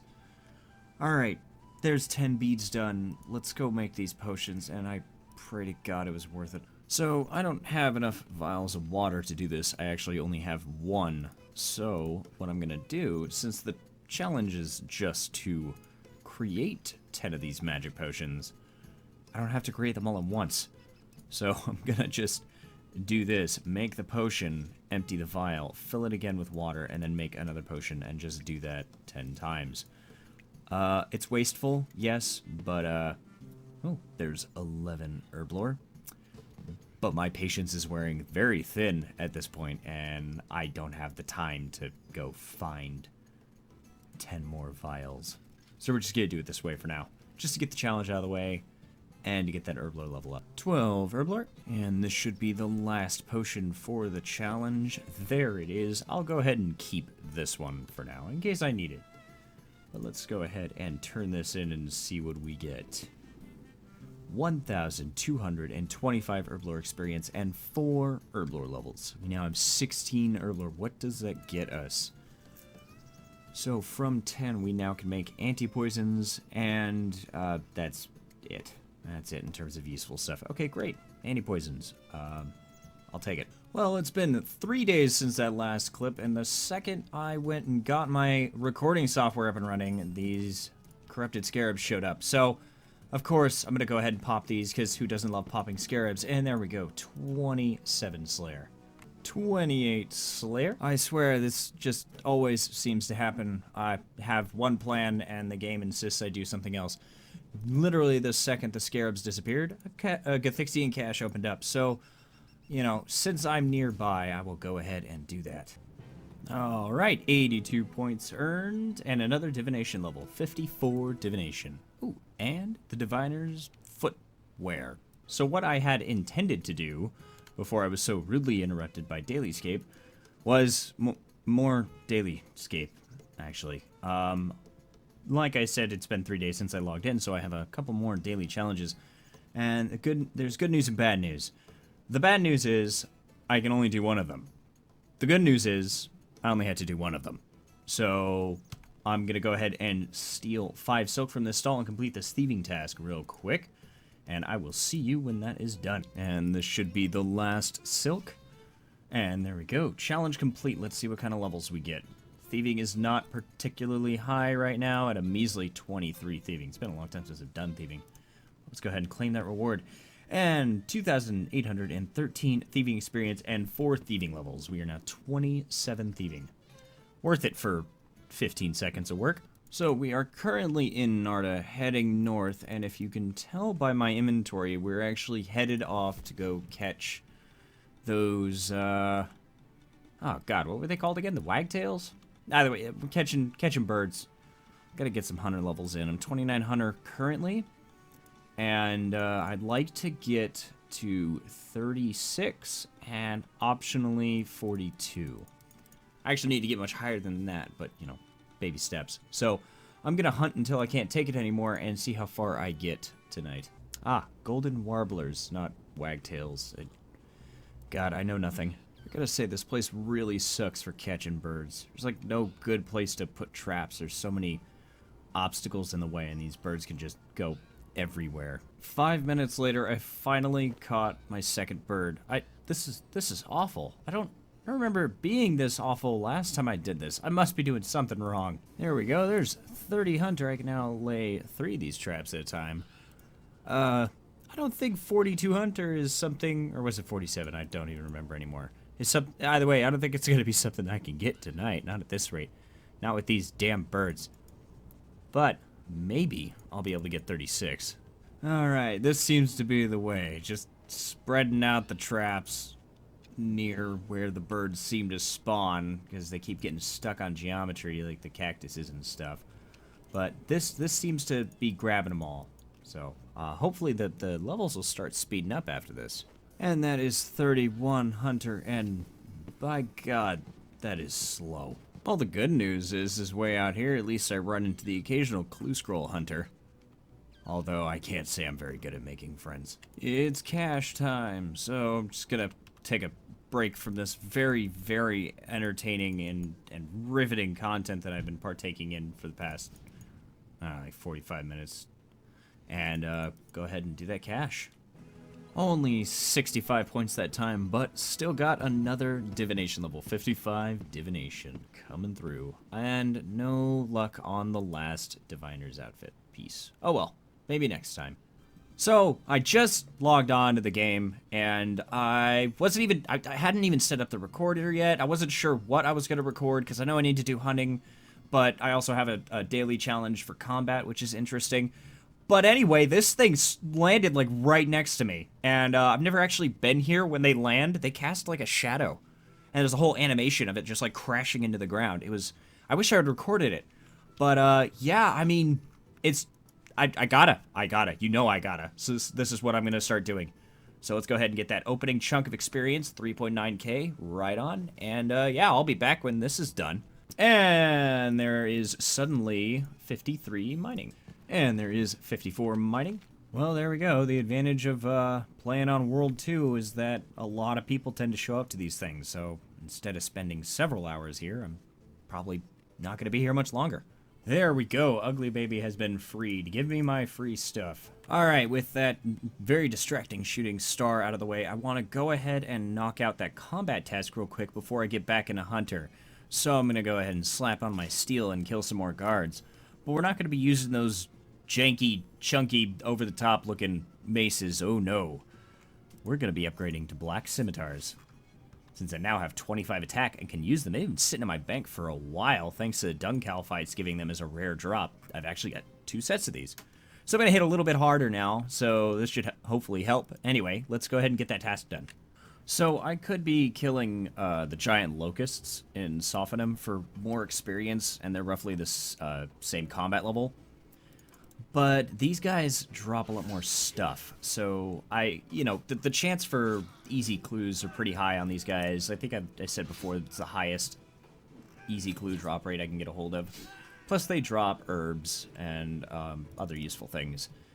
And the locusts don't. They don't drop jack, so they're better experience, but I feel like the resources in the end outweigh it. I will be upgrading to other creatures eventually, because I'm like over twice these guys' level now, and they're getting kind of tedious to kill because they die so quickly. Might start considering like desert lizards or something, even like mummies. Ooh, 21 defense. But we'll see. We'll burn that bridge when we get to it. I gotta say, it kind of just feels right to be using scimitars again. Those maces were absolutely ridiculous, and these are just nice. These are really nice looking. 22 defense. Well, that went by really quickly. That is task done. Challenge done, I guess. And I'm gonna get another one here in 20 minutes. So let's go ahead and claim the reward. It should be an actual physical lamp. There we are. And what options do I get? Yeah, that's kind of what I figured. I am actually going to go ahead and put it into defense. And let's see if it pushes us past 25. 2,694 experience in defense. And there is exactly 25 defense and 38 combat. Now you wear black armor, frog leather, and fungal equipment. Those last two I'm never going to see. But black armor I actually do get to wear. So back in Narda, we are in this gentleman's shop, this gentleman named Sidhu. And he sells a black helmet. He also sells other very interesting items like green dragonhide vambraces, boots, and chaps, and also rune chain bodies, plate legs, and plate skirts. Those will all be really helpful later when I hit that 50 defense mark. Is it still 50 for green dragonhide too? I don't remember. But it's 50 for rune, I know that much. But for now, we're here to get this black helmet, since it is an upgrade from our steel full helmet. Yeah, let's take a look at this weird looking thing. Oh yes. Oh god, that is... I don't think I've ever worn one of these. The horns are impressive, and you can still see my magnificent beard. Great, you know, I'll take it. It's an upgrade. Upgrades are upgrades, however weird they look. Okay, so we're back here. We're just gonna catch some more birds while I'm waiting for the reset. I mean, hopefully what would be kind of nice is on reset I get a hunter task, because the bonus experience would help close the gap between where I'm at now and the level I need to start catching orange salamanders and not hating my life. So we're just gonna do this for a little while, see if we can't get a level or two before the reset. And there is 32 hunters, so I mean, hey, at least there's one level. I got 10 minutes to go before reset, so maybe I'll get another one. You know, guys, I'm debating on whether or not just running the Tuska's minigame would actually be faster because of the huge amount of honey experience you get on the one island. And now that I have 25 defense, I can actually wear the hybrid Tuska armor, the Tuska's War Priest armor, so I actually do need that, especially since it does fill the cape slot, which is currently empty, and would also give me much better ranged gear than I currently have. Magic gear it's kind of a toss-up on whether or not the impied robes I currently have would be better than that or not. But I don't know. Oh look, the penguins figured their shit out. They're now hiding in cactuses. That's a lot better than snowmen. Okay, so reset dropped, and it's a daily cooking challenge. Not bad. I'll take it. Oh god damn lizard, get away from me. I'll take it. Would have preferred hunter, but that's fine. And there's also a Gathixian cache opening up, so I'm gonna do the cache first. Wow, I'm lagging pretty bad. So I'm gonna go ahead and get that out of the way, and I will see you in a minute. So I just had to switch worlds because it was so bad. My character would take 3 steps and then just stop. I had to like spam click surge 9 or 10 times before he would finally do it. It was just really bad. I enjoy being on World 2 because there are more players around. It's kind of nice to see other people running around while I'm doing stuff. But that lag, man, it's a real bummer. One of the drawbacks of being in populated worlds like that.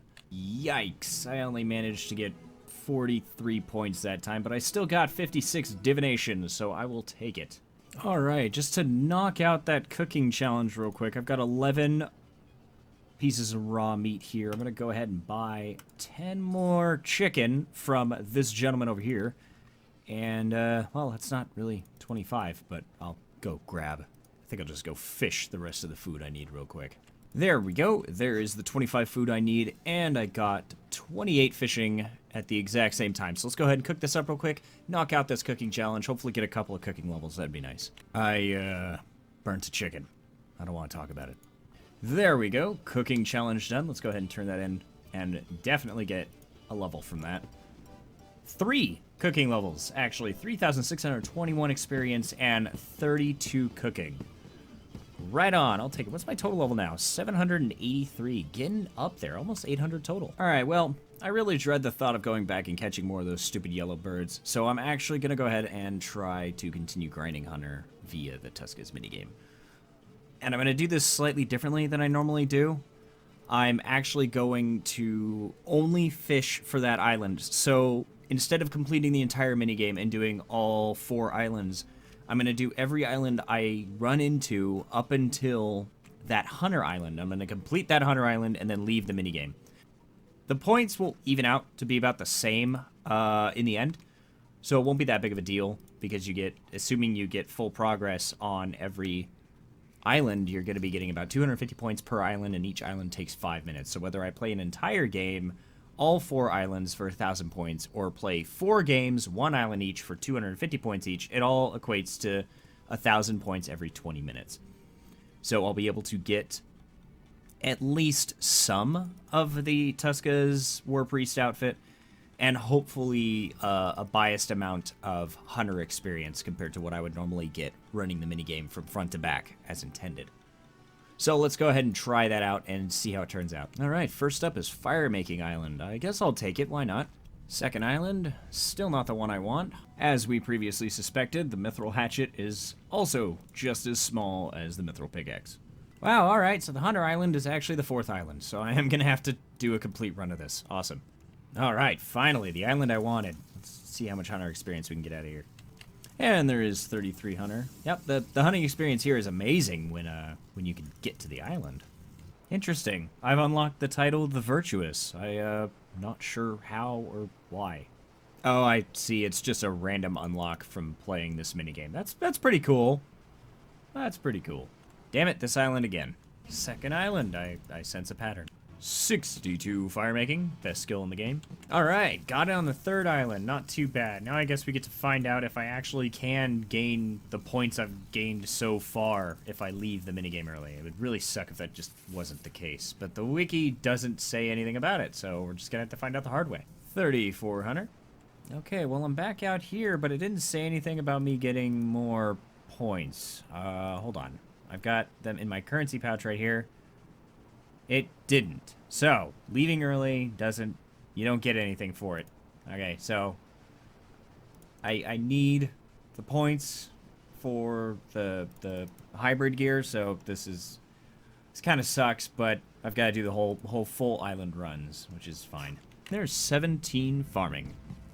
And 26 dungeoneering. I guess this is another thing. I need 50 dungeoneering before I can, like, train this skill in any other way. So this token experience from doing this island in particular is the only experience I can get until 50. So yeah, might actually have to spend some of these reward lamps on dungeoneering, actually. 32 construction coming through. Alrighty, another full game down, and I have 2,265 anima. I only need 2,000 to get the cape, so we're going to go ahead and buy that real quick. Come on, talk to this fella here. Buy the cape, 2,000 points. Alright, and now we have a cape. It's pretty damn ridiculous looking. I got, like, spikes coming out of my back. That's... It makes a little more sense when you're actually wearing the whole outfit, but on its own, I don't know, I guess it looks kind of cool. It's not the worst thing out there, at least that much. There's at least that much. It's not the worst thing. So I sat down and did some research on a hunter-based distraction and diversion known as Big Chinchampa. It can spawn in the desert. It can spawn over by those birds I've been hunting, and it spawns every hour on the 30-minute mark. So I just checked the last one. It was not in the desert, so I'm going to have to wait for the next one and see if maybe it'll spawn then.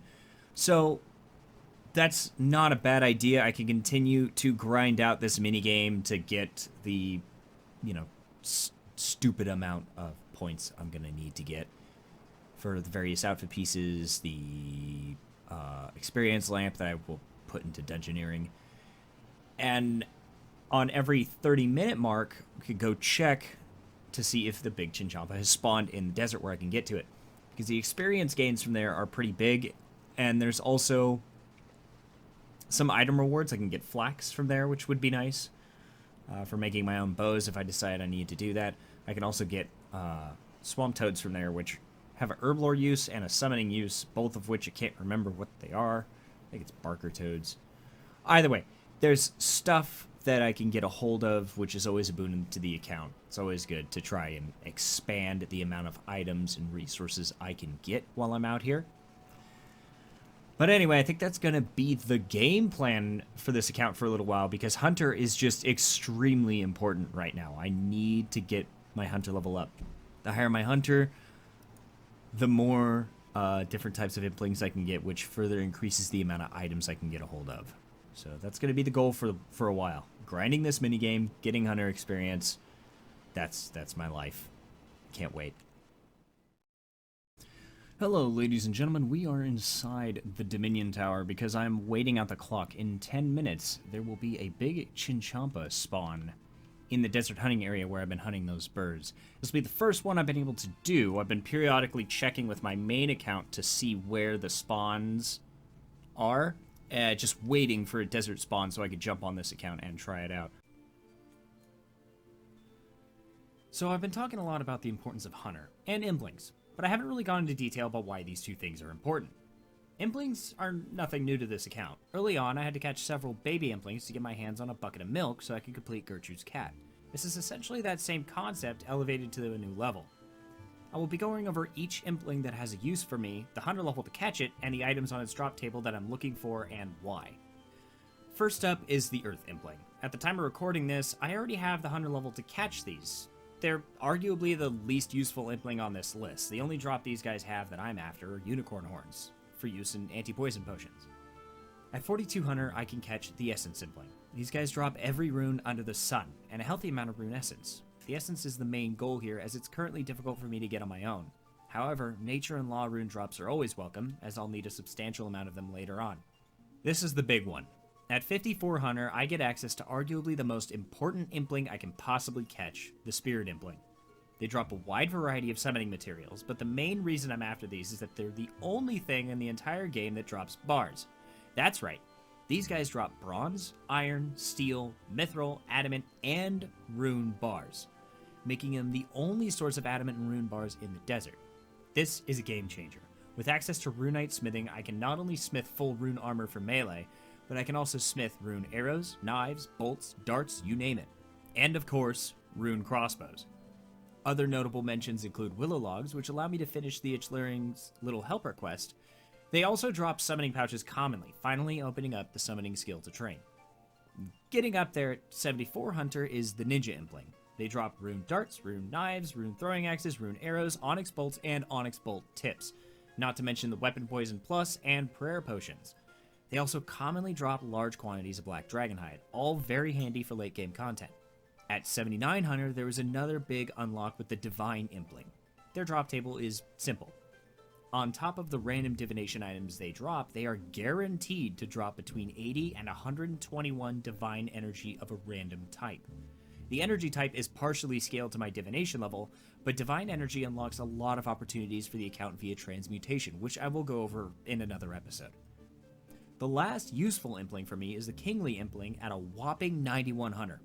On the off chance I actually maintain my sanity until this point, this Impling has some decent potential rewards for me, including more dragon darts at a higher quantity than the dragon Impling, onyx bolts and onyx bolt tips at a much higher quantity than the ninja Impling, and even a dragon two-hand sword and an uncut onyx, albeit these are extremely unlikely. So there you have it, a breakdown of why Hunter is a high priority for the account. The sooner I can get the Hunter levels needed to catch things like the Spirit and Divine Implings, the more time I have to utilize them for potential drops and stock up on much needed supplies. Okay, you'll need this moth jar. Great, thanks. And I do believe the only things I can catch are red, yellow, and orange moths.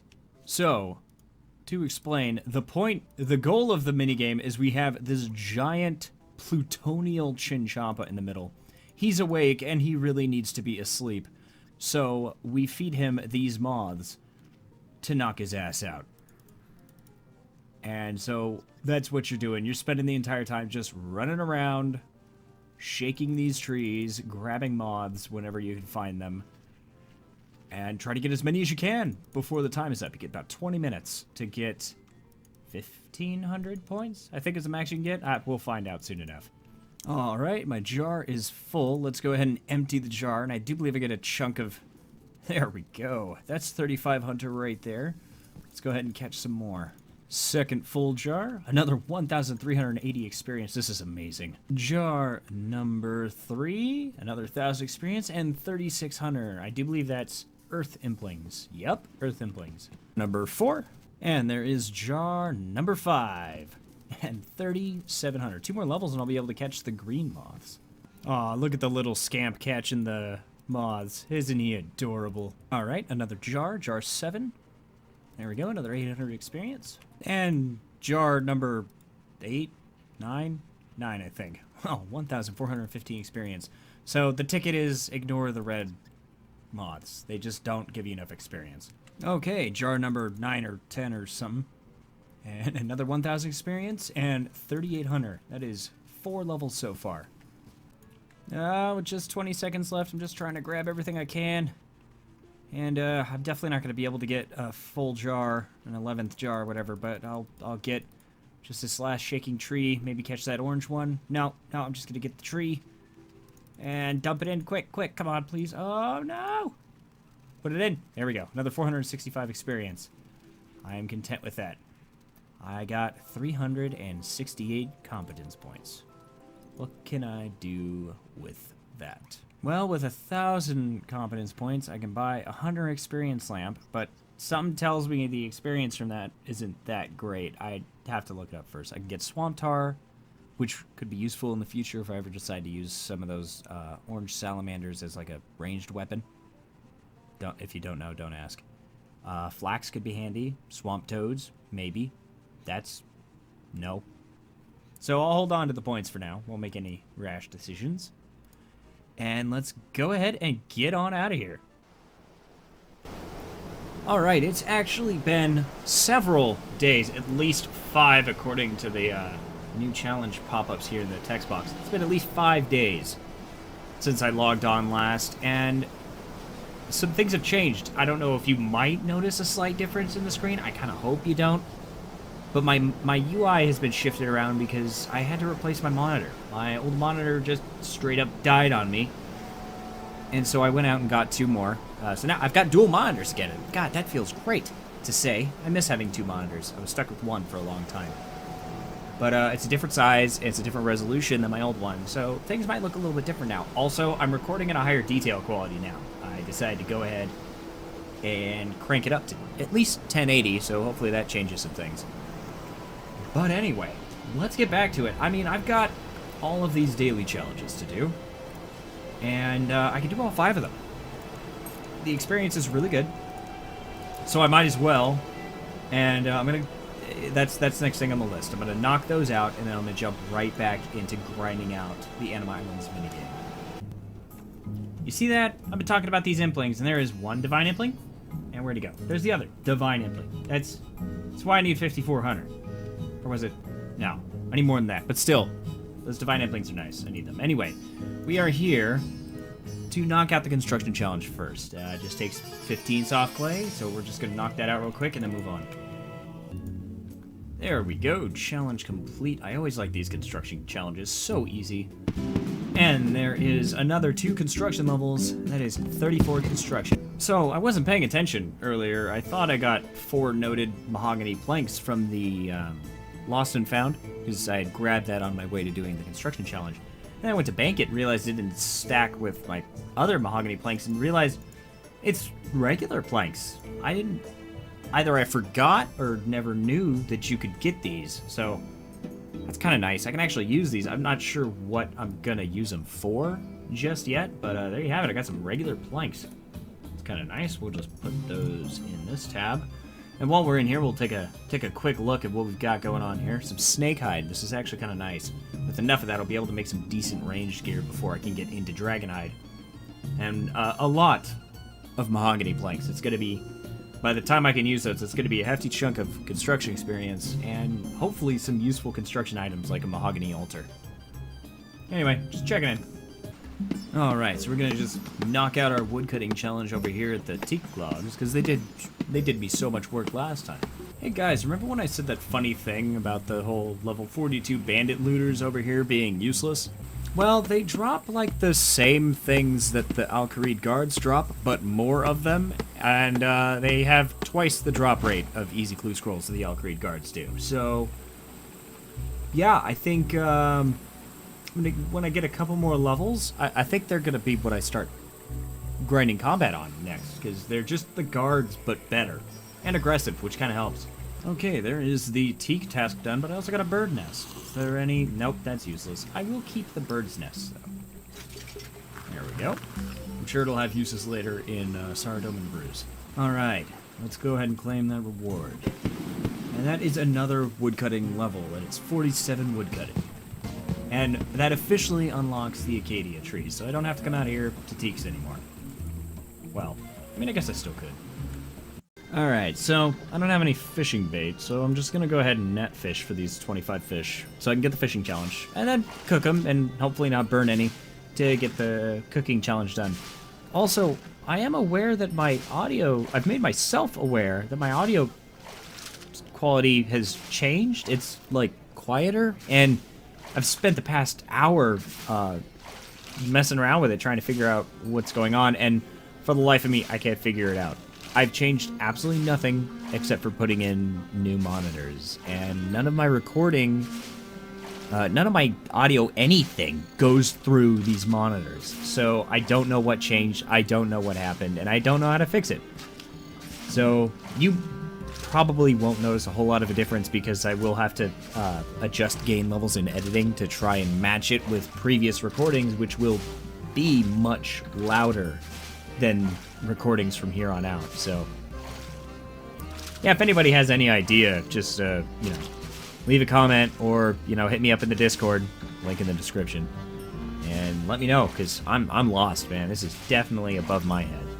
Alright, there's the fishing challenge done. Decided to get a full inventory just in case I burn a few, but we'll go ahead and turn that in.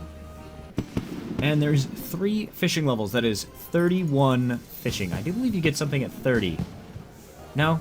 Nope, I was wrong. Guess not. Alright, there's the cooking challenge done, and I managed to burn a shrimp. Who burns a shrimp at 32 cooking? Alright, so let's go ahead and turn this in real quick. And there's another 2 levels, that is 34 cooking coming in. And now let's go ahead and get that last challenge done, the smithing challenge. So, the last daily challenge is to smith 2 items. In preparation for getting 30 attack, I'm going to go ahead and smith myself a set of mithril scimitars. And right off the bat, there is 31 smithing. Okay, there is a perfectly good set of blue scimitars done. I'm going to go ahead and finish that challenge and get back to the Anima Islands grind. There we go. 2 smithing levels, 33 smithing coming in. Heat cap raised, elemental body stuff that I won't be able to do. All good stuff. All good stuff. Well, it's 4 minutes till the next Gathixian cache, and I would be remiss to not do that. So I'm just gonna do that real quick, and then we'll get back to the Anima grind. I'm just waiting for cache to start. Oh, the live-long day. Alright, managed 87 points and another divination level. 58 divination. Oh, and did we get... We did not. Did not get the last outfit piece. Oh, you've got to be kidding me. Alright, let's kill some scarabs. I'm almost 35 Slayer, which I need later on for a quest, but yeah, I would like to get back to the Anima Islands. That'd be great. And there is 29 Slayer. And there is 30 Slayer. I can now slay Pyre Fiends. 31 Slayer. Okay, no more distractions. Off to Anima Islands. And right off the bat, we get our favorite island. The island with all the hunter experience I can possibly ask for. Let's get started. 41 hunter coming through. 34 agility. 22 strength, 17 herb lore, and there is 48 woodcutting, and there is 19 farming. Another day, another 2 tasks, fishing and construction. Just gonna knock those out real quick and go right back to grinding anim islands. Alright, there's both challenges done. Let's go ahead and claim those rewards, and we get 2 construction levels and 2 fishing levels. There's 36 construction and 33 fishing. Alright, back at it for some more anim islands to finish the outfit and get some more hunter experience. And there is 42 hunter, unlocking the essence impling. That's a pretty big one for me. And there is 28 dungeoneering. Alright, so there's good news and there's also good news. I now have enough points to get the torso, the Tuska's torso, leaving me with just needing to buy the legs. And let's take a quick look at this. See, the spikes make more sense now when you're wearing the torso. But that aside, the next big Chinchompa is actually in the desert, and I got 5 minutes to get over there, so I'm going to jump right on that.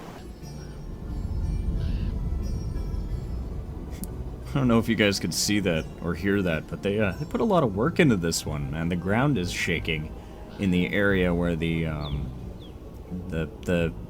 D&D is supposed to spawn. It's kind of cool. Nice touch.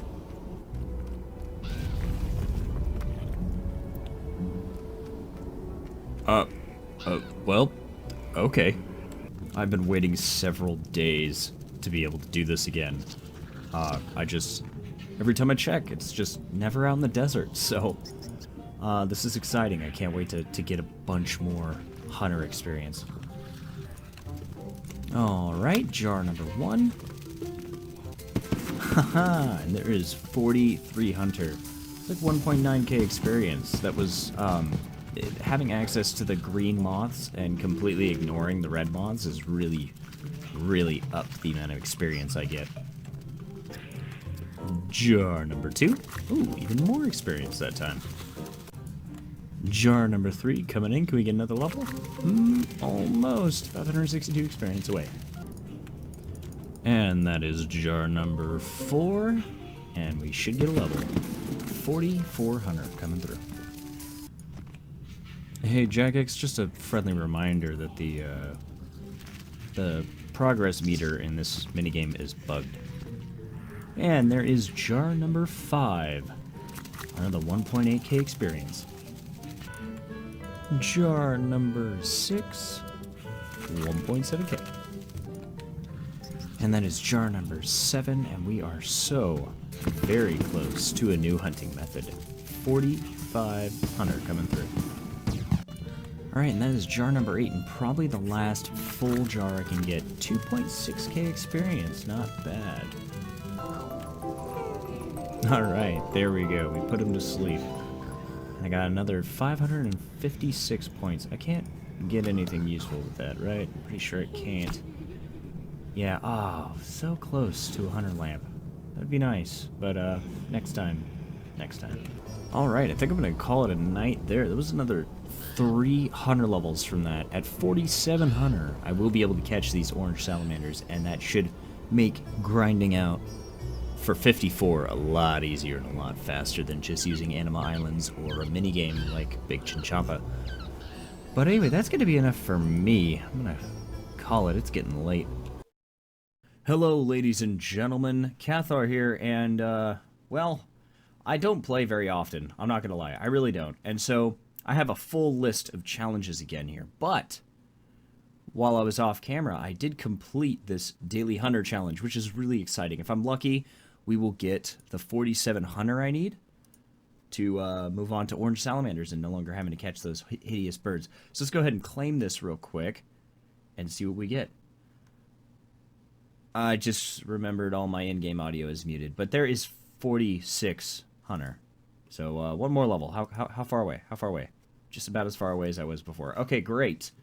That's all I wanted. Just yeah, I'm probably gonna cut all of this out, most of this out. Why am I still talking? So in typical me fashion, it has been several days since that last clip. I've been very busy with a lot of real world stuff, not just work this time around.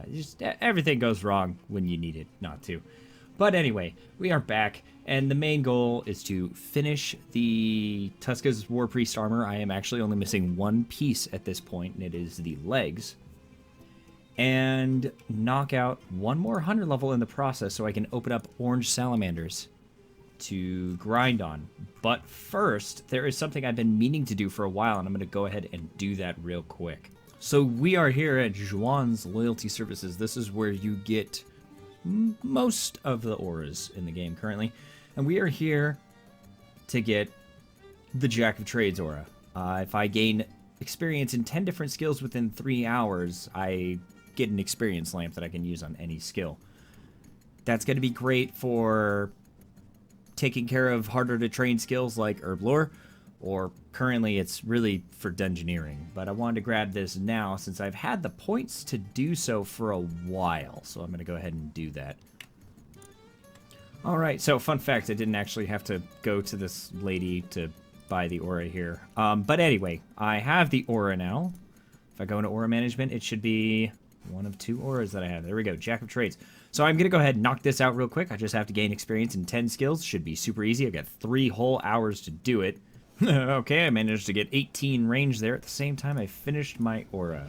Yeah, I won't lie. I actually had to look up how to claim the experience because even on my main account, I have never used this damn aura. So I guess now I talk to this lady, right? Wait, okay, great. Oh, awesome. Perfect. Thanks. All right, now I would put the experience into Hunter so I can get that extra level out of the way. But I'm almost certainly going to get that level by the time I get the Anima Island points I need. So I am actually just going to dump this into Dungeoneering because I need to push it to 50. 1.2k experience. That's actually not bad. And there is 29 Dungeoneering. But yes, I need to push Dungeoneering to 50 because at 50 I unlock another method to train it. Until then, I'm stuck doing lamps and that token amount of experience you get from the Anima Islands. And that's just going to be a slog because Dungeoneering really does help the account out later on. Anyway, back to the Anima Islands. Double EXP weekend is the only time I'll ever see anybody hanging out here, and I actually don't know why they're here. Well, I guess I'll never know. Alright, just 3 games, and we will get full Tuska's War Priest. A nice little milestone for the account, and something that's been long overdue. I've just been putting it off for way too long. But anyway, let's get cracking and hopefully get that 1 hunting level we need. Ooh, we're gonna start this off with a fire making level. And like I just said, there is 64 fire making coming through. It's everyone's favorite island. Well, at least it's my favorite island. And there it is, 4,700, and I'm not even halfway done with this island. Orange Salamander's unlocked, and we still have 2 more runs after this. We can probably get 48 before I'm done here. But there's 47. Orange Salamanders are now mine. Another great thing about being able to hunt those orange salamanders is that the Big Chinchompa minigame spawns right next to them. So I will be there when it happens. I don't have to keep jumping to my main account to double check if it's going to spawn there. I can just passively train Hunter and be there if it happens to spawn. So that's going to be nice. It's one less thing to get stressed out over. 59 Divination. Divination? Divination. I don't know. Oh, hey, 29 Constitution. I wasn't expecting that. That's 20 Farming. And now I can grow sweet corn. Alright, I'm gonna stop. 35 Agility. Tell me your secrets. Okay, 3rd and final run. And then I can get on to doing something else. Anything else. Please. Alright, and that is the final island done. Let's get that last piece and call it there. Well, man, that's not the best way to put it. Alright, with the last piece gotten, we can finally wear the full set. And there we go. I am now a pigman thing. Let's get a closer look at this. Oh god, okay. I didn't realize to set that so fast. There we go. It's It's not the ugliest thing I've ever seen, but, you know, it's okay. Not bad. Not bad. Alright, well, that is not all we had planned for today. No, I need to get started on Hunter. And that's exactly what I'm going to do. That is most certainly not the last time you're going to see me go to the Anima Islands. Again, there are still ability unlocks I need to get there, and of course, the experience lamp will be really helpful for closing in that gap on the 50 engineering requirement when that becomes more pertinent. Well, I'll be damned, someone's already here. On my home world, no less. And he's an Iron Man, so he doesn't even get the benefit of the... Okay, well, I was gonna blame Double Experience Weekend, but... Nope. You do your thing, man. I'll just switch worlds. I'm stupid and forgot to grab the traps anyway. Oh, you've got... I ran back to the bank. Well, actually, I ran back to buy trap stuff from Artemius, but... A crashed star. Damn it, I need those cosmic runes. Alright, we're doing this. And there is 55 mining. What did that? I saw something about runite. I think it's just more runite storage. Yes. More runite storage in the ore box. And, a useless dungeon. Damn it. Alright, cool. Well, 55 mining. 56 mining? I almost said Hunter. It's just got Hunter on the mine. I really wish this rock would just die. This is so slow. 57 mining. Ugly baby has been achieved. Let's get out of here. So, funny thing, I came back to Narda to go pick up small nets from the hunter shop out there, thinking that's where they work. You need them to hunt salamanders, but it turns out, and this makes more sense, they're actually sold in a fishing shop in Menifos. So there was no reason for me to go to Narda to begin with. But oh well. Okay, got my small fishing nets. Probably have more than I need, but I just bought everything she had. Even went and bought 1,000 fishing bait to put away just in case I need it later. I mean, who am I kidding? I will need it later. And now we're off to try this again. Try and get some hunting in. Man, I'm tired. I forgot the rope. Okay, got the net. Got the rope. Let's try this again. All right, I set the trap. Now you guys just have to walk into it. This is great. I can't wait. I can't wait. First catch, 204 experience. Oh, this is gonna be a good time. And there is 48 Hunter. This is so fast. Oh, wow. I mean, I'm exhausted right now, and I'm probably not gonna do much of this tonight, and, you know, probably just pick this up tomorrow or something, but I am so excited for how quick this is. Even though this one keeps tripping all my traps. Come on, man. That is 49 Hunter. And, yeah, if you want to understand how this is going, just take a good look at the chat box right there. These guys trip these traps without actually getting caught more often than not. It's going to be a slow grind. So I'm going to call it for tonight. And, oh. And, yeah, I'm going to call it for tonight and pick this back up tomorrow. All right. It's a new day. It's actually been several days, but don't tell anybody. And I am feeling refreshed and ready to go. And what's this? A Hunter challenge. Ooh, it's a good thing that's what we're doing right now. Anyway, let's go ahead and get started and knock that out. And if anything else on here seems interesting, prayer, farming, yeah, no, we'll just do the hunting task. Let's get started. That lizard just came out of nowhere, and he's screwing up my whole... He screwed up everything. Did he just knock over all my nets? All my traps? What are you doing here? Go away. Alright, there we go. There's the hunting challenge complete, so we'll just go ahead and cash this in, hopefully get a level. And there we go. There is 50 hunting. What does that get us? Nope.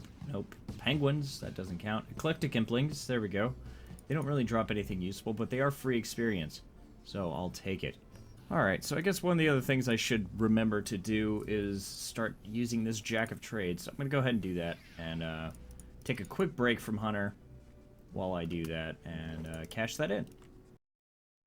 Alright, there is another reward book. We're just going to drop this right into Dungeoneering, as I previously mentioned, and that should give us 30 Dungeoneering. So we're back in Narda, but before I head out to the hunting area I was just in, if you notice, I'm wearing all my gear. I am going to go ahead and knock out that prayer task burying 25 bones. And I think the way I'm going to do it is test out these, what are they called, bandits? Yeah, I think they're just called bandits. I'm going to try out these bandits over here that I was talking about an episode or two ago. And see if they're really worth it. I didn't bring food. I hope this isn't a bad idea. We'll see how this goes. These guys are weak to air spells, and with me having an air staff and essentially infinite air spell cast, these might be a good means of training magic. But for now, I'm gonna stick the melee route. And there is a strength level. So far, they're not too bad to kill, but I do need to bring some food with me if I'm gonna keep this up. Alright, taking the magic route just to speed this up. Okay, there's the prayer task done. Those guys drop a laughable amount of hammers and saws. But, yeah, no, I was getting herbs and runes and, I don't know, some alcohols and stuff. So, yeah, the problem is right now is that I'm a little bit too low level to be farming them efficiently. I do miss a lot, even using magic. And they hit pretty consistently, so I was tearing through my food, and it's not like my food heals all that well anyway. So, for now, probably not the best thing to be training on, but definitely something for later. Oh, but anyway, let's go ahead and turn in that challenge. And it's 3 prayer levels, that is 30 prayer and 39 combat. Oh, back on that glorious hunter grind, where these lizards more often than not break my damn traps. And there is 51 Hunter, finally, just 3 levels to go. And there is the long-awaited 52 Hunter. This is really slow. 2 levels to go, though. And there is 53 Hunter. If I'm lucky, there will be a big Chinchompa spawn here in the desert in the next, like, 10 minutes, and that should shoot me right up to level 54 and beyond. So, we'll see.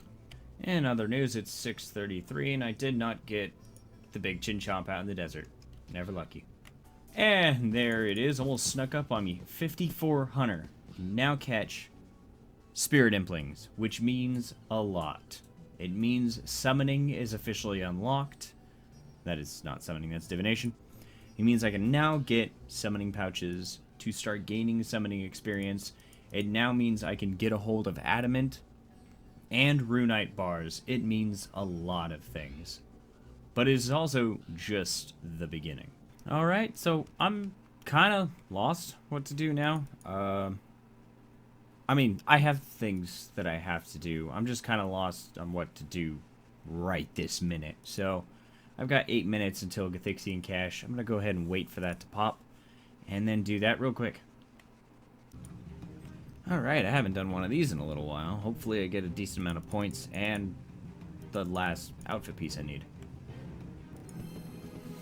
Alright, a whopping 91 points and 60 divination. Nice clean number, no final outfit piece. But, am I really going to end the episode on a Gathixian Cache? Yes, you're damn right I am. I'm tired.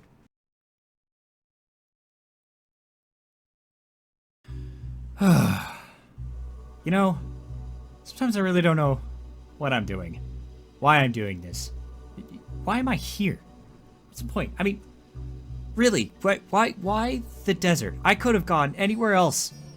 Like the swamp. Yeah, the swamp. I mean, look at it. It's all nice and cool and damp, and you don't have to deal with all the heat and the endless sun. I mean, just look at the sky. It's cloudy. Oh, it looks so relaxing. And I'm sure there's more content over there than there is where I am. Oh well, I've come this far, I might as well just stick it out. I mean, what could possibly go wrong at this point, right? Oh, Jesus Christ, what was that? Where's Nui? Hello, ladies and gentlemen, Mr. Kathaar here, and welcome back. It is another episode, and as you probably already seen the new intro, I'm still wearing all the gear, but I wanted to talk about something real quick. While I was putting together that intro, I was running around with 2 accounts, and I kept running into Implings. And for the most part, I didn't get anything interesting, but I did find a spirit impling, the first spirit impling for the account, and it gave me summoning pouches, 25 of them. Now, for now, I'm going to save these for when summoning challenges pop up. Currently, I don't have any. I actually don't have any challenges I even remotely want to do right now. But when they come up, I'm going to be using those pouches to do those challenges, to get the most out of them, and get the most summoning experience I can, because who knows how long it's going to be before I get another 25 pouches. Anyway, for this episode, it's been a while since we've done a quest, and I feel like it's time to get a quest out of the way. And I'm looking to do Spirits of the Elite. While the bandits I was fighting in the previous episode were more or less pushovers, they did make something abundantly apparent to me, and that was my food is abysmal, and I'm going to need something better. So we are going to complete this quest to unlock a better source of food moving forward to make training a lot easier and a lot safer. So I feel like a good place to start is to train range, but first I need to get myself some ranged weaponry. I have bronze, iron, and steel throwing knives, and I'm going to try to use those up, but I'm also going to need offhands. So I'm going to go ahead, I don't have any iron, but I'm going to go ahead and make some bronze offhand knives and some steel offhand knives to utilize later on when I hit 20 ranged, and then of course a couple sets of main hand and offhand knives, mithril ones, for when I hit 30 to hopefully speed up the whole process. I don't really want to take too long doing this. In typical Menopause fashion, corrupted scarabs show up to interrupt me. And you know what? I'm going to go ahead and address this right now. People keep telling me to do this. Spam click the bug and hit it multiple times. I'm playing a hardcore Iron Man with a stupid amount of restrictions as it is. All it takes is a severe amount of lag and a slip up and I'm dead and the series is over. Over some scarabs. It's not worth it. It is not worth it. So no, I'm not going to be doing that. If anybody's been wondering, because I've been asked about it several times and I've said the same thing over and over. I'm not taking the risk because all it takes is a little bit of lag and it's game over. So that's why I'm not doing that. If it's driving you nuts because efficiency escape, I'm sorry. I just don't care. Alright, so this is the range setup for now. Got the bronze offhand knives, because I don't have any iron, and iron main hand knives. And then I'm going to go ahead and switch up to steel. Obviously, I have the bronze knives just in case I run out of iron for whatever reason. And then switch up to the mithril. Hopefully this won't take too long, but let's get started. So for now, we're going to do this grind on the Al-Kharid warriors. I'm probably going to switch up to the bandits once I get a few levels, but for now, my range level is just really low, and I see myself taking a lot of unnecessary damage over there. And there we go, there's the first level of the night, 19 ranged. Oh, you know, I knew I was forgetting about some sort of daily task. Let's go ahead and activate this Jack of Trades and knock at least part of it out while we're here. And there is 20 range, which means we get our first upgrade here, which is the steel throwing knives. Hopefully this increases the speed of killing here, and sooner rather than later I'll be able to start farming the bandit looters. 21 range, 22 ranged. Alright, since my inventory is getting full and I need a bank anyway, I'm going to go ahead and finish off the Jack of Trades aura, just so I don't somehow forget about it for 3 hours, because I wouldn't put it past me. Alrighty, another reward book, and some more free dungeoneering experience. What are we at now? 31 dungeoneering, slowly but surely. I am not known for my patience, so here we are back in Narda. I'm going to go ahead and give those bandit looters a shot. Am I going the wrong way? No, I'm not. And see if I can kill them with my current stats. I'm ripping through those Al-Kharid guards faster than they can spawn, so it might be time to just move on up. Nope, got my ass kicked. I just don't hit him often enough. It's not that they hit very hard, but when you're sitting there just tanking 90s over and over and over because you're hitting nothing but zeros, it starts to add up. You know, maybe I'll just give him another shot at like 25 or... Oh, hey, there's 30 constitution. I'll give him a shot at like 30 ranged. That sounds... At that point, the mithril knives, I think, will be more than enough. Jesus fucking Christ, that is obnoxious. So that's the visual effect that happens when the passive effect for this outfit procs. Because of wearing the outfit gives you a chance to... increased chance to deal a critical hit. And that's what it looks like, and my lord, it's a lot. 23 ranged. 24 ranged. And there is 25 ranged. If I had a black crossbow, a black dart, or a black throwing knife, I would use it. But I don't, so I won't. Okay, it is a new day, a new morning. It's actually 2 o'clock because I overslept. But it is time to get right back to this grind. I'm feeling ready for this. I want to get this 37 ranged and 37 thieving and complete this quest all in the same day. Can I do it? Who knows? We'll see. And there is 26 ranged coming in. 27 range, 31 constitution, 28 range, just 2 levels to go until another gear upgrade. 31 prayer coming through, 29 range, and there it is, 30 range. So let's go ahead and slap on these knives. Yeah, they're super small, like every other mithril item we've interacted with. And I'm gonna try out the bandit looters one more time and see if all these extra levels and the much stronger knives will make a difference. Yeah, these guys are dropping like flies now. This is actually kind of nice. 31 ranged coming in. I still go through a lot of food, but at least I'm not missing so much. Alright, so the server just reset, so I decided to log in and out real quick so I could complete my Jack of Trades aura again, but also so I could check what the daily challenge was. And it turns out luck is definitely on our side because we have a daily summoning challenge. This is going to be the first one we can actually do since that, you know, absolute joke of a mistake I made a few episodes back thinking I could do this sooner. But we actually have the pouches now, so there's no excuse. So I'm going to do that for the free experience, but also we're going to knock out the Jack of Trades aura. And I'm going to go ahead and do the Jack of Trades aura first. Yoink, Snipe Slash, Surprise Constitution level, and 40 combat total. Berry, Fish, Sizzle, Catch, and we're done. Time to turn it in. Oh, okay, got the reward book, more dungeoneering experience, what else is new? And there is 32 dungeoneering. Now off to do the summoning task. Okay, well I forgot to grab water skins, so I gotta make this quick. But yeah, I need to kill 5 of these because I buried the last 5 bones I got. So this won't take very long, I think. Okay, so way over here, there's this inconspicuous hole in the ground that I need to climb down. And here is the summoning obelisk. So we are going to finally infuse our first 5 summoning pouches, assuming I did all this right. Summoning I did all this right. And there we go. 5 pouches, challenge complete. Let's turn that in. Stop looking at me weird, honey. I know it was a terrible pun. I am so sorry. Claim reward.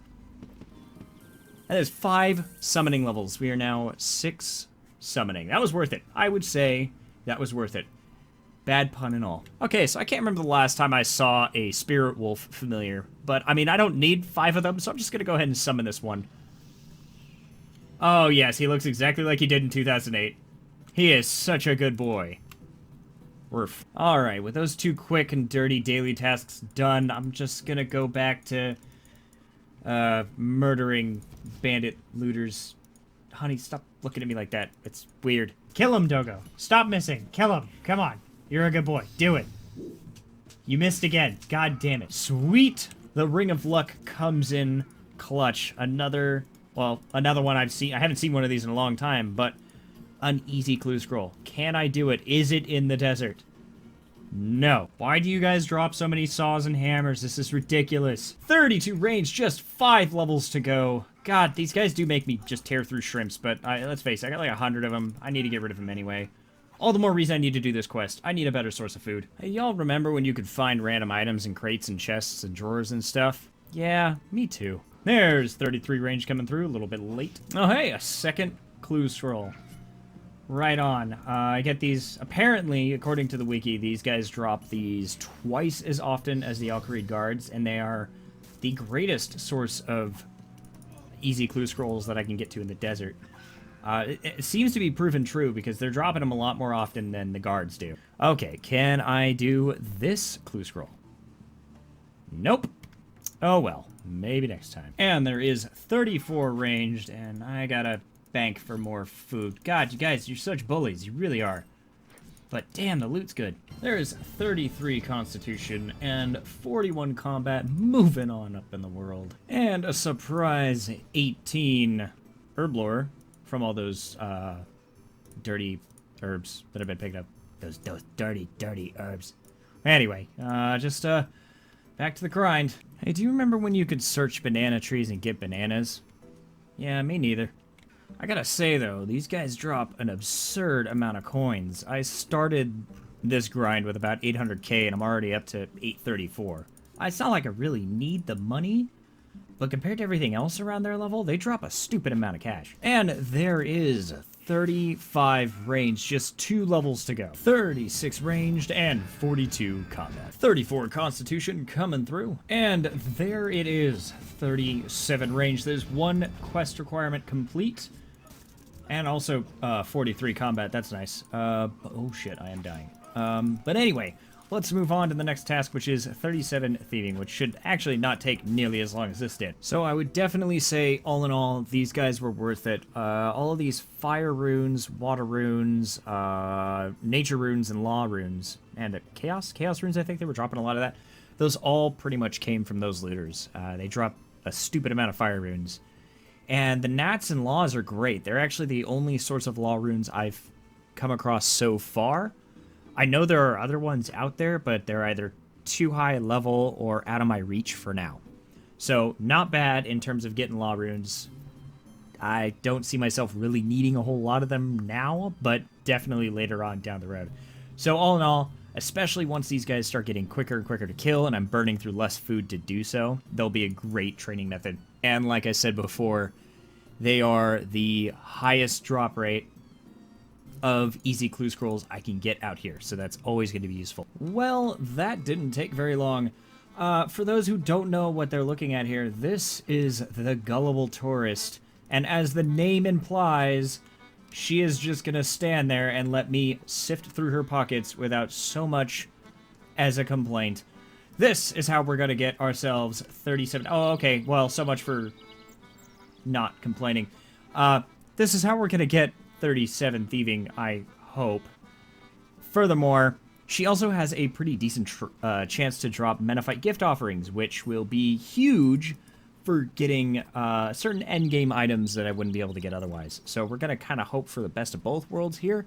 Get 37 thieving and maybe some of those gift offerings. I cannot talk today. Why are you facing the wrong way? That is bugging the hell out of me. Alright, well, let's get started. I will see you when the levels start rolling in. And there is the first level, 28 thieving coming in. 37 ain't gonna take long. 29. And there is a big 30 thieving, and I don't really get... Actually, I mean, I might get one thing out of that might be useful. I'm not gonna use it, but I can now use the blackjacking method to pickpocket. Okay, so minor distraction. I just went to bank to go fix something and heal up a little bit, and I saw this. So I'm going to go ahead and do this real quick, because free experience. And there is 23 rune crafting. It feels like it's been forever since I got a rune crafting level, and that's probably because it has been forever. 31 thieving. Okay, there is 1 small gift offering. Now what I'm hoping for is an onyx necklace, an onyx ring, or an uncut onyx. Anything else I don't really need, but chances are we're not going to get it. Anyway, let's see. I got a potted plant and 66,000 gold. Palm sapling. I can't use that. I can't even use the seed. All right, but still awesome. That's free 66k, and there's still plenty of time to get more of those. So a lot just happened at once. I just got 32 thieving, but a spirit impling spawned underneath me, which is one of the things that can happen while you're in Menopause. 6 gold charms. Okay, well, you know, maybe next time. I remember when you used to pickpocket from people, you would actually face them while doing it? Yeah, me too. 33 thieving. Alright, another gift offering, and what do we get? A diamond ring and another potted plant. Nice. 34 thieving and another small Menophyte offering. Do we get lucky? Never lucky. 35 thieving. This is flying by. I wish the range training was even half this fast. Alright, and another gift offering. Is this 3 or 4? It doesn't matter. What do we got? Another diamond ring. And 26k. Damn it. 36 thieving.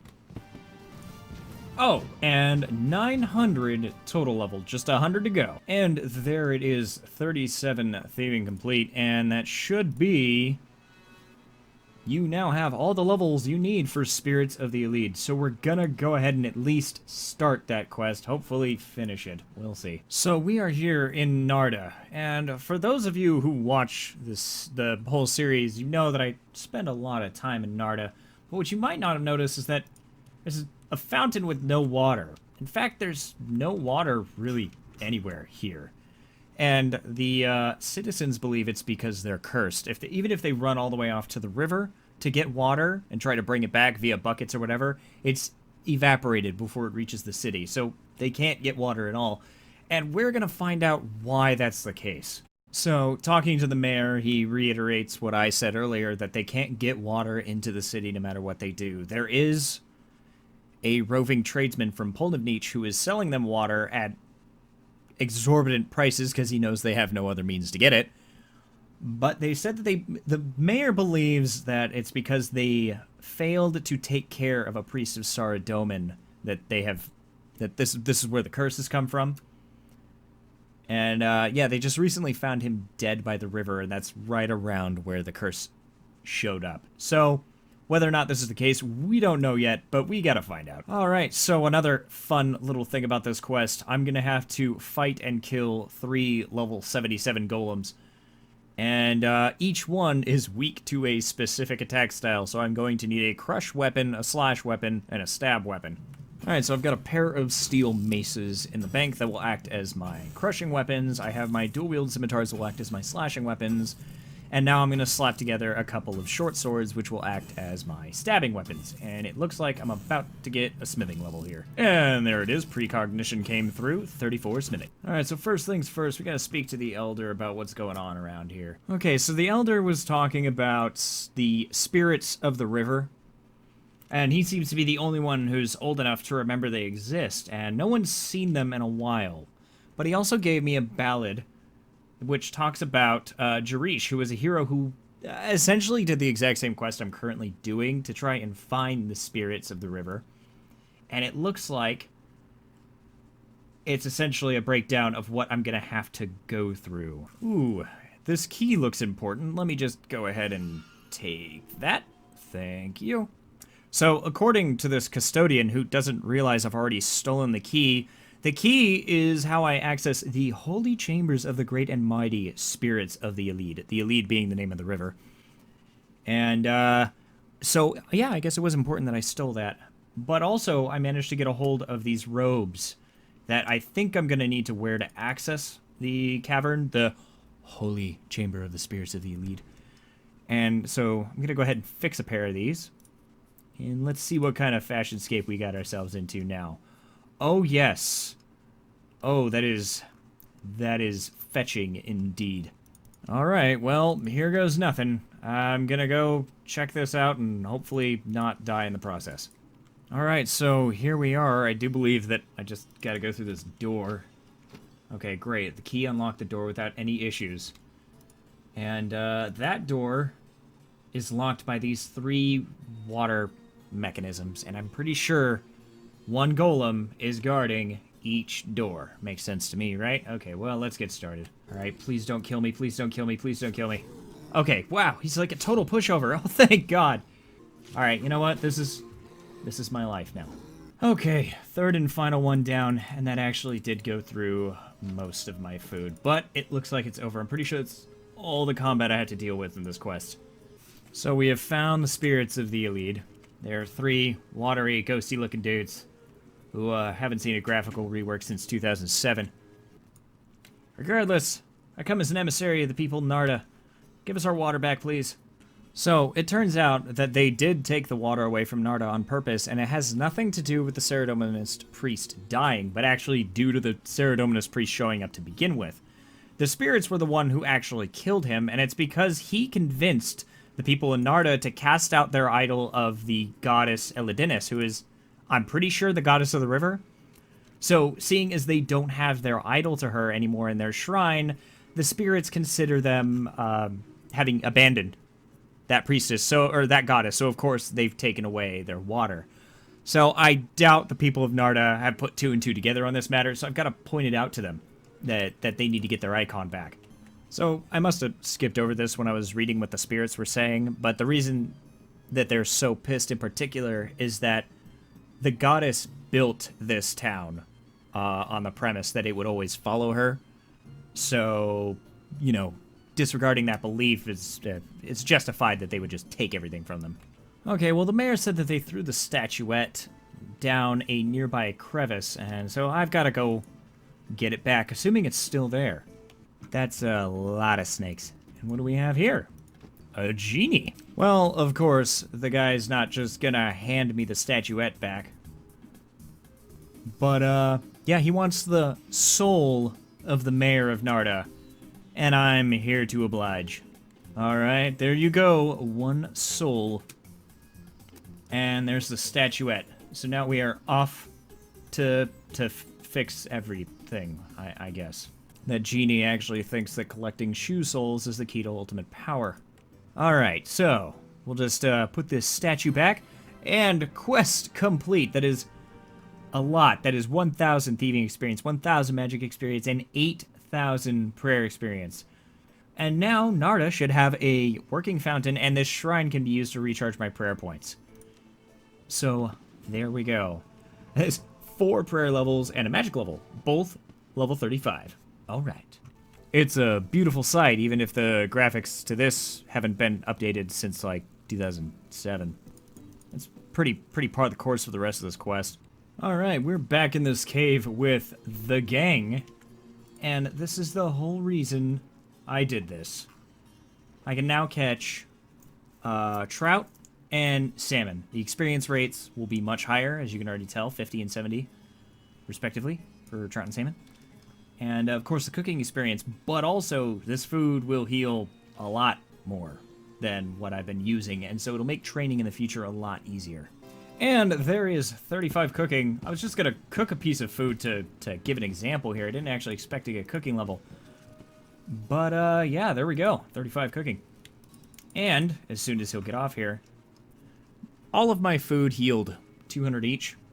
So, cooked trout is 375, which is, you know, it's okay. It's not bad, not great. But the salmon is 625 each. That's going to be huge moving forward. And so I'm going to want to get as much of this salmon as I can get a hold of. And there is 34 fishing. But that is going to be it for today. Got a quest complete. I'm so glad I got to do this quest. It's been a minute since we've done quests, and I always enjoy doing them. They're fun. They're a nice break from the grind, and they usually introduce a lot of really useful rewards, especially for an account like this. But anyway, that's it for now. I'm just gonna be doing what you're seeing here. Really, just a lot of fishing. A lot of fishing in my future. Hello, ladies and gentlemen. Mr. Kathaar here, and we are back. It's been a few days, as per usual, but I have 3 more daily challenges. Now, most of these I don't really care about. However, we do have another, as soon as I can pull it up here, another summoning challenge. You know what that means? That's some free summoning experience right there. So we're going to go ahead and knock that out real quick. Right off the bat, hello. Nice bow? Okay, bye. Okay, well, I do not have enough summoning shards to make 5 more pouches, so I'm going to grab these wolf bones and... Oh, hello. There is 24 strength coming in. Anyway, I'm going to grab these wolf bones and then head off and start mining to farm up some geodes so I can, you know, crack them open and get the summoning shards. And hopefully get a couple levels out of that, and, I don't know, maybe some useful stuff, some gems, something, I don't know. So, I only really need the most common geodes, so it doesn't really matter what I mine. So I'm just going to kind of fill my box up with everything. And just kind of keep going until, I mean, there's the first one, until I have the spirit shard count I'm looking for. I guess while I'm stuck here mining for the unforeseeable future, I should kind of go over what the plan is. At the end of the last episode, I mentioned gearing up to get towards the Calphite Queen, and that pretty much is the plan. I do eventually want to fight the Queen, and there's a lot of stuff I need before I do that. First of all, I need 1,000 total level. I'm currently at 910, so there will be a massive push to get the last 90 levels I need so that I can buy the Jar of Divine Light and an extra life. Because wouldn't that suck? Go into the Queen, die before even getting 1 kill, and series over. But outside of that, I also do need to farm up food. Like last episode, I just managed to unlock salmon. And that'll be a good source of food to train moving forward. On top of that, speaking of training, my combat stats are all pretty low. And I'm going to try to get them all to at least base 50s. That's where I want to be. And from there, we'll see if we need to push further, although I'm suspecting I'll need base 60s. There's going to be a lot of just trying to fill the gaps in what I can and can't do. And that's what a lot of this grind is going to be moving forward, is just pushing through to get to a comfortable spot where I believe I have the materials and the equipment necessary to farm the Calphite Queen for her valuable drops. 58 mining. Okay, I've filled up this box with every ore I can get out here, so time to go downstairs into the deep, dank cave and fill the box up with mithril, because let's be real, I could always use more mithril, right? Don't you dare. God. Alright, full box, 63 sedimentary geodes. Let's get out of here and pray to God that's enough. If anyone's looking for Carmen Sandiego, just let them know she's in menopause. Yeah, don't think they got the joke. Or they're ignoring me. Either way, sad times. So, I did the math. There's about a 50% chance to get a spirit shard out of one of these. And so, by that logic, I only need like 42. I have 63, and if the gods are gentle, I should get it. So let's crack these open and see if we get the shards we need. Alright, cool. We got more than enough. Let's go ahead and knock out that challenge. I totally didn't just waste 3,000 gold flying all over the desert because I forgot where this place was. Stupid inconspicuous hole in the ground being too inconspicuous. Alright, there's the daily challenge complete. And let's go ahead and turn that in real quick. But also, I just remembered that Jack of Trades is a thing. But there we go. There's another 5 summoning levels. That is 11 summoning and 44 combat. Right on, right on. Anyway, as I was saying, the Jack of Trades aura is a thing. So, we are going to turn that on. And we're going to go ahead and do something I should have done last time, which was turn these into scrolls for just a little bit more summoning experience. Or not? Am I crazy? I could have sworn this used to give you experience. Maybe it's the higher level pouches that do. Anyway, we're just going to go ahead and knock out this aura for that extra dungeoneering experience. You know how it goes. And a 1, and a 2, and a 3, and a 4, and a 5, and a 6, and a 7, and we are done. Alright, reward book, give me that sweet dopamine hit. And there is 33 dungeoneering. Let's keep it up with the level grind. Alright, I know I previously said that the summoning task was the only one I was really interested in, but let's go ahead and knock out this jewelry task. It's just gonna make 5 pieces of jewelry. It should be super easy, right? I've only just figured out I don't actually have the level to make gold bars. Yeah, this is definitely a lot more silver than I need, but it was so easy to mine, why not? Okay, I have no idea if these opal rings are gonna be useful or not, but I've got 5 of them now. And there we go, challenge complete. Let's turn that in. And there is 2 more crafting levels. 37 crafting. Ooh, gourmet link. Thank you for the useless curry leaf. I can now make a batwing wand, if I saw that correctly. Anyway, I'm going to finish smelting the silver here, and then we're going to move on to the fishing challenge, because I mentioned it in the last episode that I need to do that. Where on earth? Okay. Aha. Anyway, I mentioned in the last episode that I was going to be doing a lot of fishing, and that still rings true. I need to stock up on some good grinding food. I also need fishing and cooking levels. Okay, so the process of banking from this area is a very tedious one. So what I'm going to do is I am going to cook everything I pick up at that fire right there. I'm going to drop cooked trout, dropped burnt food, obviously, and I won't be leaving until I have a full inventory of cooked salmon.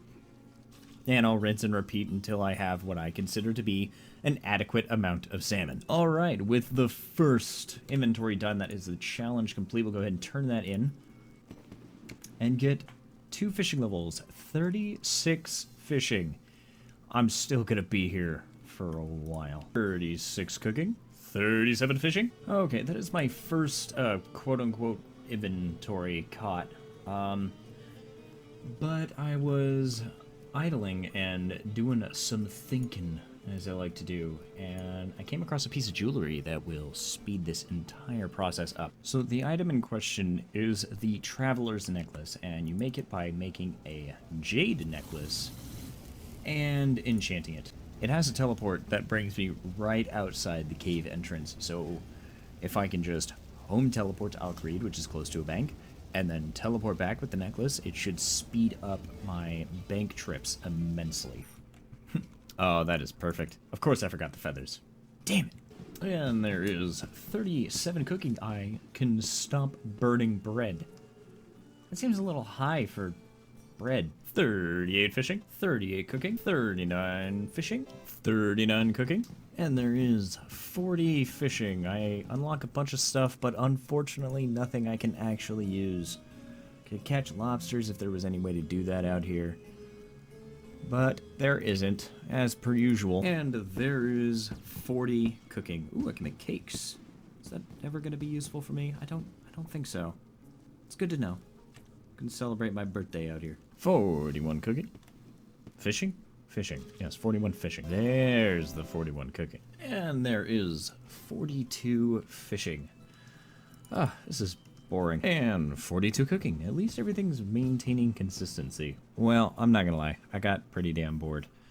I'm gonna go back to fishing soon, but for now I decided, why not? We're gonna knock out that bow fletching challenge with all of these nice choppable palm trees out here and soften them. And there we go. Challenge complete. Let's just turn that in. And there is 2 fletching levels. That is 37 fletching. Steel darts. Did we unlock anything else? Nope. Steel darts. Cool. Oh, I completely forgot about this obelisk.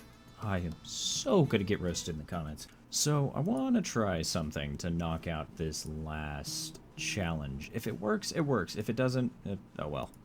That'll really suck. Alright, the name of the game is simple. This, let's say relic enthusiast wants me to climb to the top of this pyramid and get the little golden thing at the top. So we'll see if getting up there, grabbing that, and getting back down will count as an agility course lap. It might not. Who knows? Oh, god damn it, he fell all the way down. Ah. No! Damn it, not again. Ah. Okay, back up to the second story. Things are looking good. No, you idiot! Oh, god. And I'm already back at the bottom. God damn it. Ah, again. I'm never gonna get up there. It's just never gonna happen. Well, there's 36 agility. Maybe that'll be enough to help me get across all this. Oh, I stand corrected. Damn it. Oh. Cow noises. Forget it. I couldn't even get up to the 3rd level, let alone all the way up to the top. It's not, no, I'm not doing it. All right, well, we have a little over 100 salmon in the bank, so I'm gonna go ahead and start grinding some of these combat stats up. I'm gonna start with the melee stats, get 25 strength out of the way, and then start pushing for 30 attack and defense so we can wear our next set of armor, Mithril. And there is 25 strength. I'm going to start moving on to grinding attack now. 26 attack. 27 attack. Completing the golem, or excuse me, not the golem, the Spirits of the Elite quest is really improving the process of this training grind. As that altar not only recharges my prayer, meaning I can consistently use my prayer to speed up my kills, it also overcharges my health by 500 points. And the water fountain makes refilling my water skins really easy. So this was definitely a good investment. 28 attack, 29 attack, just 1 level to go, and 35 constitution. And there it is, 30 attack, mithril weapons, and barge unlocked. Let's go upgrade our weapons, shall we? Alrighty, say goodbye to these trusty black scimitars. They've served us a long time, but it's time to upgrade. And of course, they are slightly smaller. What is it with the mithril? You know, they look pretty good. Kind of look like butcher knives. I like it. Anyway, I'm actually gonna go ahead and upgrade these because they're the base versions. They haven't been given any +1s from the smithing skill, so I'm gonna plus them up, and then I'm gonna get right back to the grind. 35 smithing. Ooh, cannonballs. Alright, the upgrades are done. They are now the equivalent to a level 30 2 weapon, I guess. Alright, we're coming back in on the next day, just 25 minutes before reset, in which case we will get another challenge we may be able to do, may not, it depends. But for now, it's just going to be more of the same. I'm going to kill more bandit looters, hope for more clue scrolls, and grind out 30 defense so we can upgrade our gear, because it's starting to fall behind. The steel's nice and all, but yeah, it's time for something new. Something blue. And right off the bat, there is 26 defense. These swords are making all the difference. I practically never miss now. I'm just ripping right through them. This is going to be awesome. 27 defense and 45 combat. 28 defense. And there is 29 defense coming in just a little late. 36 prayer. Ooh. Oh, God. Why is this burrito so spicy? Ah, my mouth is on fire. Okay, well, there's whew. Wow. Okay, there's 30 defense. I'm gonna go... ow. Yeah, 30 defense. Woo! The reset has now happened, and we have another summoning challenge. Hooray! I mean, I really should do it, but I need to go get more spirit shards first. I needed 35, if I'm not mistaken. I have 11. So, back to the mining grind. I'm gonna go mine up some more geodes and get the spirit shards for these real quick. And then we're gonna go make ourselves our newest set of armor. That's exciting. So anyway, let's get to it. Anyway, when I was saying that I wanted more summoning challenges, I really wasn't expecting to get like 3 of them back to back. I was not prepared for this. So I think this time I'm gonna skip out on the iron, copper, and tin and just go straight for mithril and coal. And we'll see where that leads us in terms of geodes.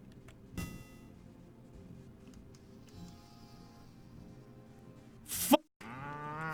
120 coal later, and I only have 9 sedimentary geodes. So this is not looking good. Looks like I might have to do multiple trips this time around. Oh, okay, and I literally just got 4 back to back. So maybe not. Who knows? This game is weird. And there is 59 mining. Kind of a surprise. Oof. All that backbreaking work for only 9 spirit shards. Alright, looks like I'm going to have to bank and do another run. Okay, another mining trip, and we have 16 more shards. I don't think I have enough, but I think I'm pretty close. We'll see here soon enough. Ha! I have 1 more than I need. Ooh, is that an uncut diamond? Well, either way, I've got all that I need, so we will go ahead and grab another 5 sets of wolf bones, get this task out of the way, and get back to what we were doing. Oh, speaking of getting things out of the way, because of the reset, I can do another Jack of Trades aura, so I'll do that while I'm doing this. And conveniently, there's a hunter experience catch. There we go. Did you give me anything useful? A hammer. Nope. Alrighty, 5 spirit wolf pouches. Let's go ahead and turn in that challenge. I still have that agility challenge, forget that. For another 5 summoning levels, that is 16 summoning coming through. And granite crabs, that might actually be... It might actually be something I test, but also let's go ahead and pick up this experience book here. Put that into dungeoneering. And there is 34 dungeoneering, so the quickest 6 levels I've ever gotten. We are at 958 total level. Oh wow, I came over here to smith some armor, but there is a lot going on over here. We got an obelisk and scarabs. Free experience, man. I ain't gonna pass this up. 32 Slayer. 33 Slayer. Alright, well, the scarabs disappeared and the obelisk disappeared before I even got to interact with it. But anyway, it is time to make ourselves a new set of armor. And there is 36 smithing coming through. 37 smithing. Alright.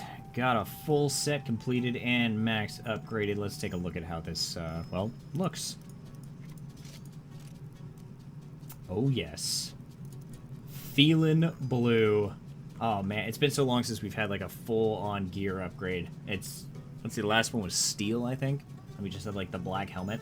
So this makes those scimitars look so much smaller. God. Wow. All right, but yeah, I think I'm gonna go ahead and call the episode here because I've got some surprise Sunday overtime in like 30 minutes, so I'm gonna have to do that. Anyway, I will see you all next time.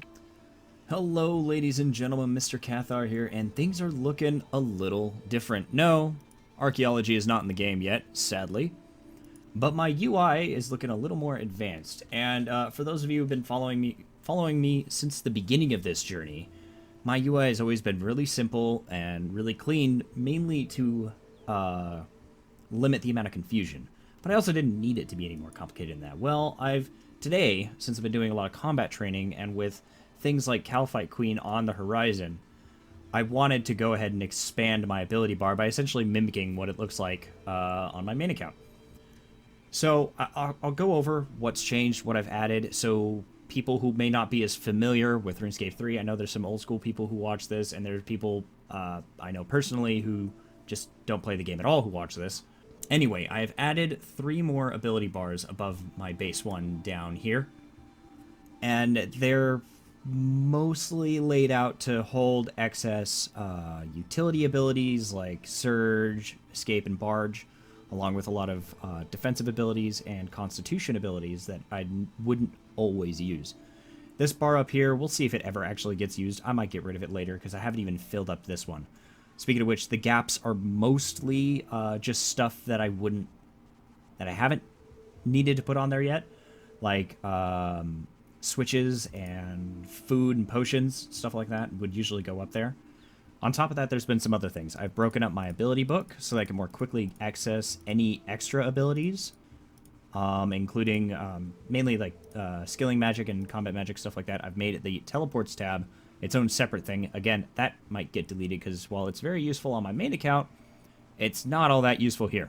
Prayers up here as before in their own separate little window. And this is actually something new to me. I am trying out the base version of Rune Metrics, which, if you don't know, it's essentially like Rune Light's experience counter and drop logger. And outside of that, it's really just been small stuff, tweaking keybinds and tuning everything up. Hopefully, it's not too cluttered or too busy for people so that they can still keep up with what's going on, especially when I do start getting into fighting things like the Calphite Queen and bosses, or even tougher Slayer creatures.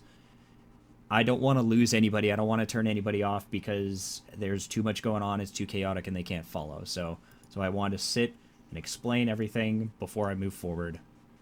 But speaking of moving forward, today, yeah, if you remember from last episode, we went and got ourselves this nice shiny blue armor. Well, shiny is a subjective term, but blue armor nonetheless. I would jump back into combat. Obviously, I need to bring my strength up to level 30, and of course, I still need to move forward to unlocking adamant equipment and runite equipment. But I want to make a push to not only 1,000 total level, but I really want to push for 50 dungeoneering. So far, I've just been using the Jack of Trades order on dungeoneering, which is pretty much a guaranteed level every day. But we do have the large experience lamp that I can get once a week from the Anima Islands. So that's what we're going to do today. We're going to start off by knocking out the Jack of Trades aura, and then we're going to go ahead and hit the Anima Islands and get those 5,000 points, and by then, hopefully, reset will have happened. It's going to happen in less than 3 hours, and I'll hit the Jack of Trades aura again. I'm not expecting to get 50 out of this, but I'm expecting to get a huge bump. And I'm going to try and do that consistently. Just like the old 20 smithing grind, I'm going to try and hit that large experience lamp every week until I have 50 dungeoneering. Alright, so first off, I'm actually going to knock out some daily challenges as part of the goal to pushing for 1,000 total level as quickly as possible. And so far, we only have 3. We have a jewelry crafting challenge, a mining challenge, and a cooking challenge. I'm going to knock out the mining challenge real quick. I just have to mine 25 ore. Now that I think about it, it probably would have been smarter to mine silver. But, you know, I'll burn that bridge when I get to it. I'm already here. So I'm going to go ahead and mine up some iron and coal, I guess. I don't know. I only need 25. It doesn't really matter. Also, I'm going to for people on the opposite side of the spectrum, what I was talking about earlier, in terms of people who actually can PVM and do high-end PVM, I apologize for my ability bars. They probably look absolutely asinine to you, and I'm inclined to agree, but I've pretty much got this layout memorized, and it would be dangerous for me to switch back. Was it... The challenge is already done? Was it 5? I thought it was 25. No, it was 5. Okay, yeah, let's claim that reward. And there is 60 mining. Right on. I'm going to fill out this inventory, though. I can access the mining guild. Yay. Cool. That unlocked a lot of stuff that I can't actually access. One thing I can actually access later on. In that resource dungeon, there is Dracolith. So I can mine that. It would be painfully slow to do so with a mithril pickaxe. But I can do it. I can also now use dragon pickaxes if I ever see one. Anyway, I'm going to go back to just, like, filling this box with iron and coal.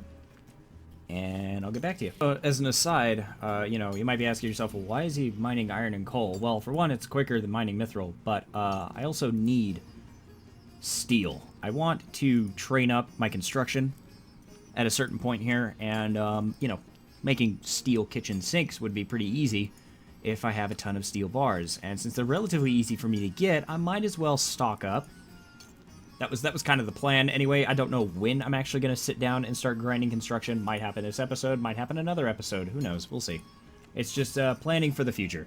You know, with the whole quarantine thing, plus being on a moderately populated world, plus the current yak track battle pass kind of thing causing people to run all over the place, I'm seeing a lot more people around the desert. It's really nice, and I really wish I could just find a way to tax them all for being in my home.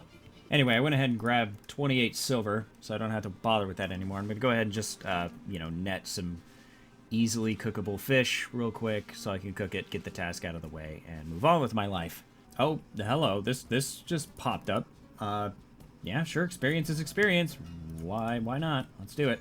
All right, got about a half a level rune crafting level. It wasn't there for very long. I must have missed most of it. But anyway, the cooking task is done, so I'll turn that in a minute. But first, I'm going to go ahead and make some more of those.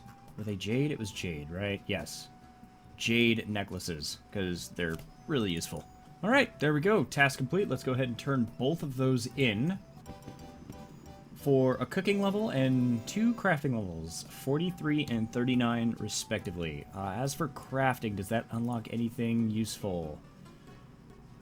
Studded leather, not gonna need it. Batwing shield, I don't know. Topaz bracelets, that might actually be nice. Divination urns, I'm not worried about it right now. I can now cook bass. Cool. Alright, awesome. That's another 3 levels down. Challenge is done. Let's move on to the Jack of Trades aura, which I really should have been doing this entire time. That's probably my quickest one yet. Alright, we're gonna go ahead and turn this in, and then off to the Anima Islands. Alright. Reward book. Dungeoneering. And no level this time. Alright, it's been a minute since we've been here, and it's been even longer since I decided to grind out for an experience lamp. Let's do this. Oh, and there is 49 woodcutting. 21 farming. So, since I'm on this island training hunter, it reminded me that I actually, for once, this is not something that I do very often, I've been playing the game off camera. Now, all I've really been doing was just hopping worlds looking for implings to catch, in hopes of getting a few spirit implings in, and I did manage to find, like, 3. Unfortunately, I got charms from all 3 of them, so there's nothing too terribly interesting to note. Oh, come on. Okay, there we go. Anyway, I just want to point out that I have been just catching implings on the side in hopes of finding useful items, and so far, no luck. But I might do that more often during my free time. Mainly just looking for stuff that we're gonna need moving forward. And speaking of hunter, there is 55 hunting coming through, and there is 35 dungeoneering.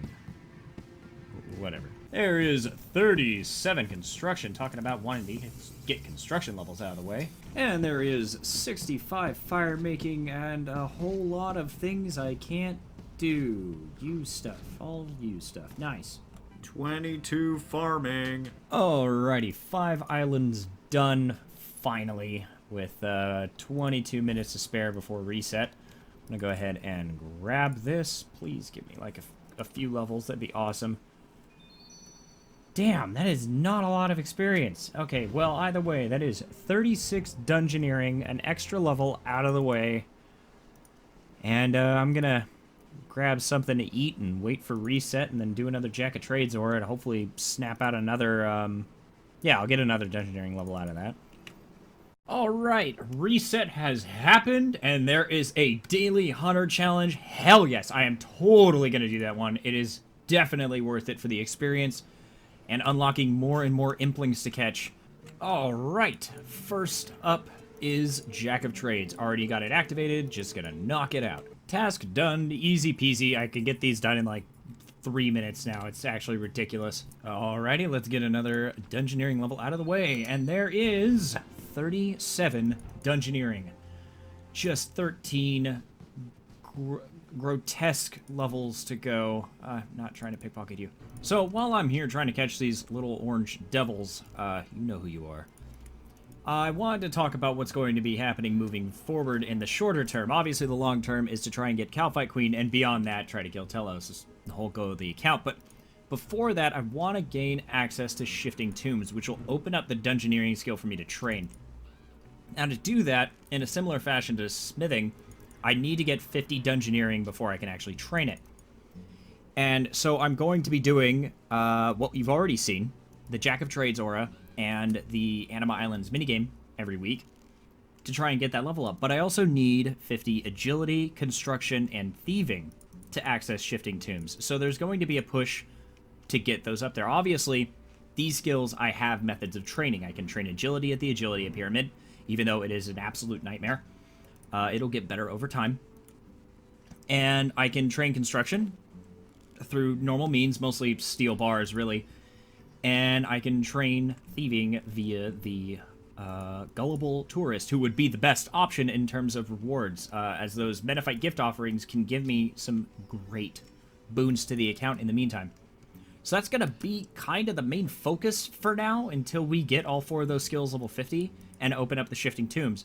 Now, Shifting Tombs, more than just training dungeoneering, also trains those other skills on top of some other ones, like runecrafting, off the top of my head. But I will also be potentially getting more Metaphyte gift offerings and even some other useful items that I won't divulge right now because I can't remember them off the top of my head. I just remember that I need them. So anyway, yes, that just about sums that up. It's short-term goals for now, and just to keep everybody in the loop, so it doesn't seem like I'm just all over the place here. There really is a method to this madness. Alrighty, there is task complete. I'll leave these nets here to either catch or fail. I don't really care. Let's go ahead and turn that in. That is 5,600. 2 levels away from our next impling. We can catch penguins. Ooh. Alright, so we're going to go ahead and move on to thieving, actually. I'm going to go ahead and try and grind that up as close to 50 as humanly possible in one sitting. I probably get it all the way there, but that's beside the point. I'm going to be training on the Gullible Tourist, as I mentioned earlier, because those Menophyte gift offerings are essential. They drop a lot of items that I'm just going to need at one point or another, so the sooner I start grabbing those, the better off it is for me. Okay, that didn't take very long to find. Alright, so I'm just gonna stay here until I can't take it anymore, or I get 50 thieving. Hopefully the latter, not the former. In other news, the cash stack is looking elite.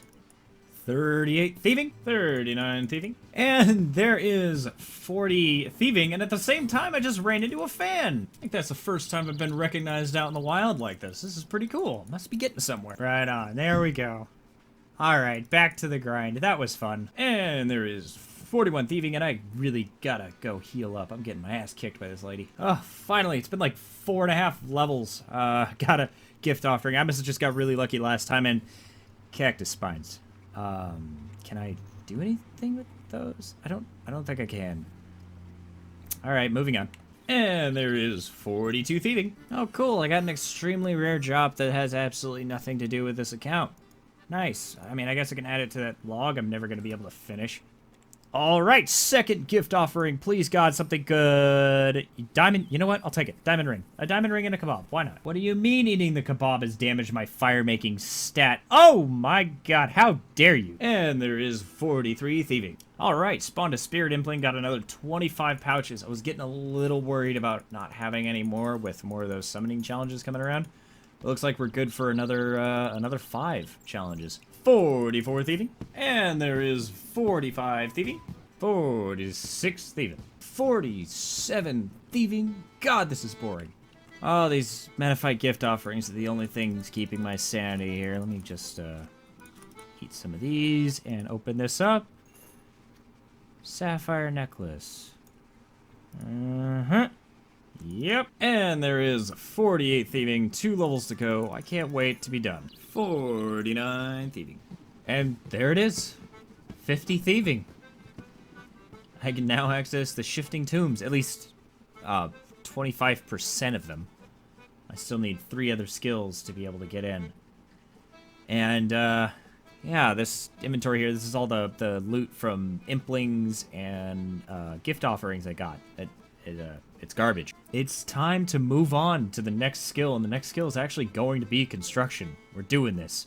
After thieving for hours and hours and hours, construction actually sounds like a nice change of pace, believe it or not. So, first things first, if I'm going to be doing construction, I need a lot of steel bars. So I'm going to start off by smelting all I have and see how far that takes me. Oh, wow. By a complete stroke of luck, an eclectic impling dropped me 4 oak planks.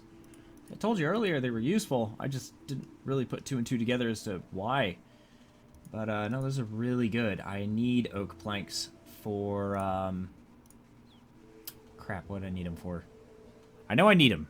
I've been looking at it for the past few days. I can't remember off the top of my head. But we have our 304 steel bars. That is all the steel I have to my name so far. So we're going to go ahead and take this with me. And we're just going to do a lot of back and forth running to the house and upgrading and destroying things and getting construction experience. It's going to be a great old time. I can't wait. Why am I back here mining iron? Well, because I forgot I needed 10 iron bars to build a house portal, because I decided to try and move my house around a little bit before I got started. Because, you know, aesthetics. And there's 38 smithing. Unexpected.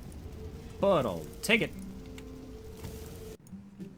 And there is 38 construction. I regret ever saying that I was excited to get to work on construction. It takes, like, 10 times longer to run back and grab more bars and get back to the house than it does to actually go through 28 of them. 39 construction. In my boredom, I might have gotten carried away with making all these rooms that I can't put anything in. That's alright. Well, to no one's surprise, I am out of steel bars, so time to go get some more.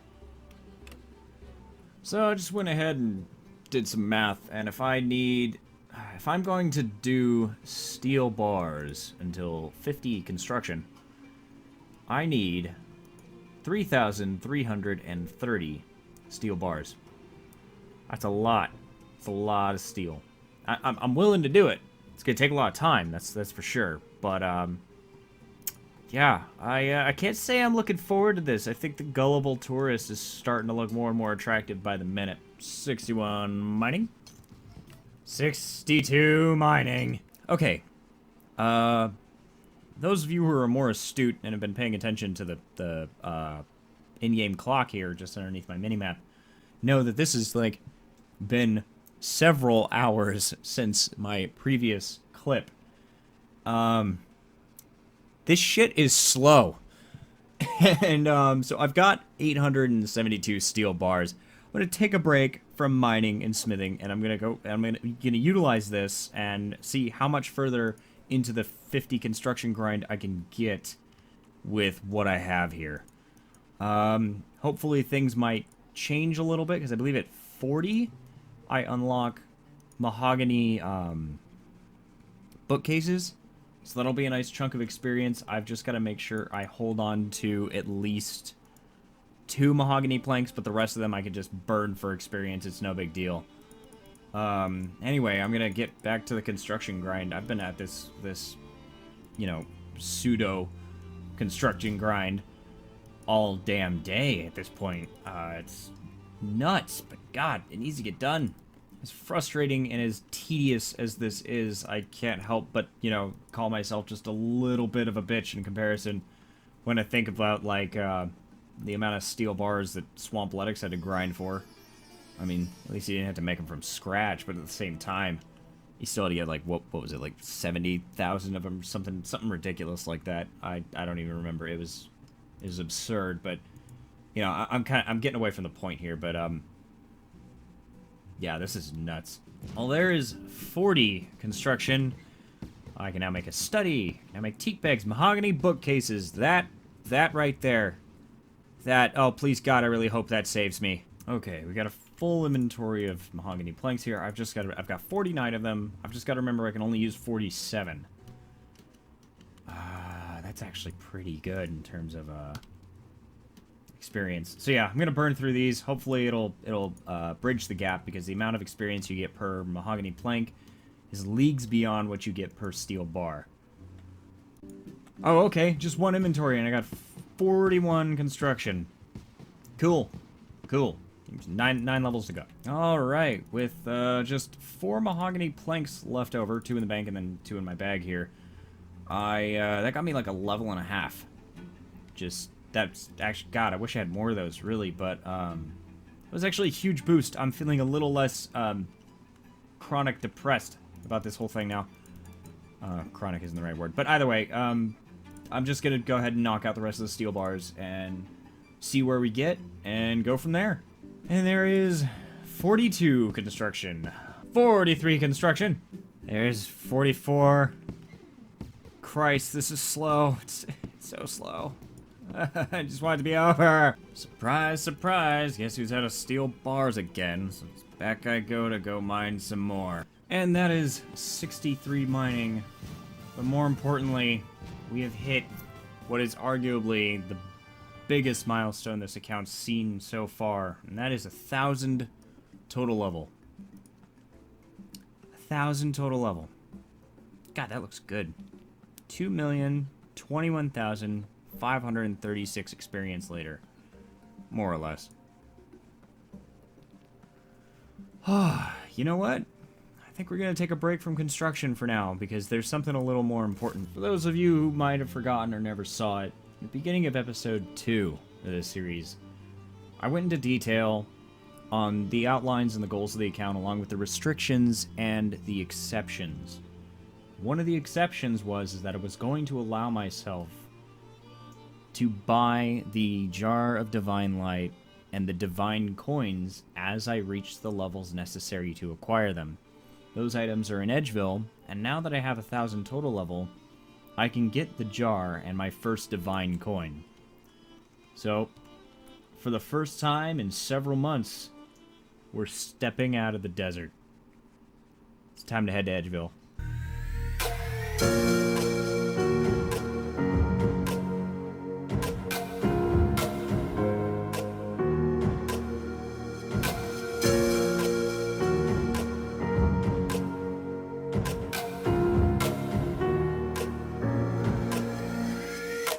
Alright, I bought the jar and the coin.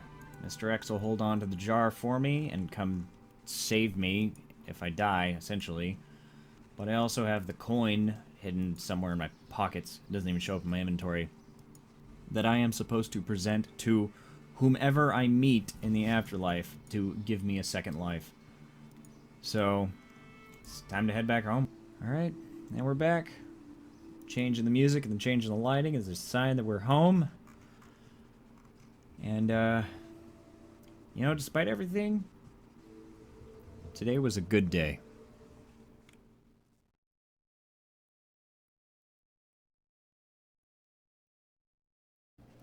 Hello, ladies and gentlemen, Mr. Kathaar here, and welcome back. First off, as a side note, I was just hanging out around the corner over there somewhere, and this rock just landed right next to me, so I'm gonna go ahead and not mine the whole thing. I'm gonna click it for that one-time experience bonus, and we're gonna stop right there, because I don't have time to mine this rock, because today is an auspicious day, and I will give you one hint as to why. There you go, you got your hint. Yeah, if you didn't catch that, archaeology is now released. And so what does that mean for this account? Well, it means a couple things. One, it means that I have a new skill I can train. And yes, I can train this skill adequately, believe it or not. But two, it does mean I have to leave the desert one more time. Because Jagex has made it a terrible habit to include mandatory tutorials in their latest skills over the past, like, 10 years. Either way, there's a mandatory tutorial for archaeology. It takes, like, 5 minutes. I can't train the skill normally without it. It's also a stone's throw away from the desert, so it's not like I'm trekking clear across the globe to do this. I don't know if this is... I'm pretty sure this is new. But they, like, broke the minimap. I'm seeing white lines, like trimming the cliffs here, and extra white lines like in other areas that weren't there before. That was not like that yesterday. So, yeah, hopefully that gets fixed, because for some reason, it's really small, but for some reason, it just bothers the heck out of me. Anyway, that building off in the distance there, that's where I need to go. So like I said, it's really close. But I've been training this skill. We're just going to go ahead and step out. No need for formalities here. I've been training this skill on the main account mostly all day today to get a better understanding of what this account can and cannot do. And I'm confident to say that there will be some stuff I can do. And I figured I might as well not lock myself out of brand new content. Although touching all this grass and moist dirt is just disgusting. I don't like it. And just like that tutorial complete, and they even managed to teleport me back into the desert. Thank you. I didn't want to have to walk through any more grass than necessary. Completing that tutorial opened up the first dig site, the Caridad, which is right here, right next to the Sand Casino, or Duel Arena, whatever you want to call it. You need at least 5 archaeology to do anything, so the tutorial was mandatory. There was no way around it. Trust me, I tried. They set it up so you couldn't train the skill without doing the tutorial. So I apologize. I know that was an extra exception, but I feel like, just like when I made the exception to do Stolen Hearts in the beginning of this series, choosing not to do so would have locked me out of a lot of content that would have just made the series uninteresting. I feel like locking myself out of yet another skill, because, I mean, I'm still locked out of Invention. I pretty much always will be. For the foreseeable future. I just didn't see the purpose in that. Training it is, it's going to be an off and on thing for me. There are still a lot of main goals we need to focus on. Opening up the Shifting Tombs, and farming Implings, and getting ready to fight the Calphite Queen. But I will be coming back here from time to time to dig through this place, because I only really scratched the surface here on my main account. I got into a couple of rooms, but there could be things locked deeper inside this, what would you call it, dig site, that could be useful to me. I just don't know yet. As an aside, there are a lot of things in regards to the skill that require you to go back to the Archaeology Guild, the place that I had to complete the tutorial, including sifting soil and turning in artifacts. I will not be doing either of those things. I'm going to be training the skill in a very limited fashion, in that restoring artifacts and digging are going to be my only main sources of experience. So that means I'm not really going to be getting any chronotes. I'm not going to be unlocking any relics. I'm not going to be unlocking a lot of rewards. The only thing I'm really going to be unlocking is training locations while I'm here, which is fine. Pretty much every skill I train out here comes with some sort of limitation. That's the point. That's the fun of it. So we'll see. Archaeology might be a total bust, in which case I just use it to pump up my total level, which is fine. Or it could be something amazing and I get something super useful out of it. Only time will tell, especially with future updates to the skill moving forward, because this is just the beginning. Who knows what kind of stuff they're going to add moving forward. There could be entire new dig sites that get opened up in the desert, or resource areas that need a certain archaeology level that give me access to new trees, new ores, new monsters, who knows. All of that's super exciting, and I can't wait to see what they do with it. Also, I spent all damn day playing this skill on my main account, and it's a blast. I couldn't pull away from it. I don't know why. I'm playing in dirt all day. and it's somehow really fun. I don't know how they did it. The skill's a blast. I'm glad it happened, and I can't wait to dig into it with this account. But that's it for now. Enough archaeology talk. We're gonna get back to the main focus, and we'll probably come back here every once in a while. Oh, last thing, I swear. One of the other parts of the tutorial, for those of you who haven't completed it, or otherwise may not know, is that you had to activate an artifact, a relic, to complete the tutorial, and this relic was the Mortal Chalice. All it does, it increases your maximum health by 500.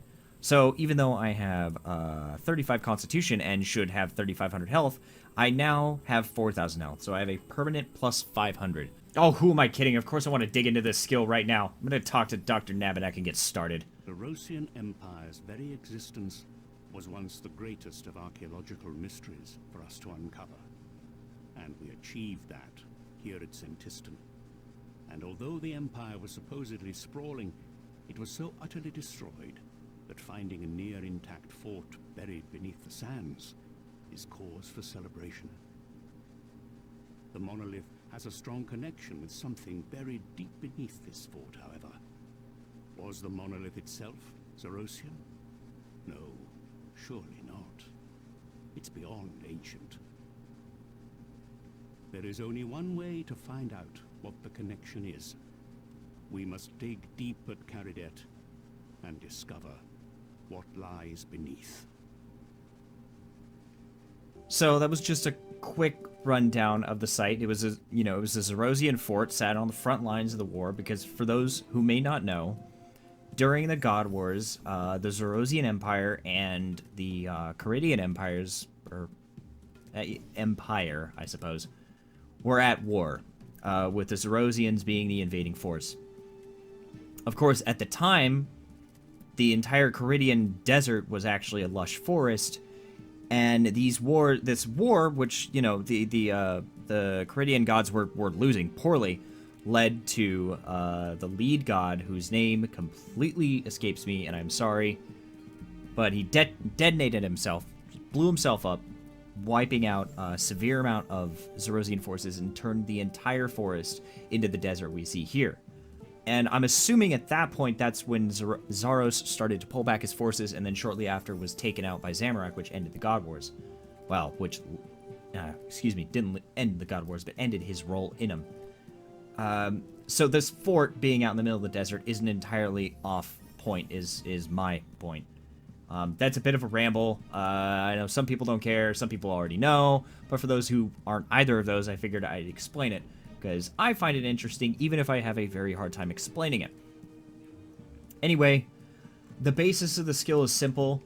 Once you access a new area to dig around, you uncover it, and then it breaks down what it is you're going to find here. So the materials being Third Age iron and Zerosian insignias, and the potential artifacts being the Venator dagger and the Venator light crossbow. I'm assuming that's how you say that.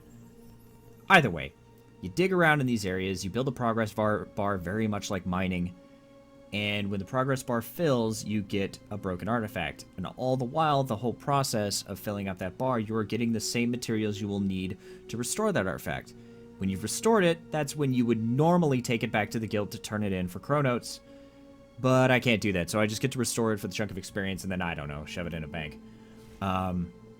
And that's the main training cycle, that's the main rotation of the skill, until you gain access to newer areas, like you can clear this debris here to move on further into the fortress, unlocking higher level resources to gather from, and more and more rewards.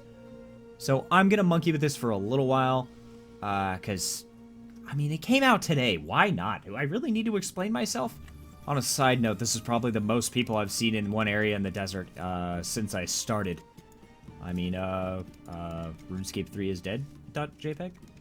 Even on my main account, every world has been really populated. There's been a lot of people at pretty much every dig site I've seen. It's been really popular. It's a new skill. That's kind of the gist of it, you'd figure. Was any of this worth pointing out? No, there's a lot of people in my desert. That's what this boils down to. It's weird. I'm used to being alone. And there is the first level gained in the desert. That is 6 archaeology. coming through. 7 archaeology, 8 archaeology. All right, got the first artifact, the Venator light crossbow. I really hope I'm saying that right. I don't have enough 3rd age iron for it. I only need 1 more iron. As soon as I get that, I'm going to go ahead and restore this because that is 300 experience, which should be at least a level or 2. All right, let's just fix this bad boy here. That doesn't look like a crossbow to me. That looks like a stone tablet. You know what? I'm not going to argue. And there is 10 archaeology. We have a crossbow. I wish I could use it. That'd be kind of nice. Can't do anything with it, so it's going in the bank. There we go. We're just going to make a whole bank tab for it. You know what? I'm even going to store the soil in here. I'm not even going to bother dropping it, because, you know, why not? I want to see how much of this I end up with. Also, if by some weird, crazy random happenstance they actually end up adding a sifter of some kind out here in the desert that I can get to, then I'm going to have a lot of soil on hand, and that'll be really helpful. Oh, I'm silly. I can use an iron mattock now, and so I'm going to go ahead and throw myself together one of those. I hope I have 2 iron bars. Yeah, again, if you don't know, there's a new tool, kind of like a hatchet or a pickaxe for this skill called the mattock. And they give you the bronze mattock for free, and there was a shop that sells mattocks all the way up to rune, but that wouldn't be fair. So, yeah, I'm just going to go ahead and make myself an iron one real quick. Alright, and there is the iron mattock complete, but before I throw this thing on my tool belt, I want to get a quick look at it, and, well, like I said, it's iron, right? Well, here's the offhand iron scimitar in comparison. And if we get a closer look here. Notice, like, the lack of a sheen on the scimitar. It's pretty, you know, dull looking. And then you get to the mattock, and it's got this nice shine to it. It's got a metallic finish on it, because of some new texturing technologies they're using. Jagex, really, you gotta go and, it'd be great if you just did that to everything else, please. Like, all the bronze through rune stuff. Maybe even, like, you know, dragon and barrows, but, you know, maybe just start with bronze through rune and give it all that same treatment, because it looks really nice, especially on like some of the higher level tools like the steel and mithril. It looks really good. Even bronze, like, I'll show you right now. Even bronze, oh, never mind. I won't show you because I don't have a bronze mattock. Anyway, even the bronze looks good. Just take my word for it. Oh, 11 archaeology, and there is 12 archaeology. I can now repair the Centurion seal and make my way deeper into the dig site. So I'm going to go ahead and do that. And then probably take a break from this for now. We got other stuff to do. We got, like, the Jack of Trades. We got dailies to check out. We've got the typical grind. Like that 50 construction grind. Oh, God. I don't even want to think about it. And restoring that artifact gave me 13 archaeology. And let's go unearth that door. 14 archaeology. Oh boy, opening this door is taking a while. And it looks like we're in. Have a buff to exit. What? Huh? Interesting. I've never seen this place with the pylons actually active before. That's kind of cool. But, yeah, that aside, we're in. Huh. Wow. Interesting. How long are they active for? 5% increase to your Maddox precision. And access to the Shadow Realm. Oh, that explains why everything's so dark. Cool, so I'm going to look into this a little bit more, because when I was here last on my main account, these things had not been fully charged. So we'll see what that unlocks for me. Okay, well, I said I wanted to make it in here, and I did. And I am going to take a break from this for now, because I have been playing this all day. It just hasn't been on this account. And, yeah, I think that's gonna be it for tonight. So I'm gonna pick this back up tomorrow at some point. And, yeah, wow. Super excited to dig into this some more. I'm sure I've actually accidentally made that pun several times already. But, yeah, super excited to get into this more. And hopefully it unlocks some useful things for the account. I'm not holding my breath because, based on the training cycle, I understood playing all the way up to, like, 47 archaeology on my main account, it really does require you to access the guild frequently to really get anything out of it. But we'll see.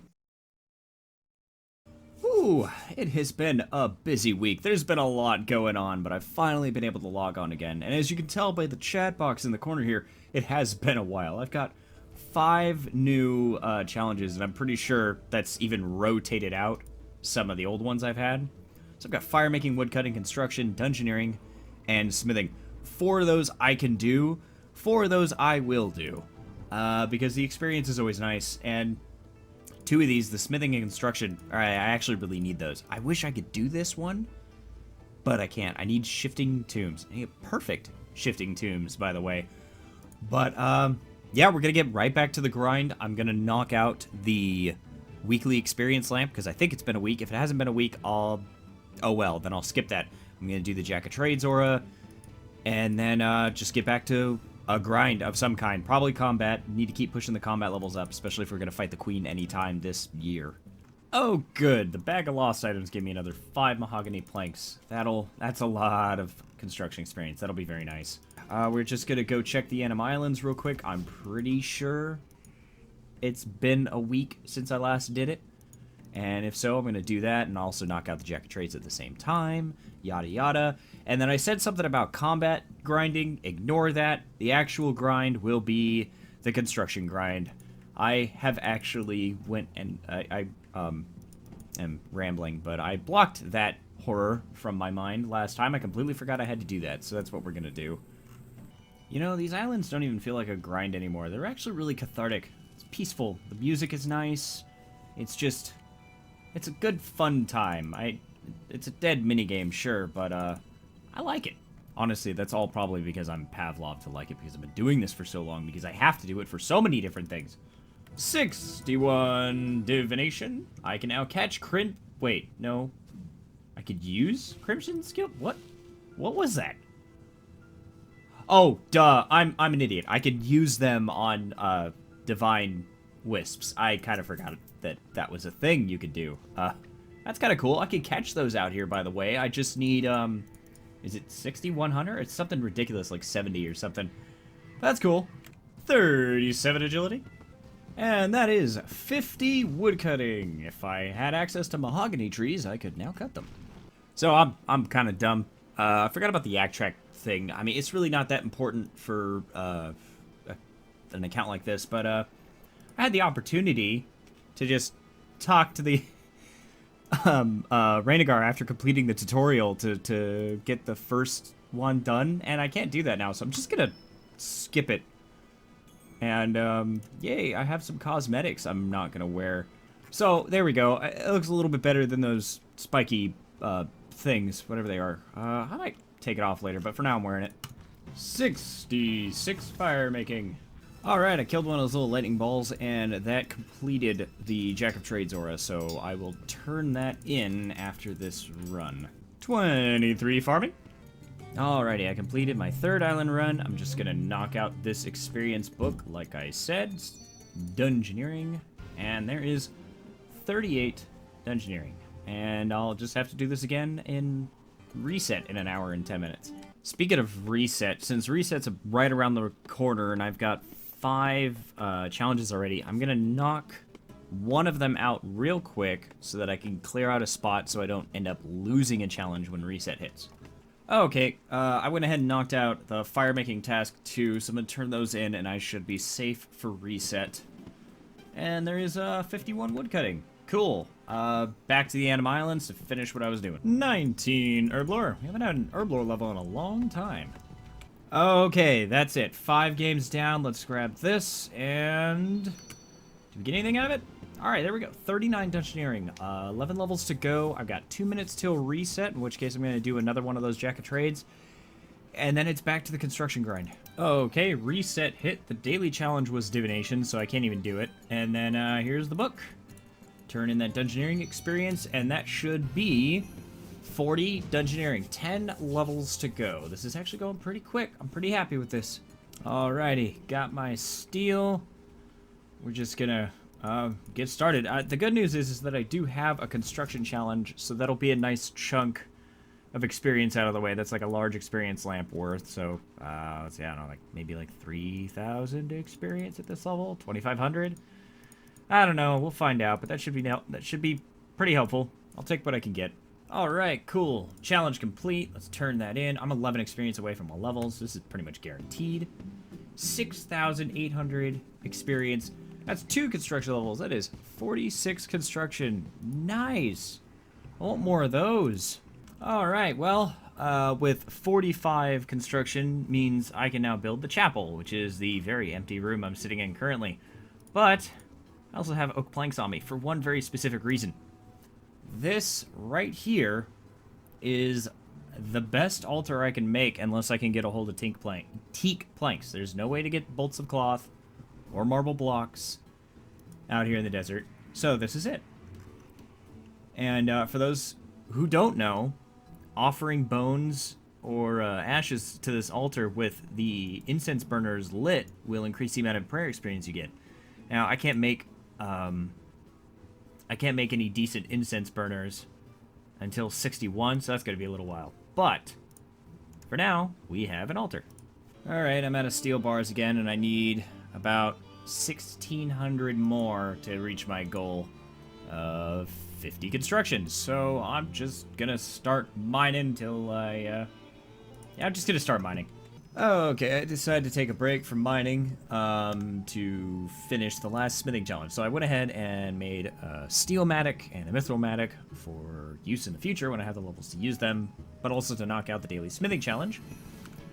And there is 40 smithing. I do believe I can now smith gold bars. Perfect. Alright, back to the mining grind. Okay, that woke me up. That is 64 mining. Yay!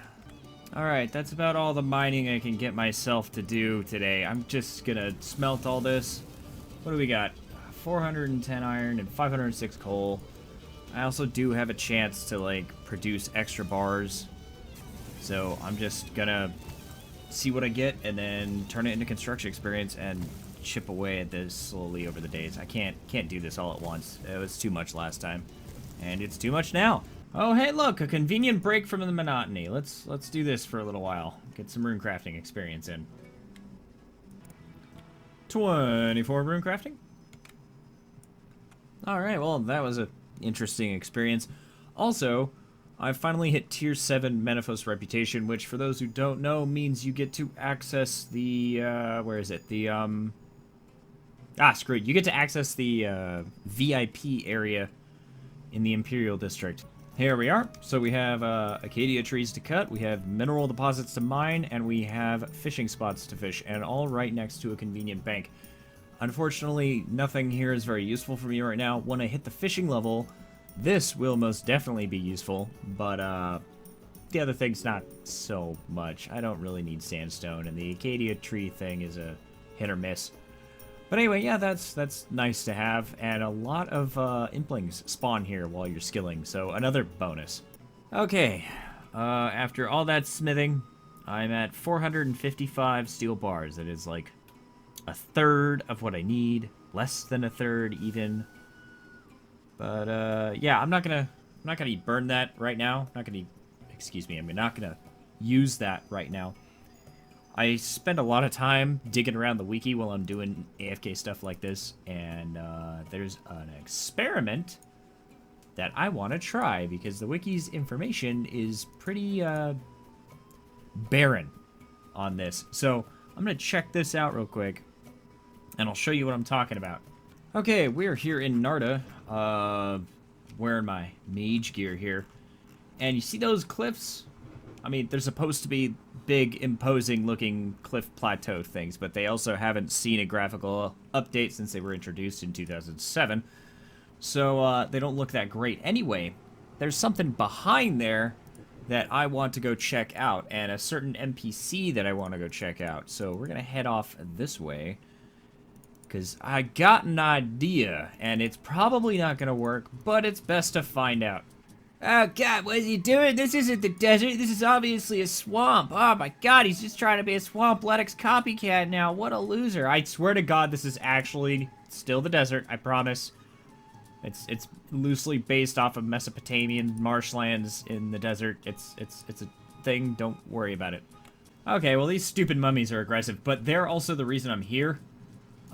So if you hit a mummy with a fire spell, I think I actually have to successfully hit him. Oh, no, you can't follow me back here, can you? Oh, God. Aha! He's on fire. Look at that. Does he... Yeah, see, this is what I wanted to know. Oh, no, get away from me. Get off.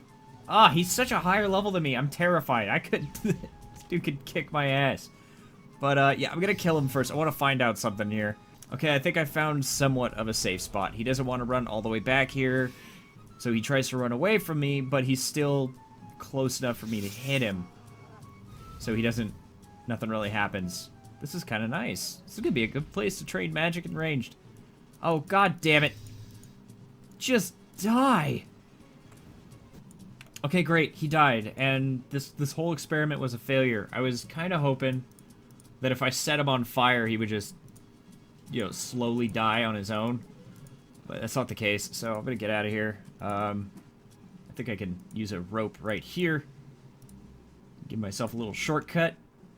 Oh god, please don't. Yes, now climb down. Go. Run. 40 agility? Alright, whatever. Take the long way around. Alright, well, experiment failed. I'm just gonna write that off as an oops. Oh, and I also gave up on the cosmetic cape because it's just...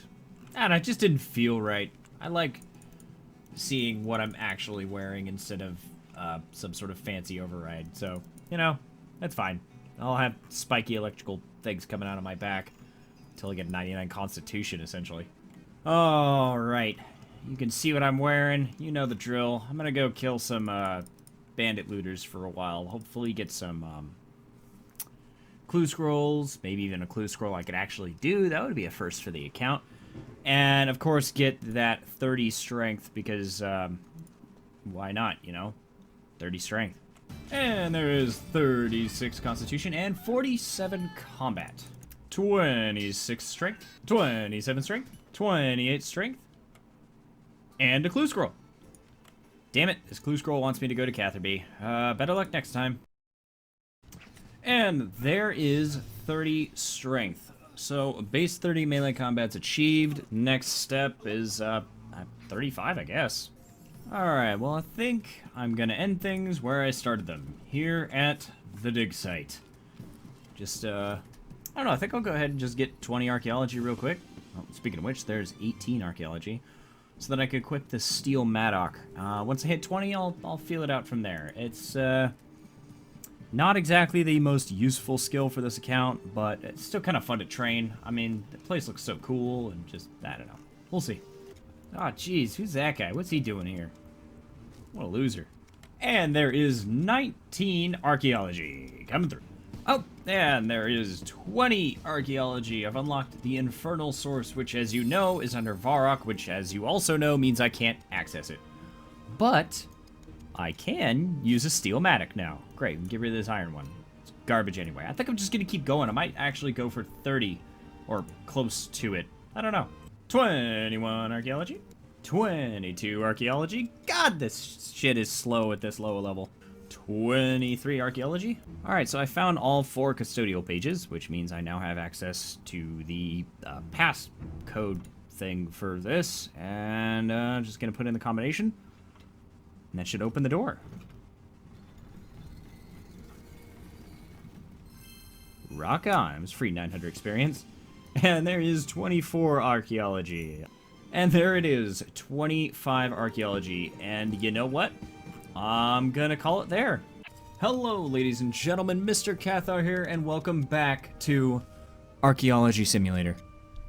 Actually, I'm just here to get 30 archaeology so I can throw on the mithril mattock and get that out of the way. Also, because I want one more pylon battery, I have 9 in my inventory. I don't want to throw them away, and I don't want to waste them on the pylon charge. So I'm doing that. But the plan for today is more daily challenges, of course, because I've got 4 of them I can do. The 5th one being farming, can't do it yet. I can't plant cactus seeds. And then, of course, another weekly experience lamp from the Anima Islands, and the usual stuff, the same stuff I had to do last time. Ooh, there's the last battery. Cool. Ever on that grind for 50 dungeoneering. And then, of course, more construction grind to, continue my suffering. We're really pushing to get to the Shifting Tombs, as I've said for the past couple episodes, and we're closing in on it. With dungeoneering only 10 levels away, construction only 4 levels away, and agility a whole whopping 23 levels away. We're not going to talk about that. Not 23, 13, excuse me. We're getting there. And I can't wait to open that up. And charging that Shadow Anchor with the 10 pylon batteries gave me 28 archaeology. 2 levels to go, and then I can leave this place forever. So after 30, I unfortunately will not be doing a whole lot of archaeology training. I can technically get the best in slot staff in the game here. Well, the best in slot for fighting Telos anyway. And definitely the best in slot staff I'd be able to find in the desert. The problem is, it's entirely RNG based for when these pylons are active, like you saw in the previous episode. They're moderately rare. You need 4 pieces, maybe it's 3. I think it's 3. And then an artifact that you can only get at 114 archaeology. I don't know about you, but if I need to get 114 archaeology to beat Telos, I probably should have never made this account to begin with. So, it's a lofty goal. It'd be a cool concept. It'd be a cool thing to get, but I don't see myself getting it. Maybe after. Maybe much later on, but there's more practical means to getting the gear I need to defeat Telos, and 114 archaeology is just not one of them. So after 30, you're probably not going to see a whole lot of me playing in the dirt. 29 archaeology. And there it is, 30 archaeology, Mithril-matic achieved. Get a quick look at it before I... What? Oh, okay, yeah. Awesome. We kind of get the idea already. Gonna go ahead and add that to the tool belt, get rid of the steel one, don't need it anymore, and we are going to leave this dark and dusty place for greener pastures? Ooh, spirit impling. I just kind of ran over here for no reason while I was trying to think about what I was gonna do next. And pouches. You know what? Pouches are nice. So actually, I'm gonna do what I said I was going to do earlier, which was complete the daily challenges. I've got 4 of them to do, none of them take too terribly long. It's hunter, woodcutting, thieving, and smithing. So I'm gonna do all 4 of those, and I think I'll probably try to knock out the Jack of Trades at the same time before moving on to the Anima Islands minigame for the weekly experience lamp. When I decided to activate my Jack of Trades, I realized that I now have enough loyalty points to upgrade it to the Master Jack of Trades aura. So the only real big difference is that I now need to get experience in 15 different skills instead of 10, but the experience lamp is a lot larger. So that'll be nice. That'll speed everything up nicely. So let's get this knocked out and see what kind of chunk of experience we get. Oh, look at all the Easter eggs around the trees. How cute. All right, 15 out of 15 skills done. Let's deactivate this, go turn it in, and obviously get 10 whole levels from Dungeoneering. That's what I want. It's not going to happen, but a man can dream. 3,240 experience. Not bad. And no level at all. I'm still 10 levels away from the cure for my chronic depression. Okay, right. Challenges. Do those. Got it. That's next. Trees. I'm cutting trees. Wow, the female diviner's outfit looks so much better than the male one. Like, so much better. All right, there is the woodcutting challenge done. Let's go ahead and turn that in real quick. And while I was sitting here observing, divination outfit discrepancies, there's 52 woodcutting. I remembered that this sandstone boulder up here exists. So what you do is you're supposed to break down the boulder and then use a bunch of construction materials that a person hands you to make a new cactus patch.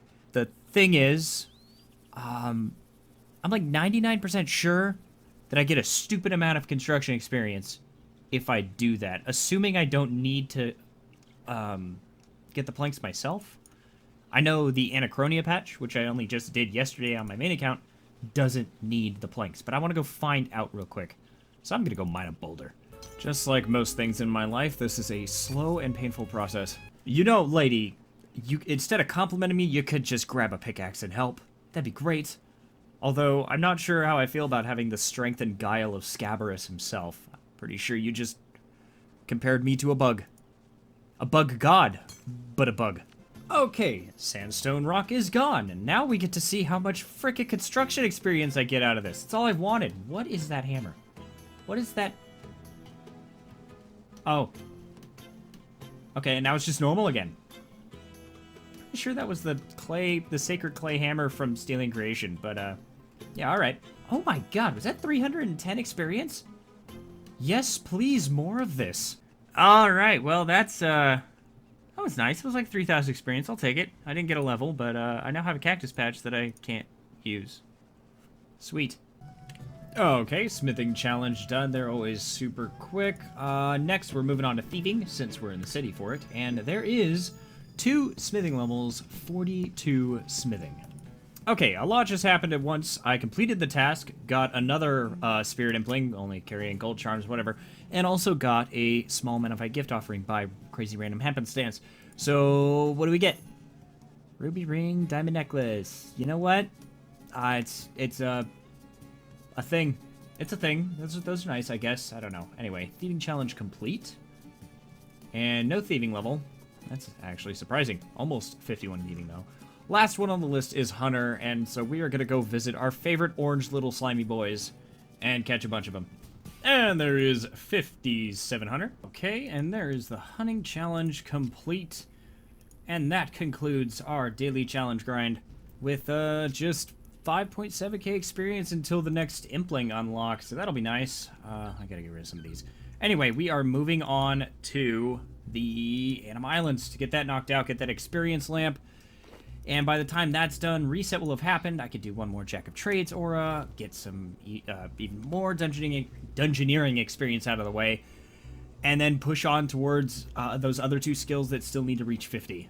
Alright, and away we go. 41 dungeoneering, 38 agility, 67 fire making, and an accidental total surprise 24 farming. 47 construction, 62 divination. Alright, and good hour and 40 minutes later, there's the lamp. Yes, give me that. Let's see what the damage is. 3,008 experience, and no level yet, but we are 39 experience away from 42. I still have a couple of skills I have to knock out to finish the Jack of Trades aura, and then we should be good. Of course there's a soul obelisk here, and there is 25 rune crafting. There's another reward book. Gonna dump this into dungeoneering and should get a level right off the bat. There we go, 42 dungeoneering, just 8 miserable levels to go. Alright, so I have 455 steel bars with no extra iron lying around. And doing some recalculations since I gained a bunch of random construction experience over the past few days from, you know, challenges and doing the Anim Islands minigame. I am now 1,100 steel bars away from 50 construction, so I'm just gonna go back to doing what I was doing before, which is just mining and smithing steel bars. Okay, as I tend to do, I easily get distracted from my tasks, and as I was depositing the ores that I just mined, I was kind of wandering around Al-Khari just to take a look at some things, you know, open up shops to remind myself what was in them. And I came down here to look for Implings, and this guy's here. And if I'm not mistaken, this is for the familiarization minigame, which is another one of those things I'm allowing myself to do, as it takes you to a ambiguous plane. It's that you're not necessarily out of the desert, at least as far as I'm concerned. And, yeah, I've never done this. 16 years of playing RuneScape, I've never done this once, so this is going to be interesting. Okay, here we go. I have no idea what I'm doing. I'm a cockatrice. How interesting. Avoid spirit kayaks and collect shards. Okay, great. Well, this is a thing I'm gonna do. So I'll be back when this is done. This is interesting. Oh god, are you supposed to run out of run energy this quickly? What is happening? Why does this version of the cockatrice look much better than any other version of it? Look at him. His smug face, his purple tongue, and his red eyes. Looks great. This is an interesting experience. These shards don't seem to respawn, or if they do, they're really slow. So I'm like having to get close to these things that'll attack me. And when they do, they do that. They drain essentially how much time I have left here. It's an interesting minigame. I don't hate it. All right, this should be the last shard I need. Okay, sweet. I got all 60, so that's nice. Okay, so I can either pick between a booster that'll triple charm drops or a pile of summoning ingredients. I'm obviously gonna go for the summoning ingredients because the triple charm drops don't do anything for me right now. So, let's see. What's in the box? Wait, no, I don't... Okay. Open the box. What do I get? What are those? Oh! Shaman's moccasins. I got a piece of the summoning outfit. Not bad. I didn't realize you could do that. Thin snail, goat horn dust. Okay, nothing great, but you know what? It was worth it anyway. Alright, well, all distractions aside, it's time to get back to mining. I still got a bunch of steel bars to make. I wager I'm going to need about 4 more trips worth of iron and coal to make enough steel bars to get to 50 construction, give or take. Oh, that actually scared the crap out of me. 65 mining. What did that... what did that unlock? I don't think it unlocks anything I can use. 5% better critical swings. Actually, that's nice. That should technically mean this will go by 5% faster. One can hope. Alright, I do believe I have enough ores to get started. So I'm just going to smelt this all into steel bars and then turn it all into furniture. Hooray. Okay, well, I've got what is technically just under the amount I need in terms of steel bars, but I do also have 5 more mahogany planks that I can use. I still need to save those 4. I got the 4 normal planks. I don't remember what I was holding on to them for. Either way, I'm gonna leave those for now. So I'm gonna bring these planks, bring the steel bars, and you know the drill. I'm gonna run myself stupid back and forth, making kitchen sinks. 48 construction coming through, just 2 levels to go. This isn't too bad, I guess. It's like 40 more trips back and forth. So I hear you guys asking me, well, how exactly are you doing this? Well, I'll start you off with this. I grab 28 steel bars. I lug my sorry ass halfway across the desert. I go into my house in building mode. I run all the way back here to my kitchen. I proceed to remove this sink here and replace it with another one. Do that twice, because it costs exactly 20 steel bars. Then run over to the fancy range here and replace it with another fancy range, using up exactly 28 bars. I click leave house and proceed to drag my sorry but 28 steel bars lighter ass back across the desert. I then get back through Shantae Pass, listen to some dank tunes to get my run energy back, and repeat the whole process ad nauseum. For those wondering, that is 560 experience per trip, per inventory. I would not wish this on my worst enemy. And before any of you mention it, I have thought about just like teleporting back and forth using the rug merchants. And it's 1,000 gold a trip, man. That's a lot. That's 2,000 gold for 560 experience. I can't justify it. I'm gonna need this gold later, so I'm just gonna walk it and just suffer. 49, I can't talk. 49 construction, just 1 frickin' level to go. I am 36 experience short. I'm out of steel bars. Well, I have 1 steel bar left, but I can't do anything with it because I need at least 2 to do anything with it. I have 1 plank left. Same thing with the steel. You know what? I'm just gonna go mine some clay real quick. There's some clay nearby. And with this last clay fireplace, there it is. 50 construction. Finally out of the way. With 2 skills down and just 2 skills left to go, things are starting to really shape up. And we're gonna be getting into the shifting tombs real soon. Here's a baby plate. Hello, ladies and gentlemen, Mr. Kathaar here, and I found a rock. 66 mining, the first level of the day, a beautiful sight. Alright, well, that last clip was yesterday. This is today, and 2 hours ago, just before, well, like 3 hours ago, just before reset, I logged on, and there was yet another fallen star right here. So, I didn't record it, but I did mine it, and I do now have more runes and stuff. One other thing that I did off camera was I completed a crafting challenge because it was just before reset. I didn't want to lose a potential daily challenge, as the reset would have rolled one out and rolled a new one in, so I did a crafting challenge. I got 40 crafting, which doesn't really unlock anything super useful. I can make ruby necklaces now, that's the only big thing. But yeah, you're all caught up, and so the big plan for today is to, again, Jack of Trades aura on Dungeoneering, daily or weekly experience lamp from Anima Islands on Dungeoneering, and 50 agility. We're gonna push for 50 agility. I am also hopped up on sugar. I have been consuming cookie dough, and I have a mug of hot chocolate. So one of two things is gonna happen. I'm either going to ascend into another plane of existence, or I'm gonna have a heart attack. Oh, hey, these work. Cool. Slayer experience, reputation, gold, and that much closer to finishing a Jack of Trades. 34 Slayer. Alright, Jack of Trades complete. Experience book received, and that should hopefully be another Dungeoneering level. And there is 43 Dungeoneering. Getting so damn close.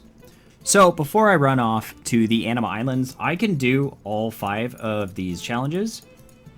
And, you know, I've kind of sort of done a little bit of some of them. So I'm just gonna knock them out real quick. It's free experience. And if I can't get on for the next day or 2 or 3 or 5 or whatever, I have some more wiggle room if I clear out the list. So we're gonna do that, starting with fire making, which I should be able to just do. Oh my god, sugar rush. Alright, I'm just gonna do. Let's go. Okay, fire making challenge is done. I have a fletching task to make arrows, so I'm going to cut these normal logs here to get arrow shafts. Yeah. I'm gonna, not those trees, these trees.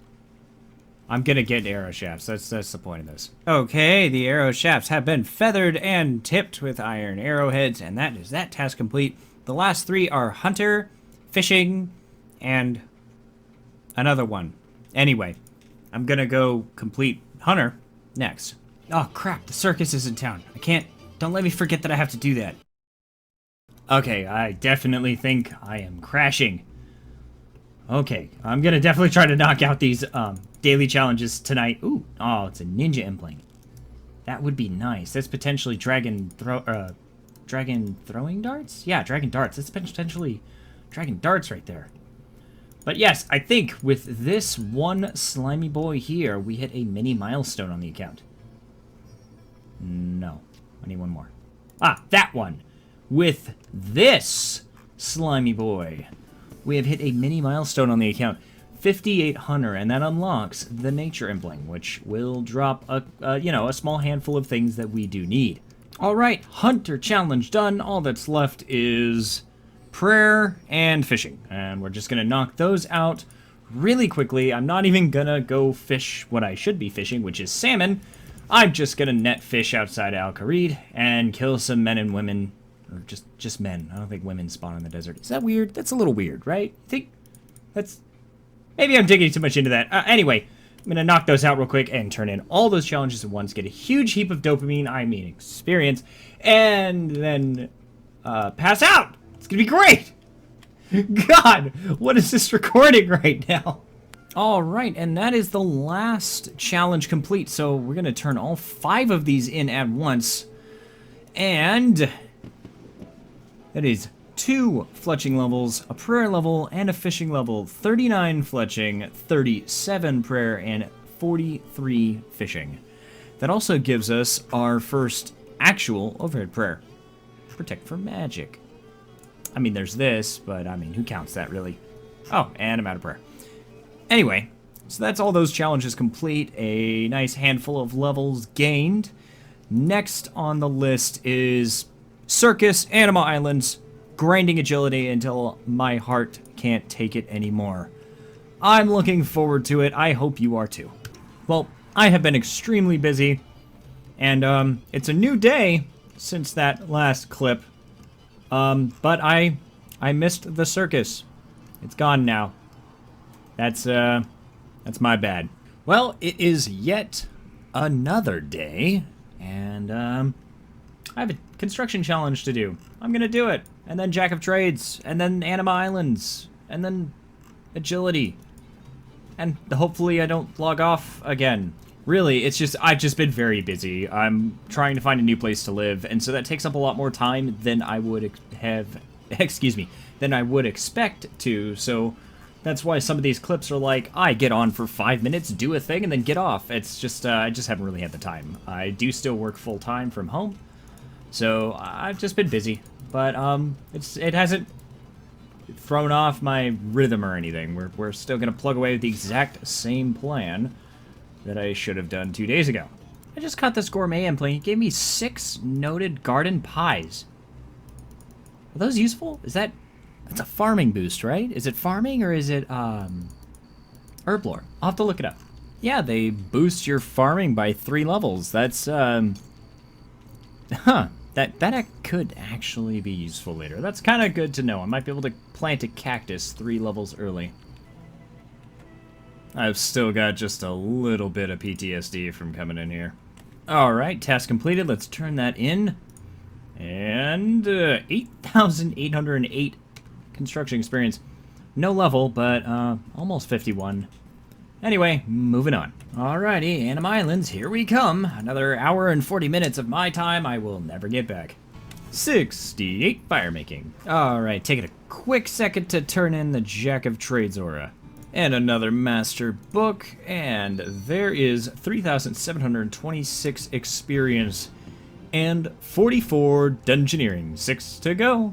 Ladies and gentlemen, a first for the Desert Only Iron Man. There is someone else here with me. This is a weird experience. I don't know if I'm gonna hate it or love it. 25 farming coming through. 53 woodcutting. Alright, well, the first island was a bit of a pain in the ass with the second person, but it's a bit of a pain in the ass when it's just yourself, so that's no surprise. Moving on to the second island here, and let's see what this is like co-op.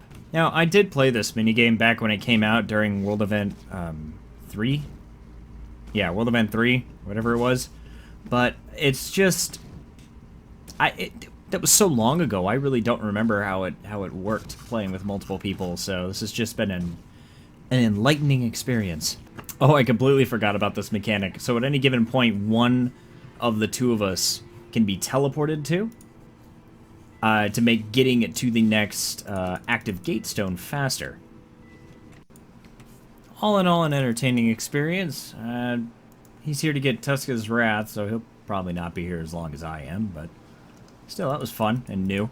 Ah, good old solitude. As much as it was fun to have a partner to do all this, there's something better about just doing it myself. There is 51 construction carved carved orc wardrobes. That's abuse.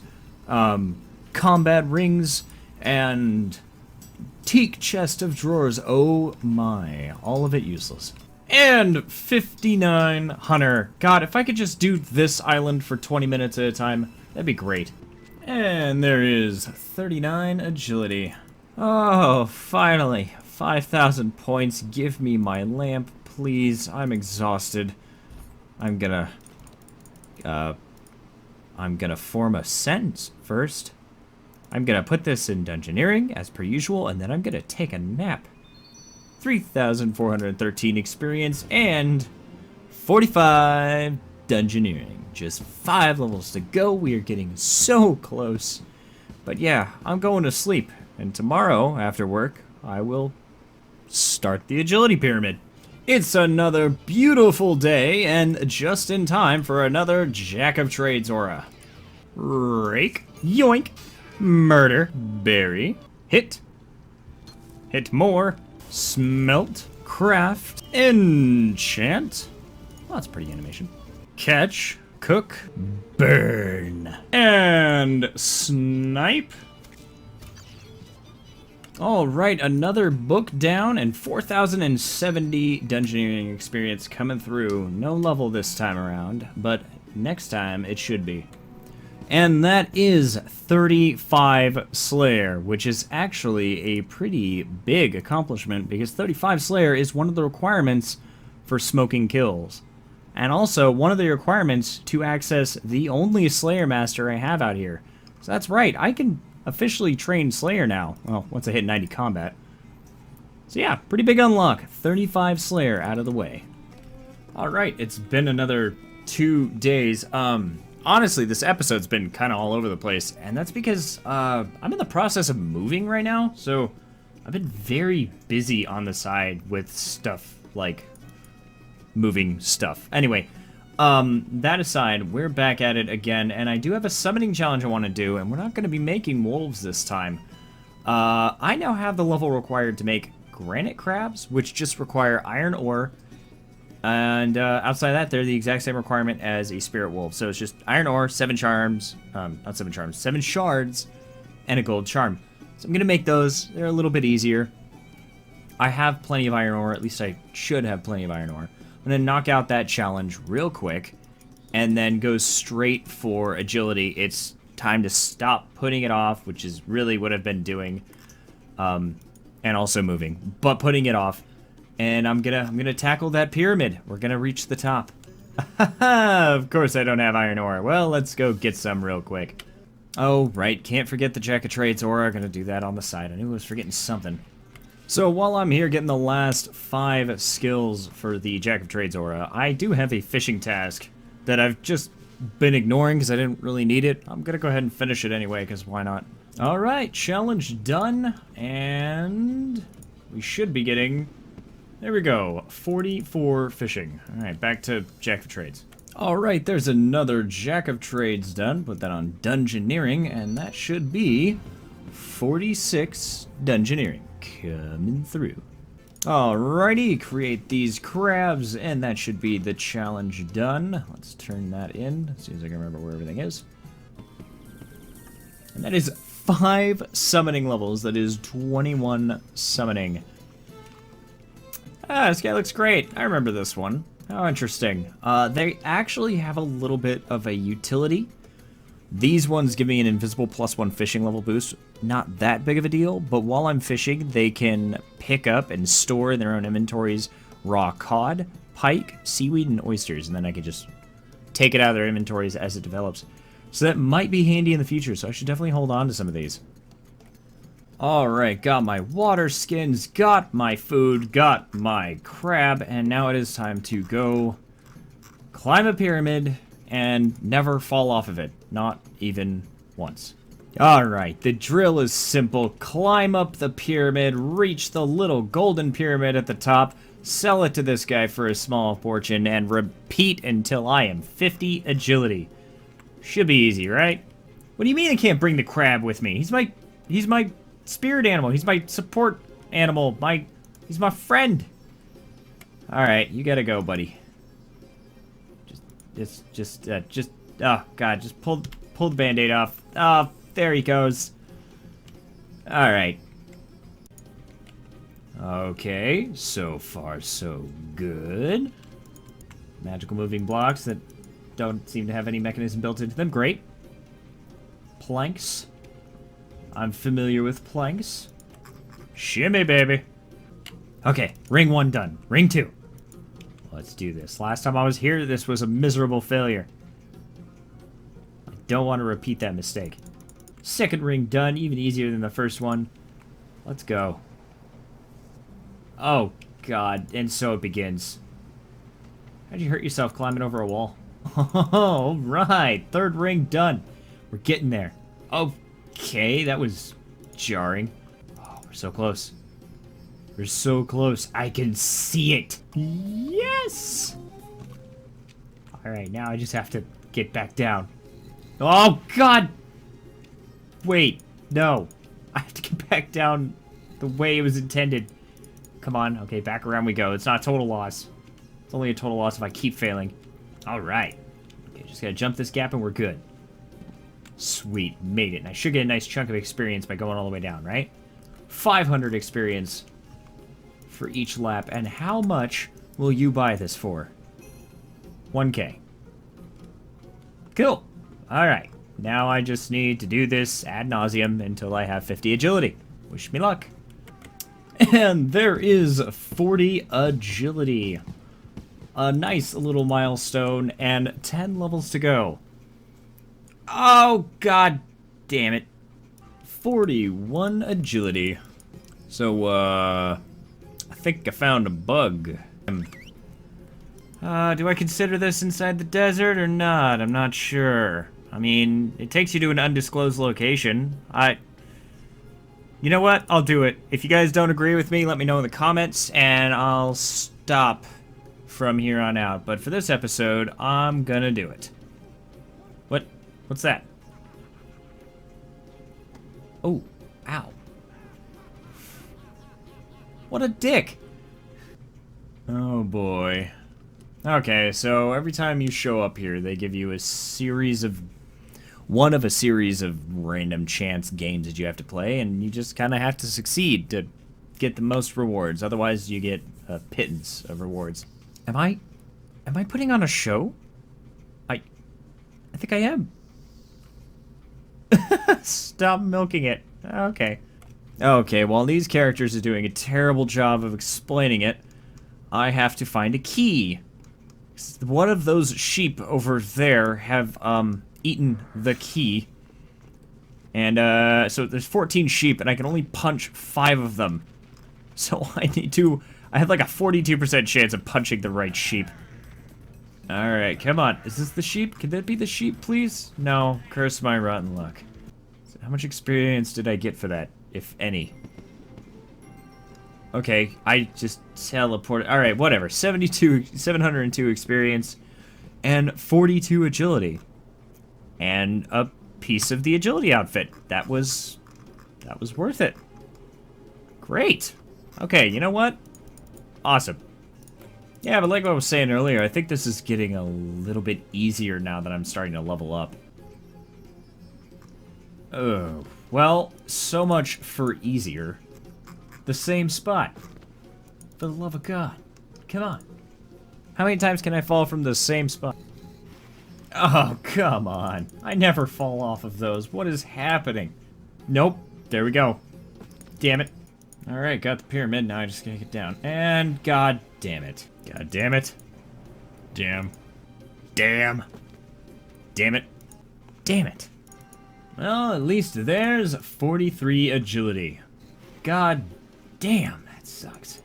Okay, I think that's like pyramid top number 6 or 7. When it decides to work and doesn't knock me off the same obstacle 4 times in a row, leaving me at the bottom of the pyramid most of the time, it's pretty good experience. I'm leveling up a lot quicker than I was expecting, so the prospect of getting to 50 doesn't sound so miserable. All that said, it's getting a little late. I'm getting kind of tired, so I'm going to pick this up in the morning, or noon, or afternoon. I'm going to pick it up sometime tomorrow, and we'll keep going from there. But in the meantime, I'm a ninja. Okay, I didn't have the recording software up in time to see this, but do you see my health?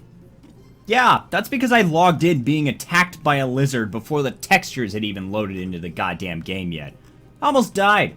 I mean, like, not really, but if I didn't catch on to what was going on any sooner, I would have died, because those things can definitely clap my cheeks. So, yeah, that was a fun experience. Don't log out anywhere near hostile enemies. Got it. It really should be a no-brainer. I just didn't think about it at all. I was over here. I don't even know how he got all the way over there. Alright, well, either way, it's a new day. Well, for me anyway. Reset's not for another 2 hours, excuse me. But it's a new day, and it is time to get back to agility. Oh boy. Alright, and there is 44 agility at the first level of the day. Hopefully 6 more to come. Let's see how patient I am.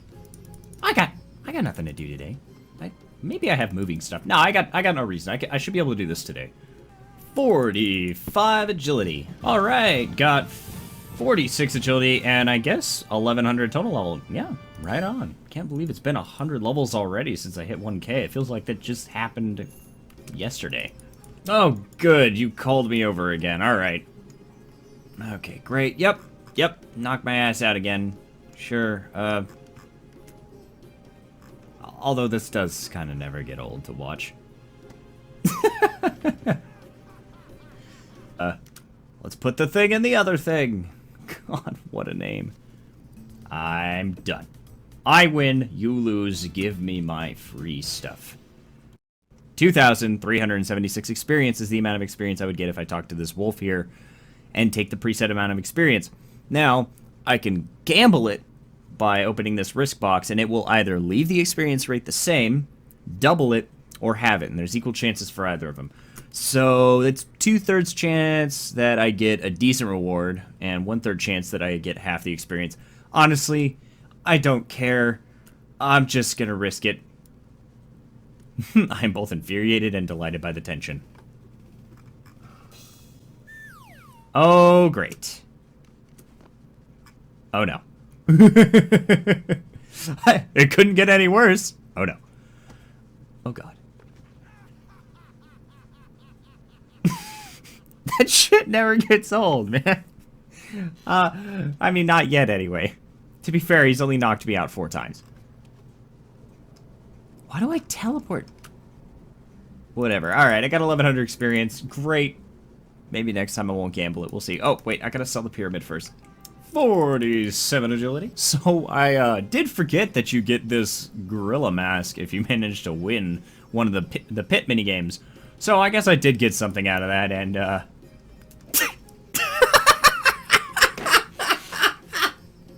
What the fuck is that? Oh my god! No! Why would I ever... Look at this stupid face! Oh god! Okay, alright, that shouldn't be as funny as it is. I've been doing this for too long. 48 agility. Getting pretty close to reset. It'd be kind of nice if I got an agility task. The extra experience from that would be lovely. Having said that, it's going to give me a frickin' woodcutting task. And there is 49 agility, just 1 level to go. Oh good, another opportunity to get a nice chunk of experience. Let's do that. Oh crap, it's high-low there. Pluses of this, gives you the most experience, I think. Negatives, it's really just up to luck. Alright, let's go. The next number is probably lower. It can only go between 1 and 10.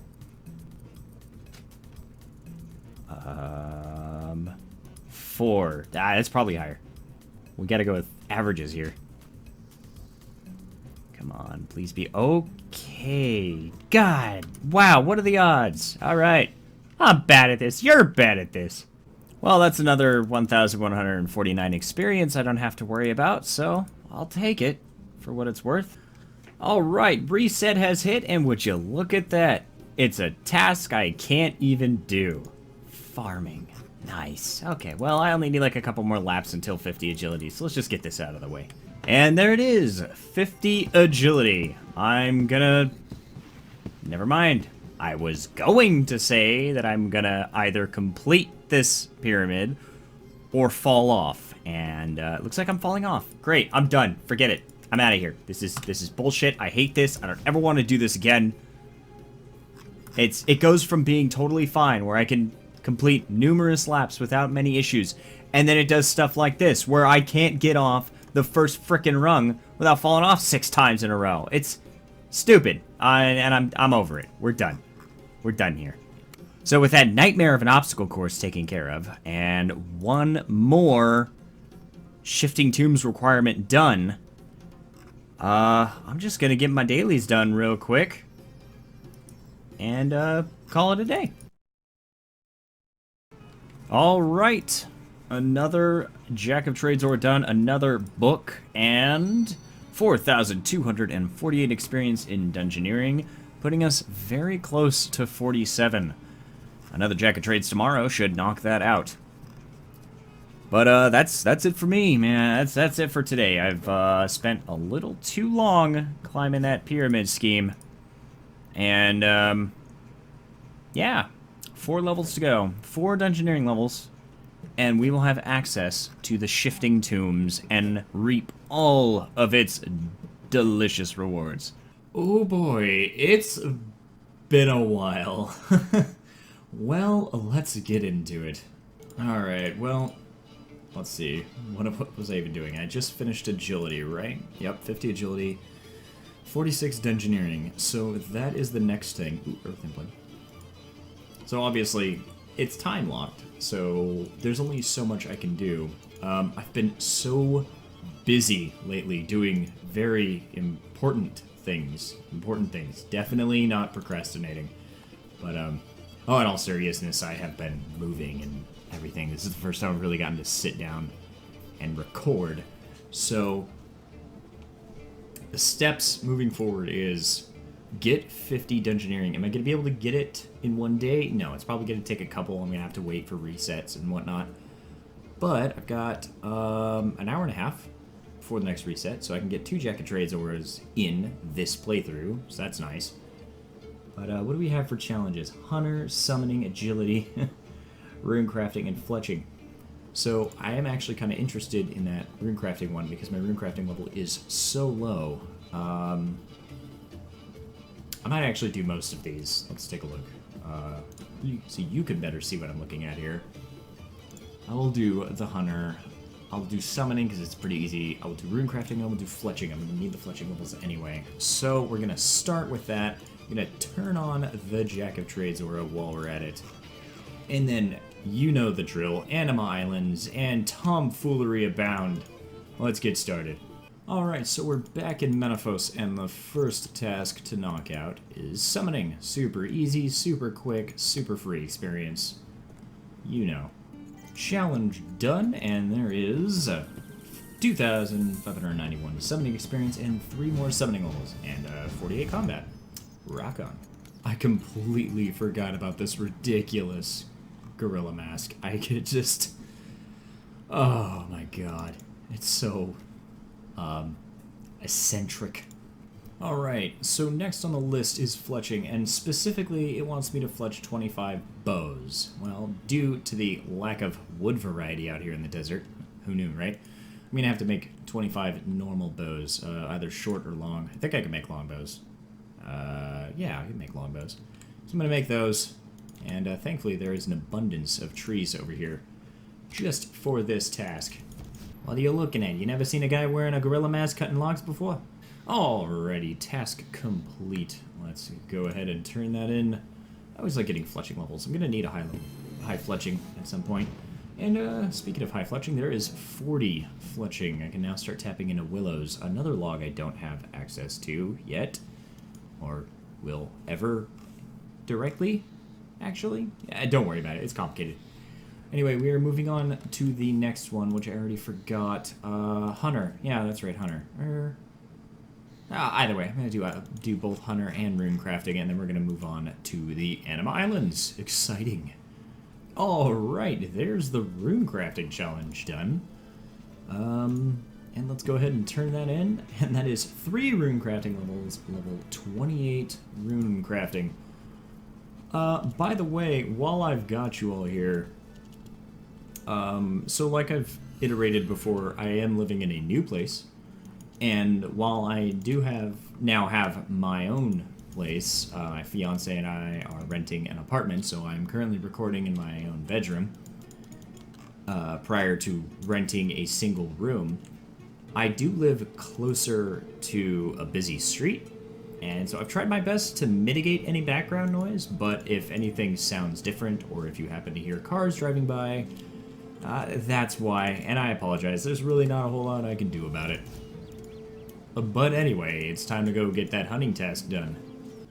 This really is so much faster than it used to be now that I'm almost 60 hunting. And in one level, I'll be able to get an extra net trap up, so the experience per hour should jump up again. Oh, and speak the devil, there is task complete. Let's turn that in, maybe I'll get 60. Nope. 12,929 experience, and we are a whole 5.9k away from 60. And that is it. That is all 5 tasks done. All of them. There is no other task left. No other task at all. It doesn't exist. I did them all. There's nothing left to do. That's it. I'm done. Alrighty, as promised, we're back here at the Anima Islands. Time for another hour and 40-ish minutes of grinding away. Oh, I'm gonna have to stop part way for the reset in an hour, but it's not gonna be that big of a deal. I'm 5 skills away from Jack of Trades, which I should get doing a run in this minigame. And then, yeah, I just gotta stop to turn that in and be back. You guys know all this. It doesn't really matter. Ah, I did miss this though. I miss this, equal parts soothing and frustrating minigame. I think it's the music and the atmosphere. Holy crap! I don't know how long this has been the case, but and I missed it. I should have recorded it sooner, but I thought I was seeing things. Every time I used that Gatestone skill check, I guess you'd call it, in the agility island, it was giving me 100 engineering experience every time. That's a lot. That's a lot when you think about it, considering how close I am to my goal. I wonder, I might have to do a little bit of experimenting on that island, but I think I might have a way to guarantee 50 dungeoneering this episode, if I'm lucky. I don't know. We'll see. Interesting. Alright, there's the 15th skill, and so I can now turn in that Jack of Trades. Let me go ahead and turn it off, and I'll do that after this round. I'm on the last 2 islands. And the first level of this grind, 26 farming. I can now plant Haralanders. Why is there no herb patch in the desert? Menaphos is a hub city. There's no herb patch. There's also no construction supply seller dude. Despite there being one in Sophonim, he just doesn't sell anything. There's a lot of things in Menaphos, despite it being a quote-unquote hub city. Come on, Jagex, give it the program. Sawmill. The name I was looking for was Sawmill. There's a sawmill like 5 feet away from the portal in Prif. Yet there are 2 house portals in the desert and not a single sawmill out here or a real estate agent, although that second one is far less important. Most real estate agents aren't anywhere near portals. But, yeah, it's just kind of weird. Maybe I'm going on a bit of a tangent here. But there's a lot of stuff that things like Varrock and Prif Dinis have available to them that Menaphos doesn't, and it doesn't really seem to have any reason why it shouldn't. Just my 2 cents. I'm definitely not trying to make my life easier out here, although having access to bolts of cloth would be lovely.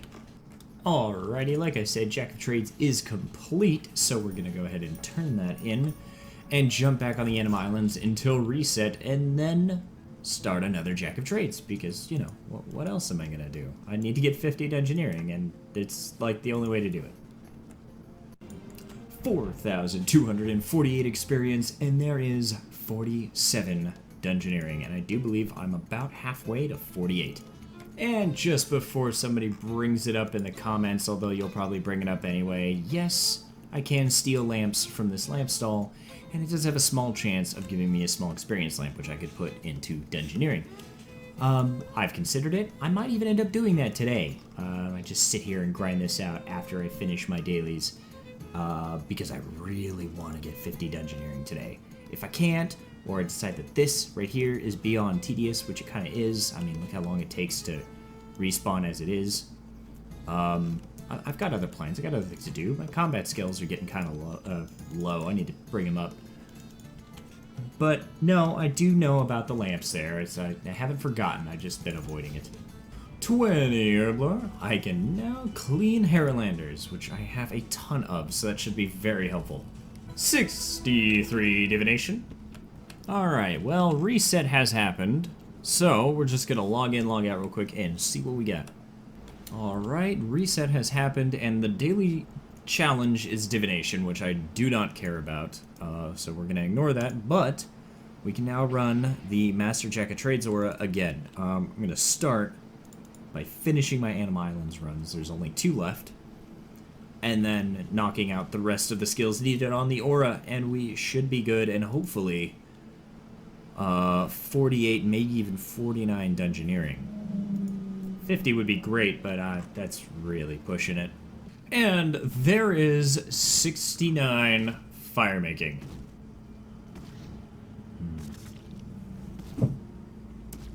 Nice. Alright, that felt like that took forever, but we have our 5,000 points. Let's get our lamp. There it is. I always feel like I'm going to accidentally buy the wrong thing. One of these days it's going to happen. I'm going to hate myself. There's 3,881 dungeoneering experience and 48 dungeoneering. Last thing left to do is to finish off the last 5 skills? 2 skills. The last 2 skills. And then turn in my Jack of Trades aura. So I'm going to knock that out real quick. Alrighty, got our book. Let's see if we can't get 49 dungeoneering. So close. 4,616 experience, and we are 1.7k away from 49.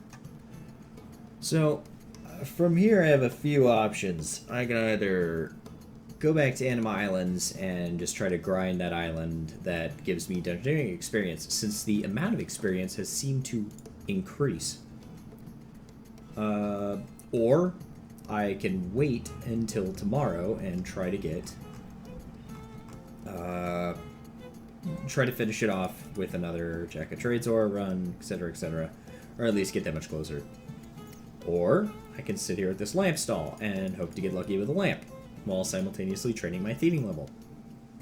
Or, I could do something completely unrelated, like train combat, or another skill, or stock up on supplies I need, like cooked salmon. But I think I'm going to take option 5, which is take a small break for now, because I'm still very busy, still in the process of moving, doing things, and, you know, I got some errands I got to run. So I will probably pick this back up tomorrow. In typical desert-only fashion, it is not the next day. It's actually been 3 days. And, oh, that's new. Hey, you know what? Actually, this is awesome. This is a mobile feature, right? I was kind of hoping that they would add this eventually. Not sure just how useful it's going to be. And if you don't know what I'm talking about, it's this little highlight circle that pops up where I click. So I know my mouse is hidden in these recordings, so I point at things with my mouse and you can't even see them.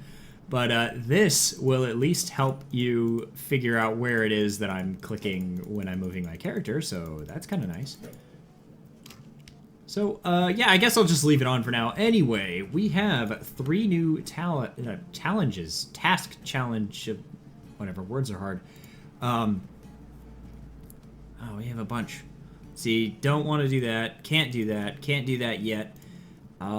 Sure, and definitely, whenever I get the chance to, I will do Herblore challenges. We haven't seen one of these in a while.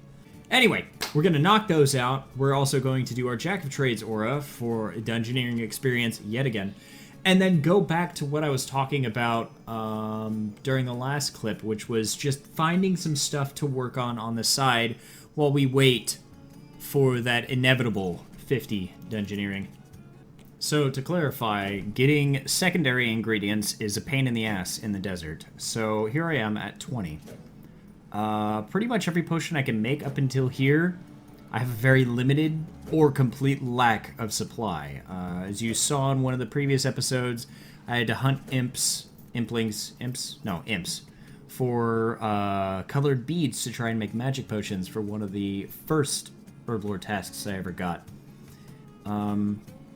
So I've leveled up quite a bit since then, but in terms of potion making, the first potion I can make without any issues on secondaries is at 26, with Harlanders and chocolate dust to make an energy potion.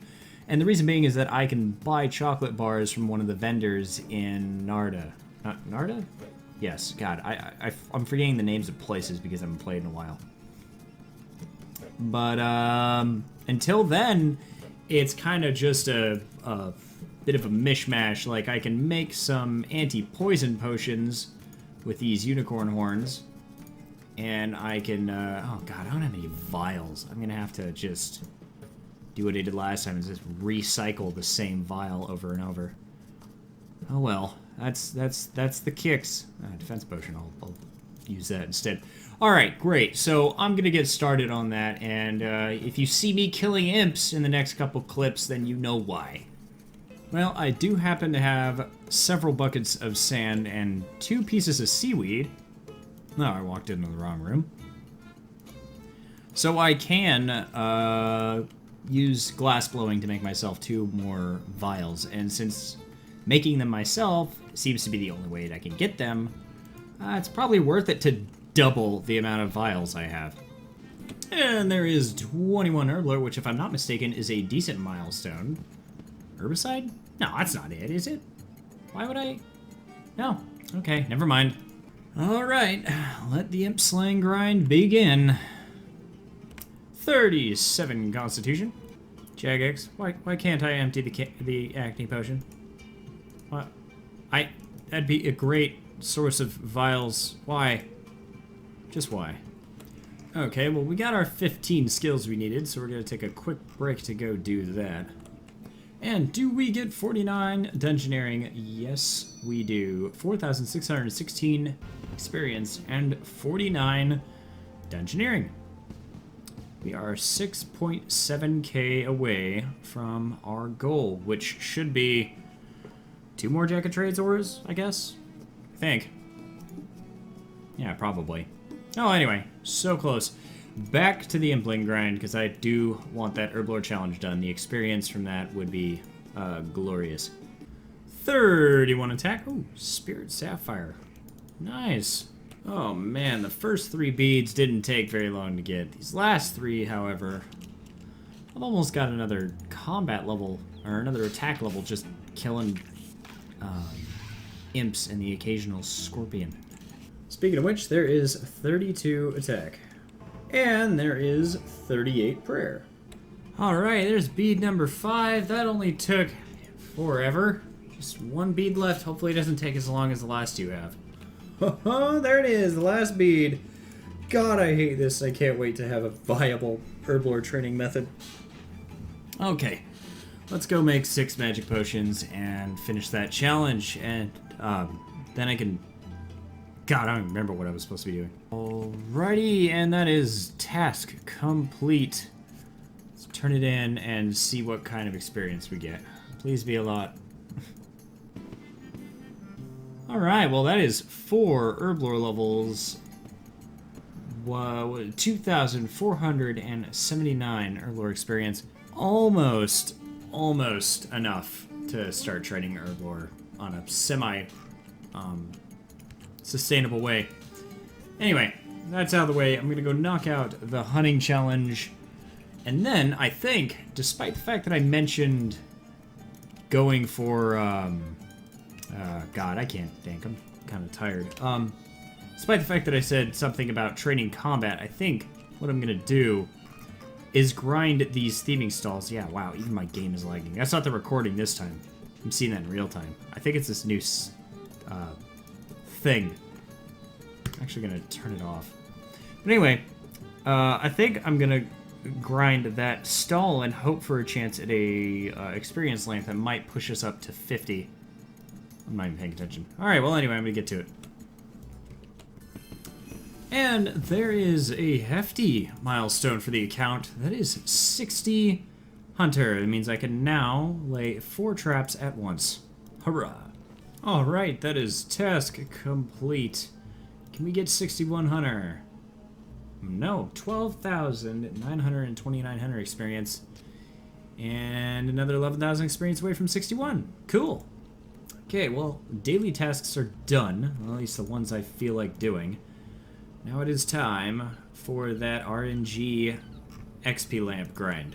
Whoa. Okay, here we are at the lamp stall. Why does my character already look dead inside? Alright, well, give lamp. 51 thieving. 52 thieving, and still no lamp. I'm about ready to give up for today. I've been at this for a while. Oh, snap. Surprise 25 herblore. Caught a Cathixian butterfly. Occasionally spawns while doing this. Jesus, I've almost got another level in thieving, and I still haven't got a lamp. I think if I get to level 53 thieving without getting one of these lamps, I'm probably just gonna call it a night. It's getting late. Ah, I got it! Is it? Oh, yes! Finally! I was about to hit another level. I was about to call it quits. Okay, how much experience do we get? We're not gonna get a level, but it should push me close enough to get a level tomorrow. 1,055 experience. Oh crap, is that actually enough? No! Wait. Give me a second. It's not enough. But, that's okay. I'm still gonna call it a night because I have things I have to do, and it is getting late. 5,637 experience away from our very long time goal. I feel it. Today's the day. Today's the day. Showed up. Scarabs are here. I have an archaeology challenge and a dungeoneering challenge that I might actually be able to do by the end of the day. I feel it. We're gonna do it. So first, Jack of Trades. Gotta get this out of the way. And then, we're gonna abuse some Anima Islands to get that last 600-ish experience I should need. Alrighty. 4,806 experience, and we are just 831 experience away. So close. So, here's the plan. We're gonna go play the Anima Islands, and when it comes to that agility-bound, or agility-based minigame, I'm just gonna focus on rushing to the giant lodestone thing that gives you like 100-something dungeoning experience. I'm just gonna do that. I'm gonna do that, try to do it at least 8 times in 5 minutes, and hopefully leave that place with 50 dungeoneering. Oh, perfect! The first island of all 4, and it's the one I need. So, let's get to it. I'm gonna be skipping the active runestones and just going straight for that. I got 5 minutes to make 8 laps. I'm gonna make it count. So I've noticed some stretching issues. You can see there. Whenever I've noticed it with a lot of different animations while wearing the desert robe bottoms. So I don't know. Whatever the recent update was, whatever several recent updates have happened in my absence. One of them broke my favorite pair of pantaloons. Well, I guess you can't really call them pantaloons because it's a robe. You know what I meant. Alright, this should be the last one. And there it is. 50 dungeoneering. All the struggling, all the grinding, all the waiting, all the repeated content. It's finally over. Almost missed it. There is 27 farming. I can now plant an apple tree. Haha. Just kidding. I don't have anywhere I can plant a frickin' apple tree. Okay, we are here in the shifting tombs, or the entrance to the shifting tombs anyway. And I have lit up all the statues, so I will be getting agility, construction, thieving, and dungeoneering experience. I cannot light the little braziers though, so I will be missing out on prayer, crafting, rune crafting, and divination. I can do divination, but I'm missing out on it on purpose. I actually kind of want to keep my divination level low. That's why I haven't done any caches in a while. And, I mean, I wasn't going to explain it, but since I'm already here, the reason I want to do that is that the Divine Implings drop Divine Energy based on your Divination level. Or at least it's weighted by your Divination level. So even at, like, 99 Divination, you could still get the level 1 Pale Energies. The thing is, I need certain lower energies, and I don't want to decrease my odds of getting them by leveling too far. Because divination with caches and shifting tombs is surprisingly easy to level. Without even trying, I've already gotten 63. So I don't want to push into 70 or 80 or something like that by the time I can catch the Divine Impling and completely screw my chances of getting the energies that I needed to begin with. So we're going to keep it low for now. But yeah, don't think I've just been forgetting about caches or anything like that. I remember. I'm just choosing not to do them. Anyway, that's enough rambling from me. I'm pretty sure I can just get started with a solo cache. Oh, yeah, okay. Apparently I can. Well, the textures are loading in here. The goal is simple. I have 5 minutes to blow up everything, open as many sarcophagi as I can, and loot chests as I see them. Unless I'm going to be making a stupid amount of cash in here. So I'm just going to go ahead and focus on this, and I'll see you after this first run. Oh, okay, a lot just happened. I just got 53 thieving and 52 construction. That's, what are those? 2,000 fragments to go. The Desert Pantheon Aura? I can make that? Here? Oh, boy. Oh. Oh, that's a lot. Oh, that's amazing. Anyway, I'm gonna geek out over that later. But that is the first Dungeoneering daily challenge completed on the account. Is 8,440 experience, and we are already 1.5k away from 51 Dungeoneering. So we need to set a new level target. 75. I'll let you guess in the comments why 75. Wow. 1.1 million experience away from that. I am a tenth of the way to 75 from 1, I guess. Anyway, I'm gonna go back to doing this for a little while because that was kind of the plan all along, was to just start running these. So yeah, let's get back to it. Oh Christ, where the hell was that rope again? It's over. Oh, it's like on the other side. Okay. Running out of run energy. That's a thing that can happen. I forgot. 51 Dungeoneering already. Yeah, this is my future for a little while. I now no longer have to worry about Dailyscape. I would like to continue to do Jack of Trades Auras every chance I get to speed up the Dungeoneering grind, because I do now need to get to 75. But with 50 out of the way, I could finally go do whatever I want. God, what do I even want? What do you want? What does Ozon want? Anyway, I'm being really terrible. I think that's going to wrap it up for this episode. To me, this episode feels a little short, and that's okay. You know, they don't all have to be hit bangers that are 30 minutes long.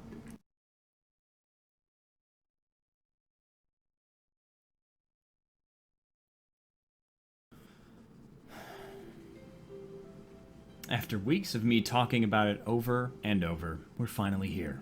We've unlocked the Shifting Tombs. But what does that mean? Prior to today, all Dungeoneering experience I could get had to be gained through the Anima Islands and the Jack of Trades Aura. Upon gaining 50 Dungeoneering, Agility, Construction, and Thieving, I unlocked the Shifting Tombs minigame, a game I can play endlessly for Dungeoneering experience and other rewards. But why Dungeoneering? What purpose does this skill serve? On the surface, it serves very little purpose to my account. I cannot access Daemonheim without leaving the desert, so dreams of the chaotic weaponry and other useful item rewards are dead in the sand. But despite having very limited use, the one use Dungeoneering does have for this account is a colossal one, the Al-Kharid Resource Dungeon. At 75 Dungeoneering, I can enter the mysterious door in the Al-Kharid mine, and beyond this door lay a room that would make any region-locked Iron Man giddy. 5 Implings spawn in this room. 5. This means I can come here and farm a vast array of Implings for hunting experience, but more importantly, critical items for this account. Rune bars, dragon darts, runes, construction materials, food, the list is nearly endless. Shifting Tombs will make the grind from 50 to 75 Dungeoneering infinitely easier than the grind from 1 to 50 was. But Dungeoneering experience isn't the only treasure buried in these tombs. The minigame rewards experience in Agility, Thieving, and Construction, granted at the cost of potential Dungeoneering experience, and assuming the skill is at least level 50, also grants optional experience in prayer, crafting, rune crafting, and divination. These rewards will not pull away from my potential dungeoneering experience pool. There is also the uncommon chance of receiving Menethite gift offerings while playing, which, as I've covered in a previous episode, can grant me access to some very powerful items. And finally, opening the chests within the dungeon offer a 1 in 800 chance at receiving an offhand Khopesh of the Caridian, a level 82 offhand melee weapon that is easily one of the strongest weapons I'll ever be able to acquire. As a final note, since I know some of you are wondering, while an Iron Man can delve into these tombs with fellow Iron Men, I will be doing these runs solo, unless I happen across an Iron Man who wants to join me, but I will not be seeking out groups. With all of this said and out of the way, it's time to push for 75 dungeoneering and truly unlock this account's potential. Hello, ladies and gentlemen, Mr. Kathaar here, and welcome back to my sandy abode. It's been a few days since I last played, as per usual. If you want to know specifically, it's been 9 days. A little longer than I wanted, but you know how it goes. Anyway, we have plenty of daily challenges stacked up, so I'm going to knock out the really quick ones, being summoning and fishing, and maybe even archaeology, just to pad the total level a little bit. It's been a while since I've done some archaeology. But then we're going to go right into the dungeoneering grind and shift some tombs all day long. Dear God, what am I saying? Yes, anyway, shifting tombs, but first, the easy daily challenges. I'm really hoping the audio quality in this one sounds better than the previous video. Turns out that setting your microphone really far away and turning up the gain to compensate is not a good idea. Who knew, right? You know, I probably should just start doing these fishing challenges in the, I don't know what you would call it, the cave where I can fish trout and salmon. But I'm just incredibly lazy. I want to get this out of the way early. I want to apologize for the previous episode. Episode 19 was not my best. I greatly appreciate all the support that the episode got anyway, despite all of that, and I appreciate it greatly, and I'm so thankful for the viewers that I have, the people who watch, and the community that support me to do what I do. But episode 19 sucked. It was too long, and normally that's not a bad thing, but nothing happened. There was a lot of content that I put in that video that felt necessary at the time, but looking back could have easily been left out. It's video was going too long, and not a lot happened, and I apologize. I was worried something like this was going to eventually happen, considering how repetitive my grind had gotten, and in the nature of how I record my videos. I am never playing off camera, so my recordings are very candid. I just record until I feel I have an episode's worth of content, and if I can, I try to wrap it up in a way that feels like it was, you know, an episode. It feels like it has a beginning, a middle, and an end, but it's not always possible. And so, I'm kind of rambling, but you get the idea. I apologize for what that episode was. Do not expect that those kind of things will be the norm on this channel. I want to keep these episodes more interesting, less repetitive, because let's face it, this game is repetitive. We all know this. We don't need to see it on camera. And again, thank you for sticking with me. I appreciate all the support you all give me. Let me just finish this aura. I have completely lost track of what I'm doing. Oh, you know what? That'll work. And there is the first level of the day, 25 summoning. That is 2 of the easy challenges done, and the Jack of Trades aura done, so I'm going to go ahead and claim those. And that is 3 summoning levels and a fishing level, and 49 combat. Also, Jack of Trades aura is done, so we will just run on over and turn that in, and that is going straight into Herblore for the first time ever. It's not going into dungeoneering, and that should, God please, I hope it does, it should give me 26 Herblore. Let's see. Oh yes, for sure. And there is 26 Herblore. Is it energy potions? Yes, energy potions. And that is, as I've mentioned in previous episodes, kind of huge, because Haralander and Chocolate Dust are both very easy for me to get out here.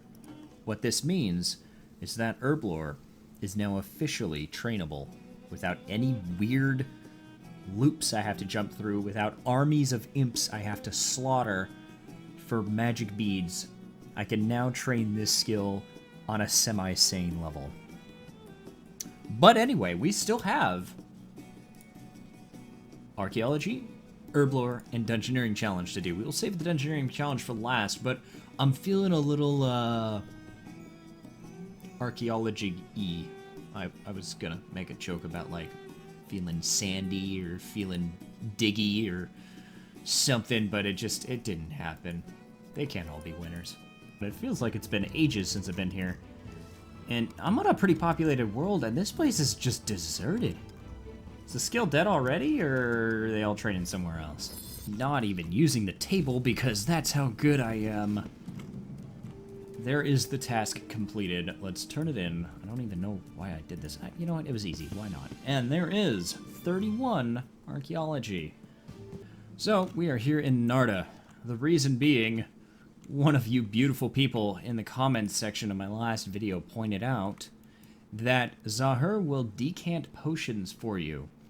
And that doesn't sound like much, except for you get free frickin' vials out of it. Well, you don't get free vials, you get more vials out of it, as they will provide the vials to decant potions into 1 doses. Oh, 68 or 67.5 experience per potion? Oh, this is so good.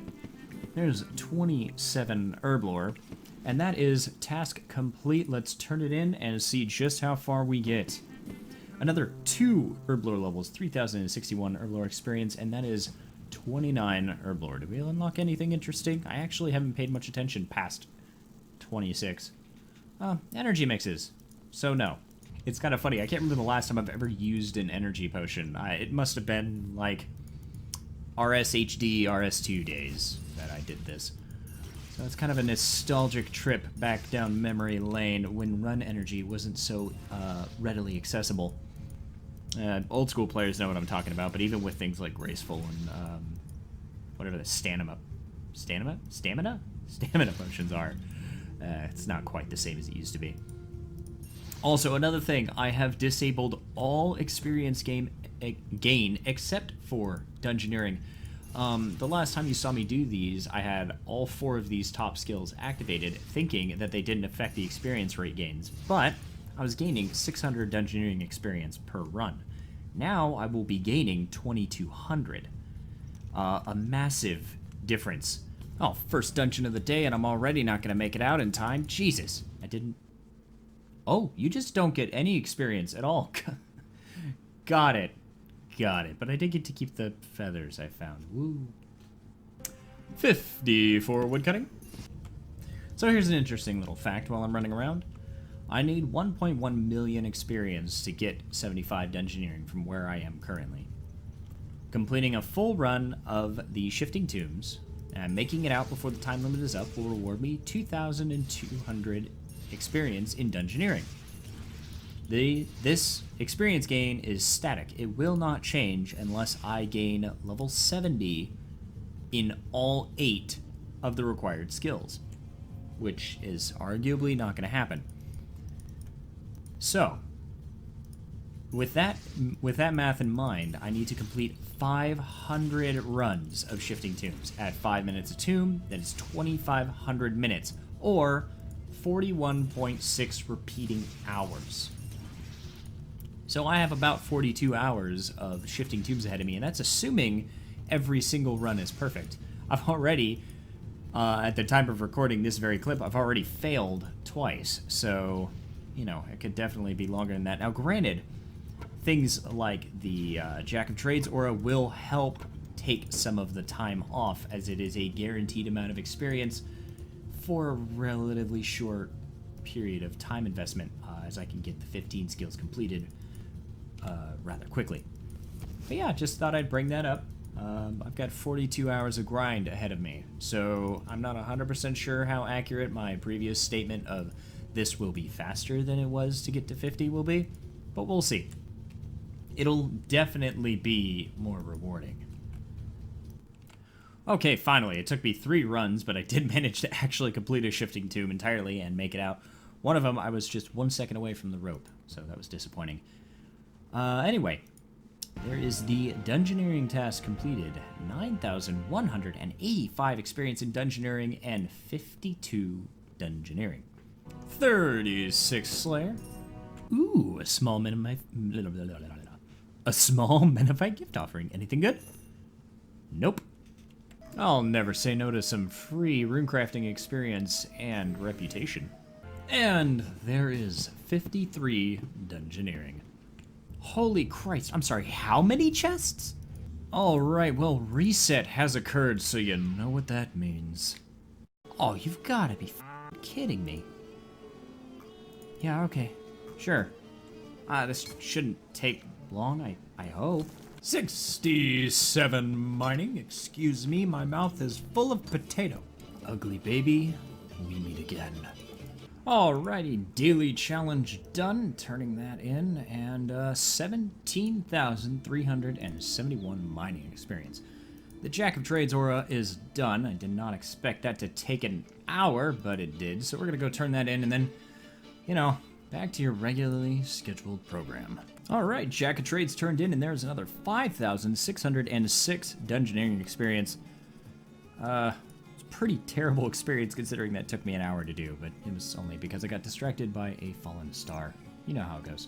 So I have noticed that the amount of Dungeoneering experience I get increases as my level increases, which makes sense. That's how you figure it would be, but the wiki, although the wiki admits that the information it has is not complete, the wiki says something different. The wiki says that you get a set amount of experiences, which is what I got the original 2,200 estimate from. So, honestly, this might not end up being that bad. As I push closer and closer to 75, the amount of experience I'm getting for each floor should be more and more, meaning, you know, an exponential increase, and thus not having to spend 40 hours here, but we'll see. There is 54 Dungeoneering. God, the levels are coming in so quick now. This is so nice. And that is 55 Dungeoneering. And I went ahead and completed, it's not called Surging Tombs. For those who don't know, you just have to get through an entire solo dungeon without using the Surge ability. And, yeah, so I decided to do that. That was fun. Alright, so I think it's time for a little break from the tombs of, shifty sandiness. And time to try something a little different, something we haven't done in a little while. We are in Narda. We are in the full blue. I think you know what happens next. And there is 33 attack coming through. 34 attack. 35 attack. 38 constitution. I'm getting really lucky finding these clues.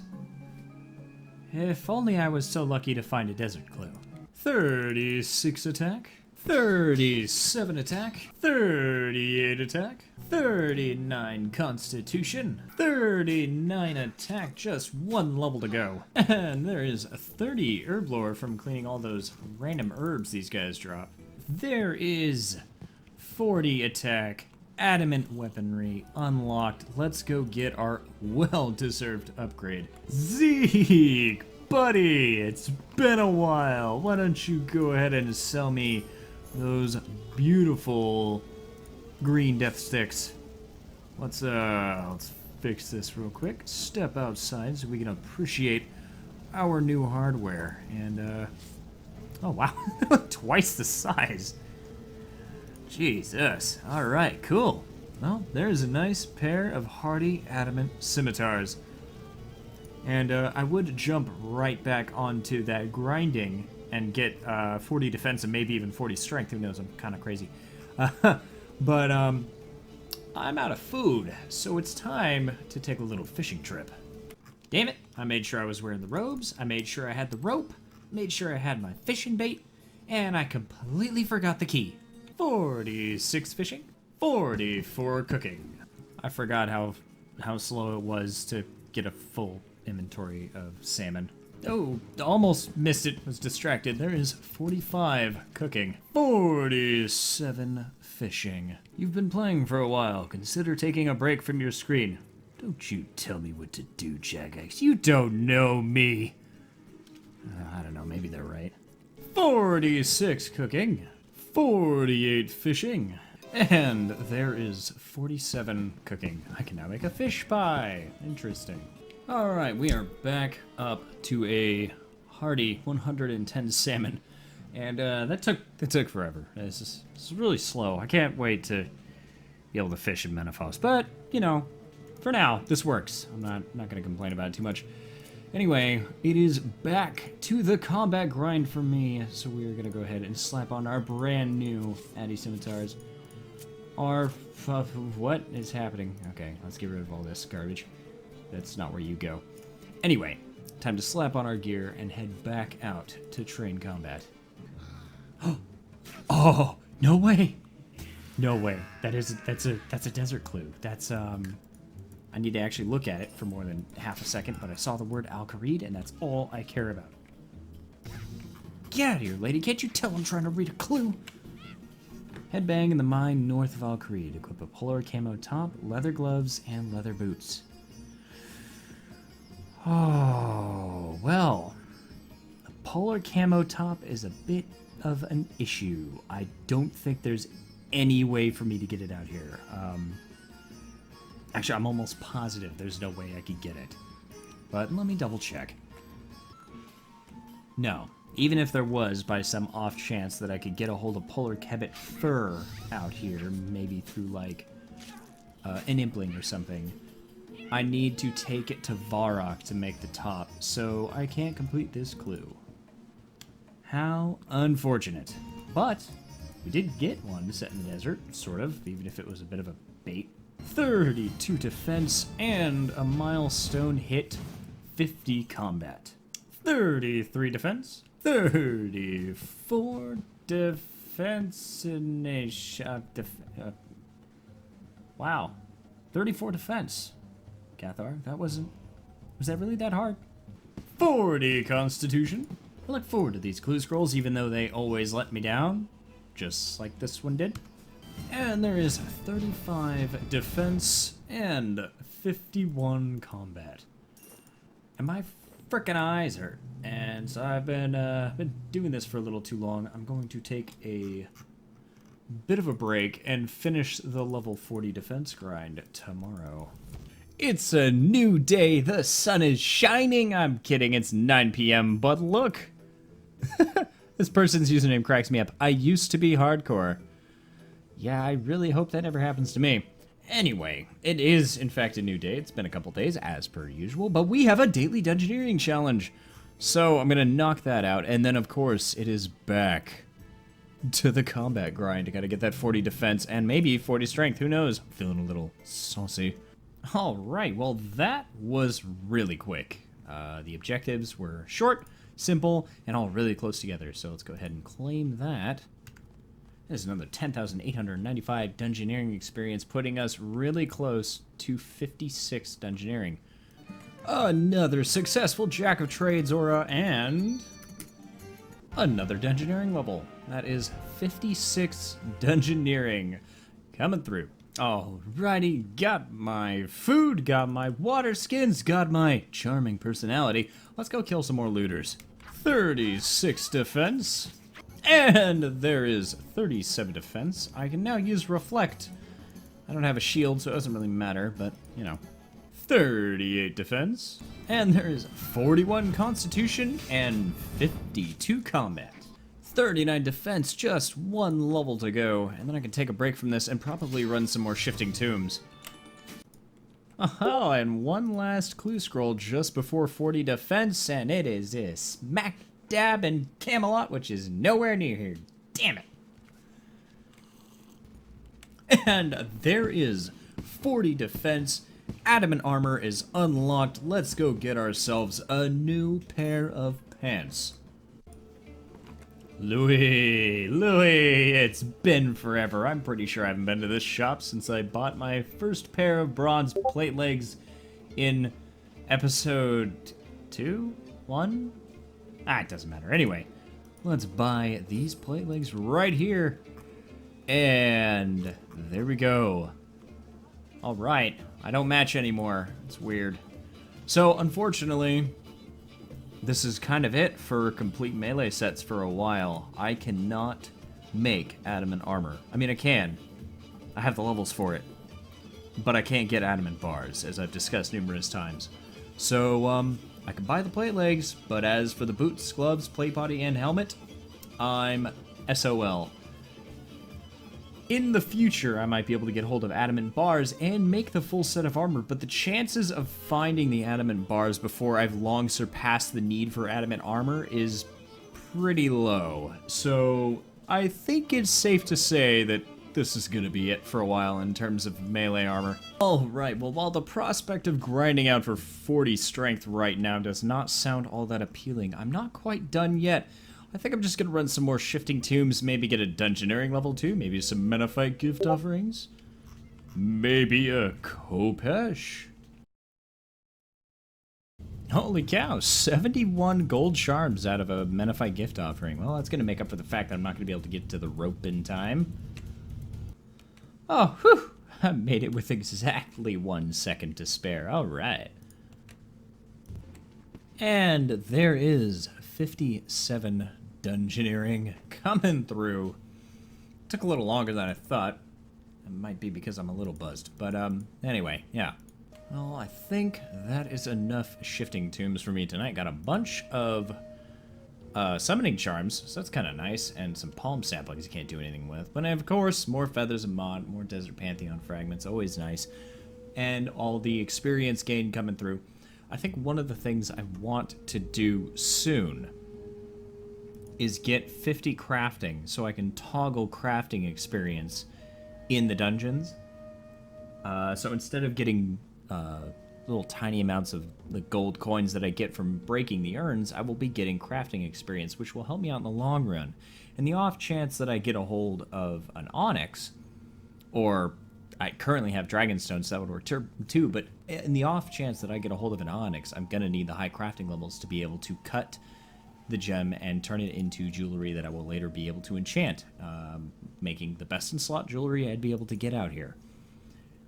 That's thinking really long term, but if I'm going to be doing shifting tombs for a really long time, the trickle of crafting experience will be really helpful. Hello, ladies and gentlemen. If you've made it this far, thank you so much for watching.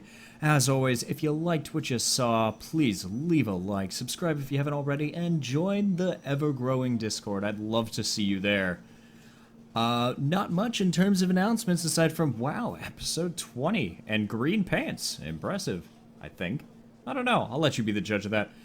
I'm not going to go off on a rambling tangent as per usual, so I will see you all in the next video. Goodbye.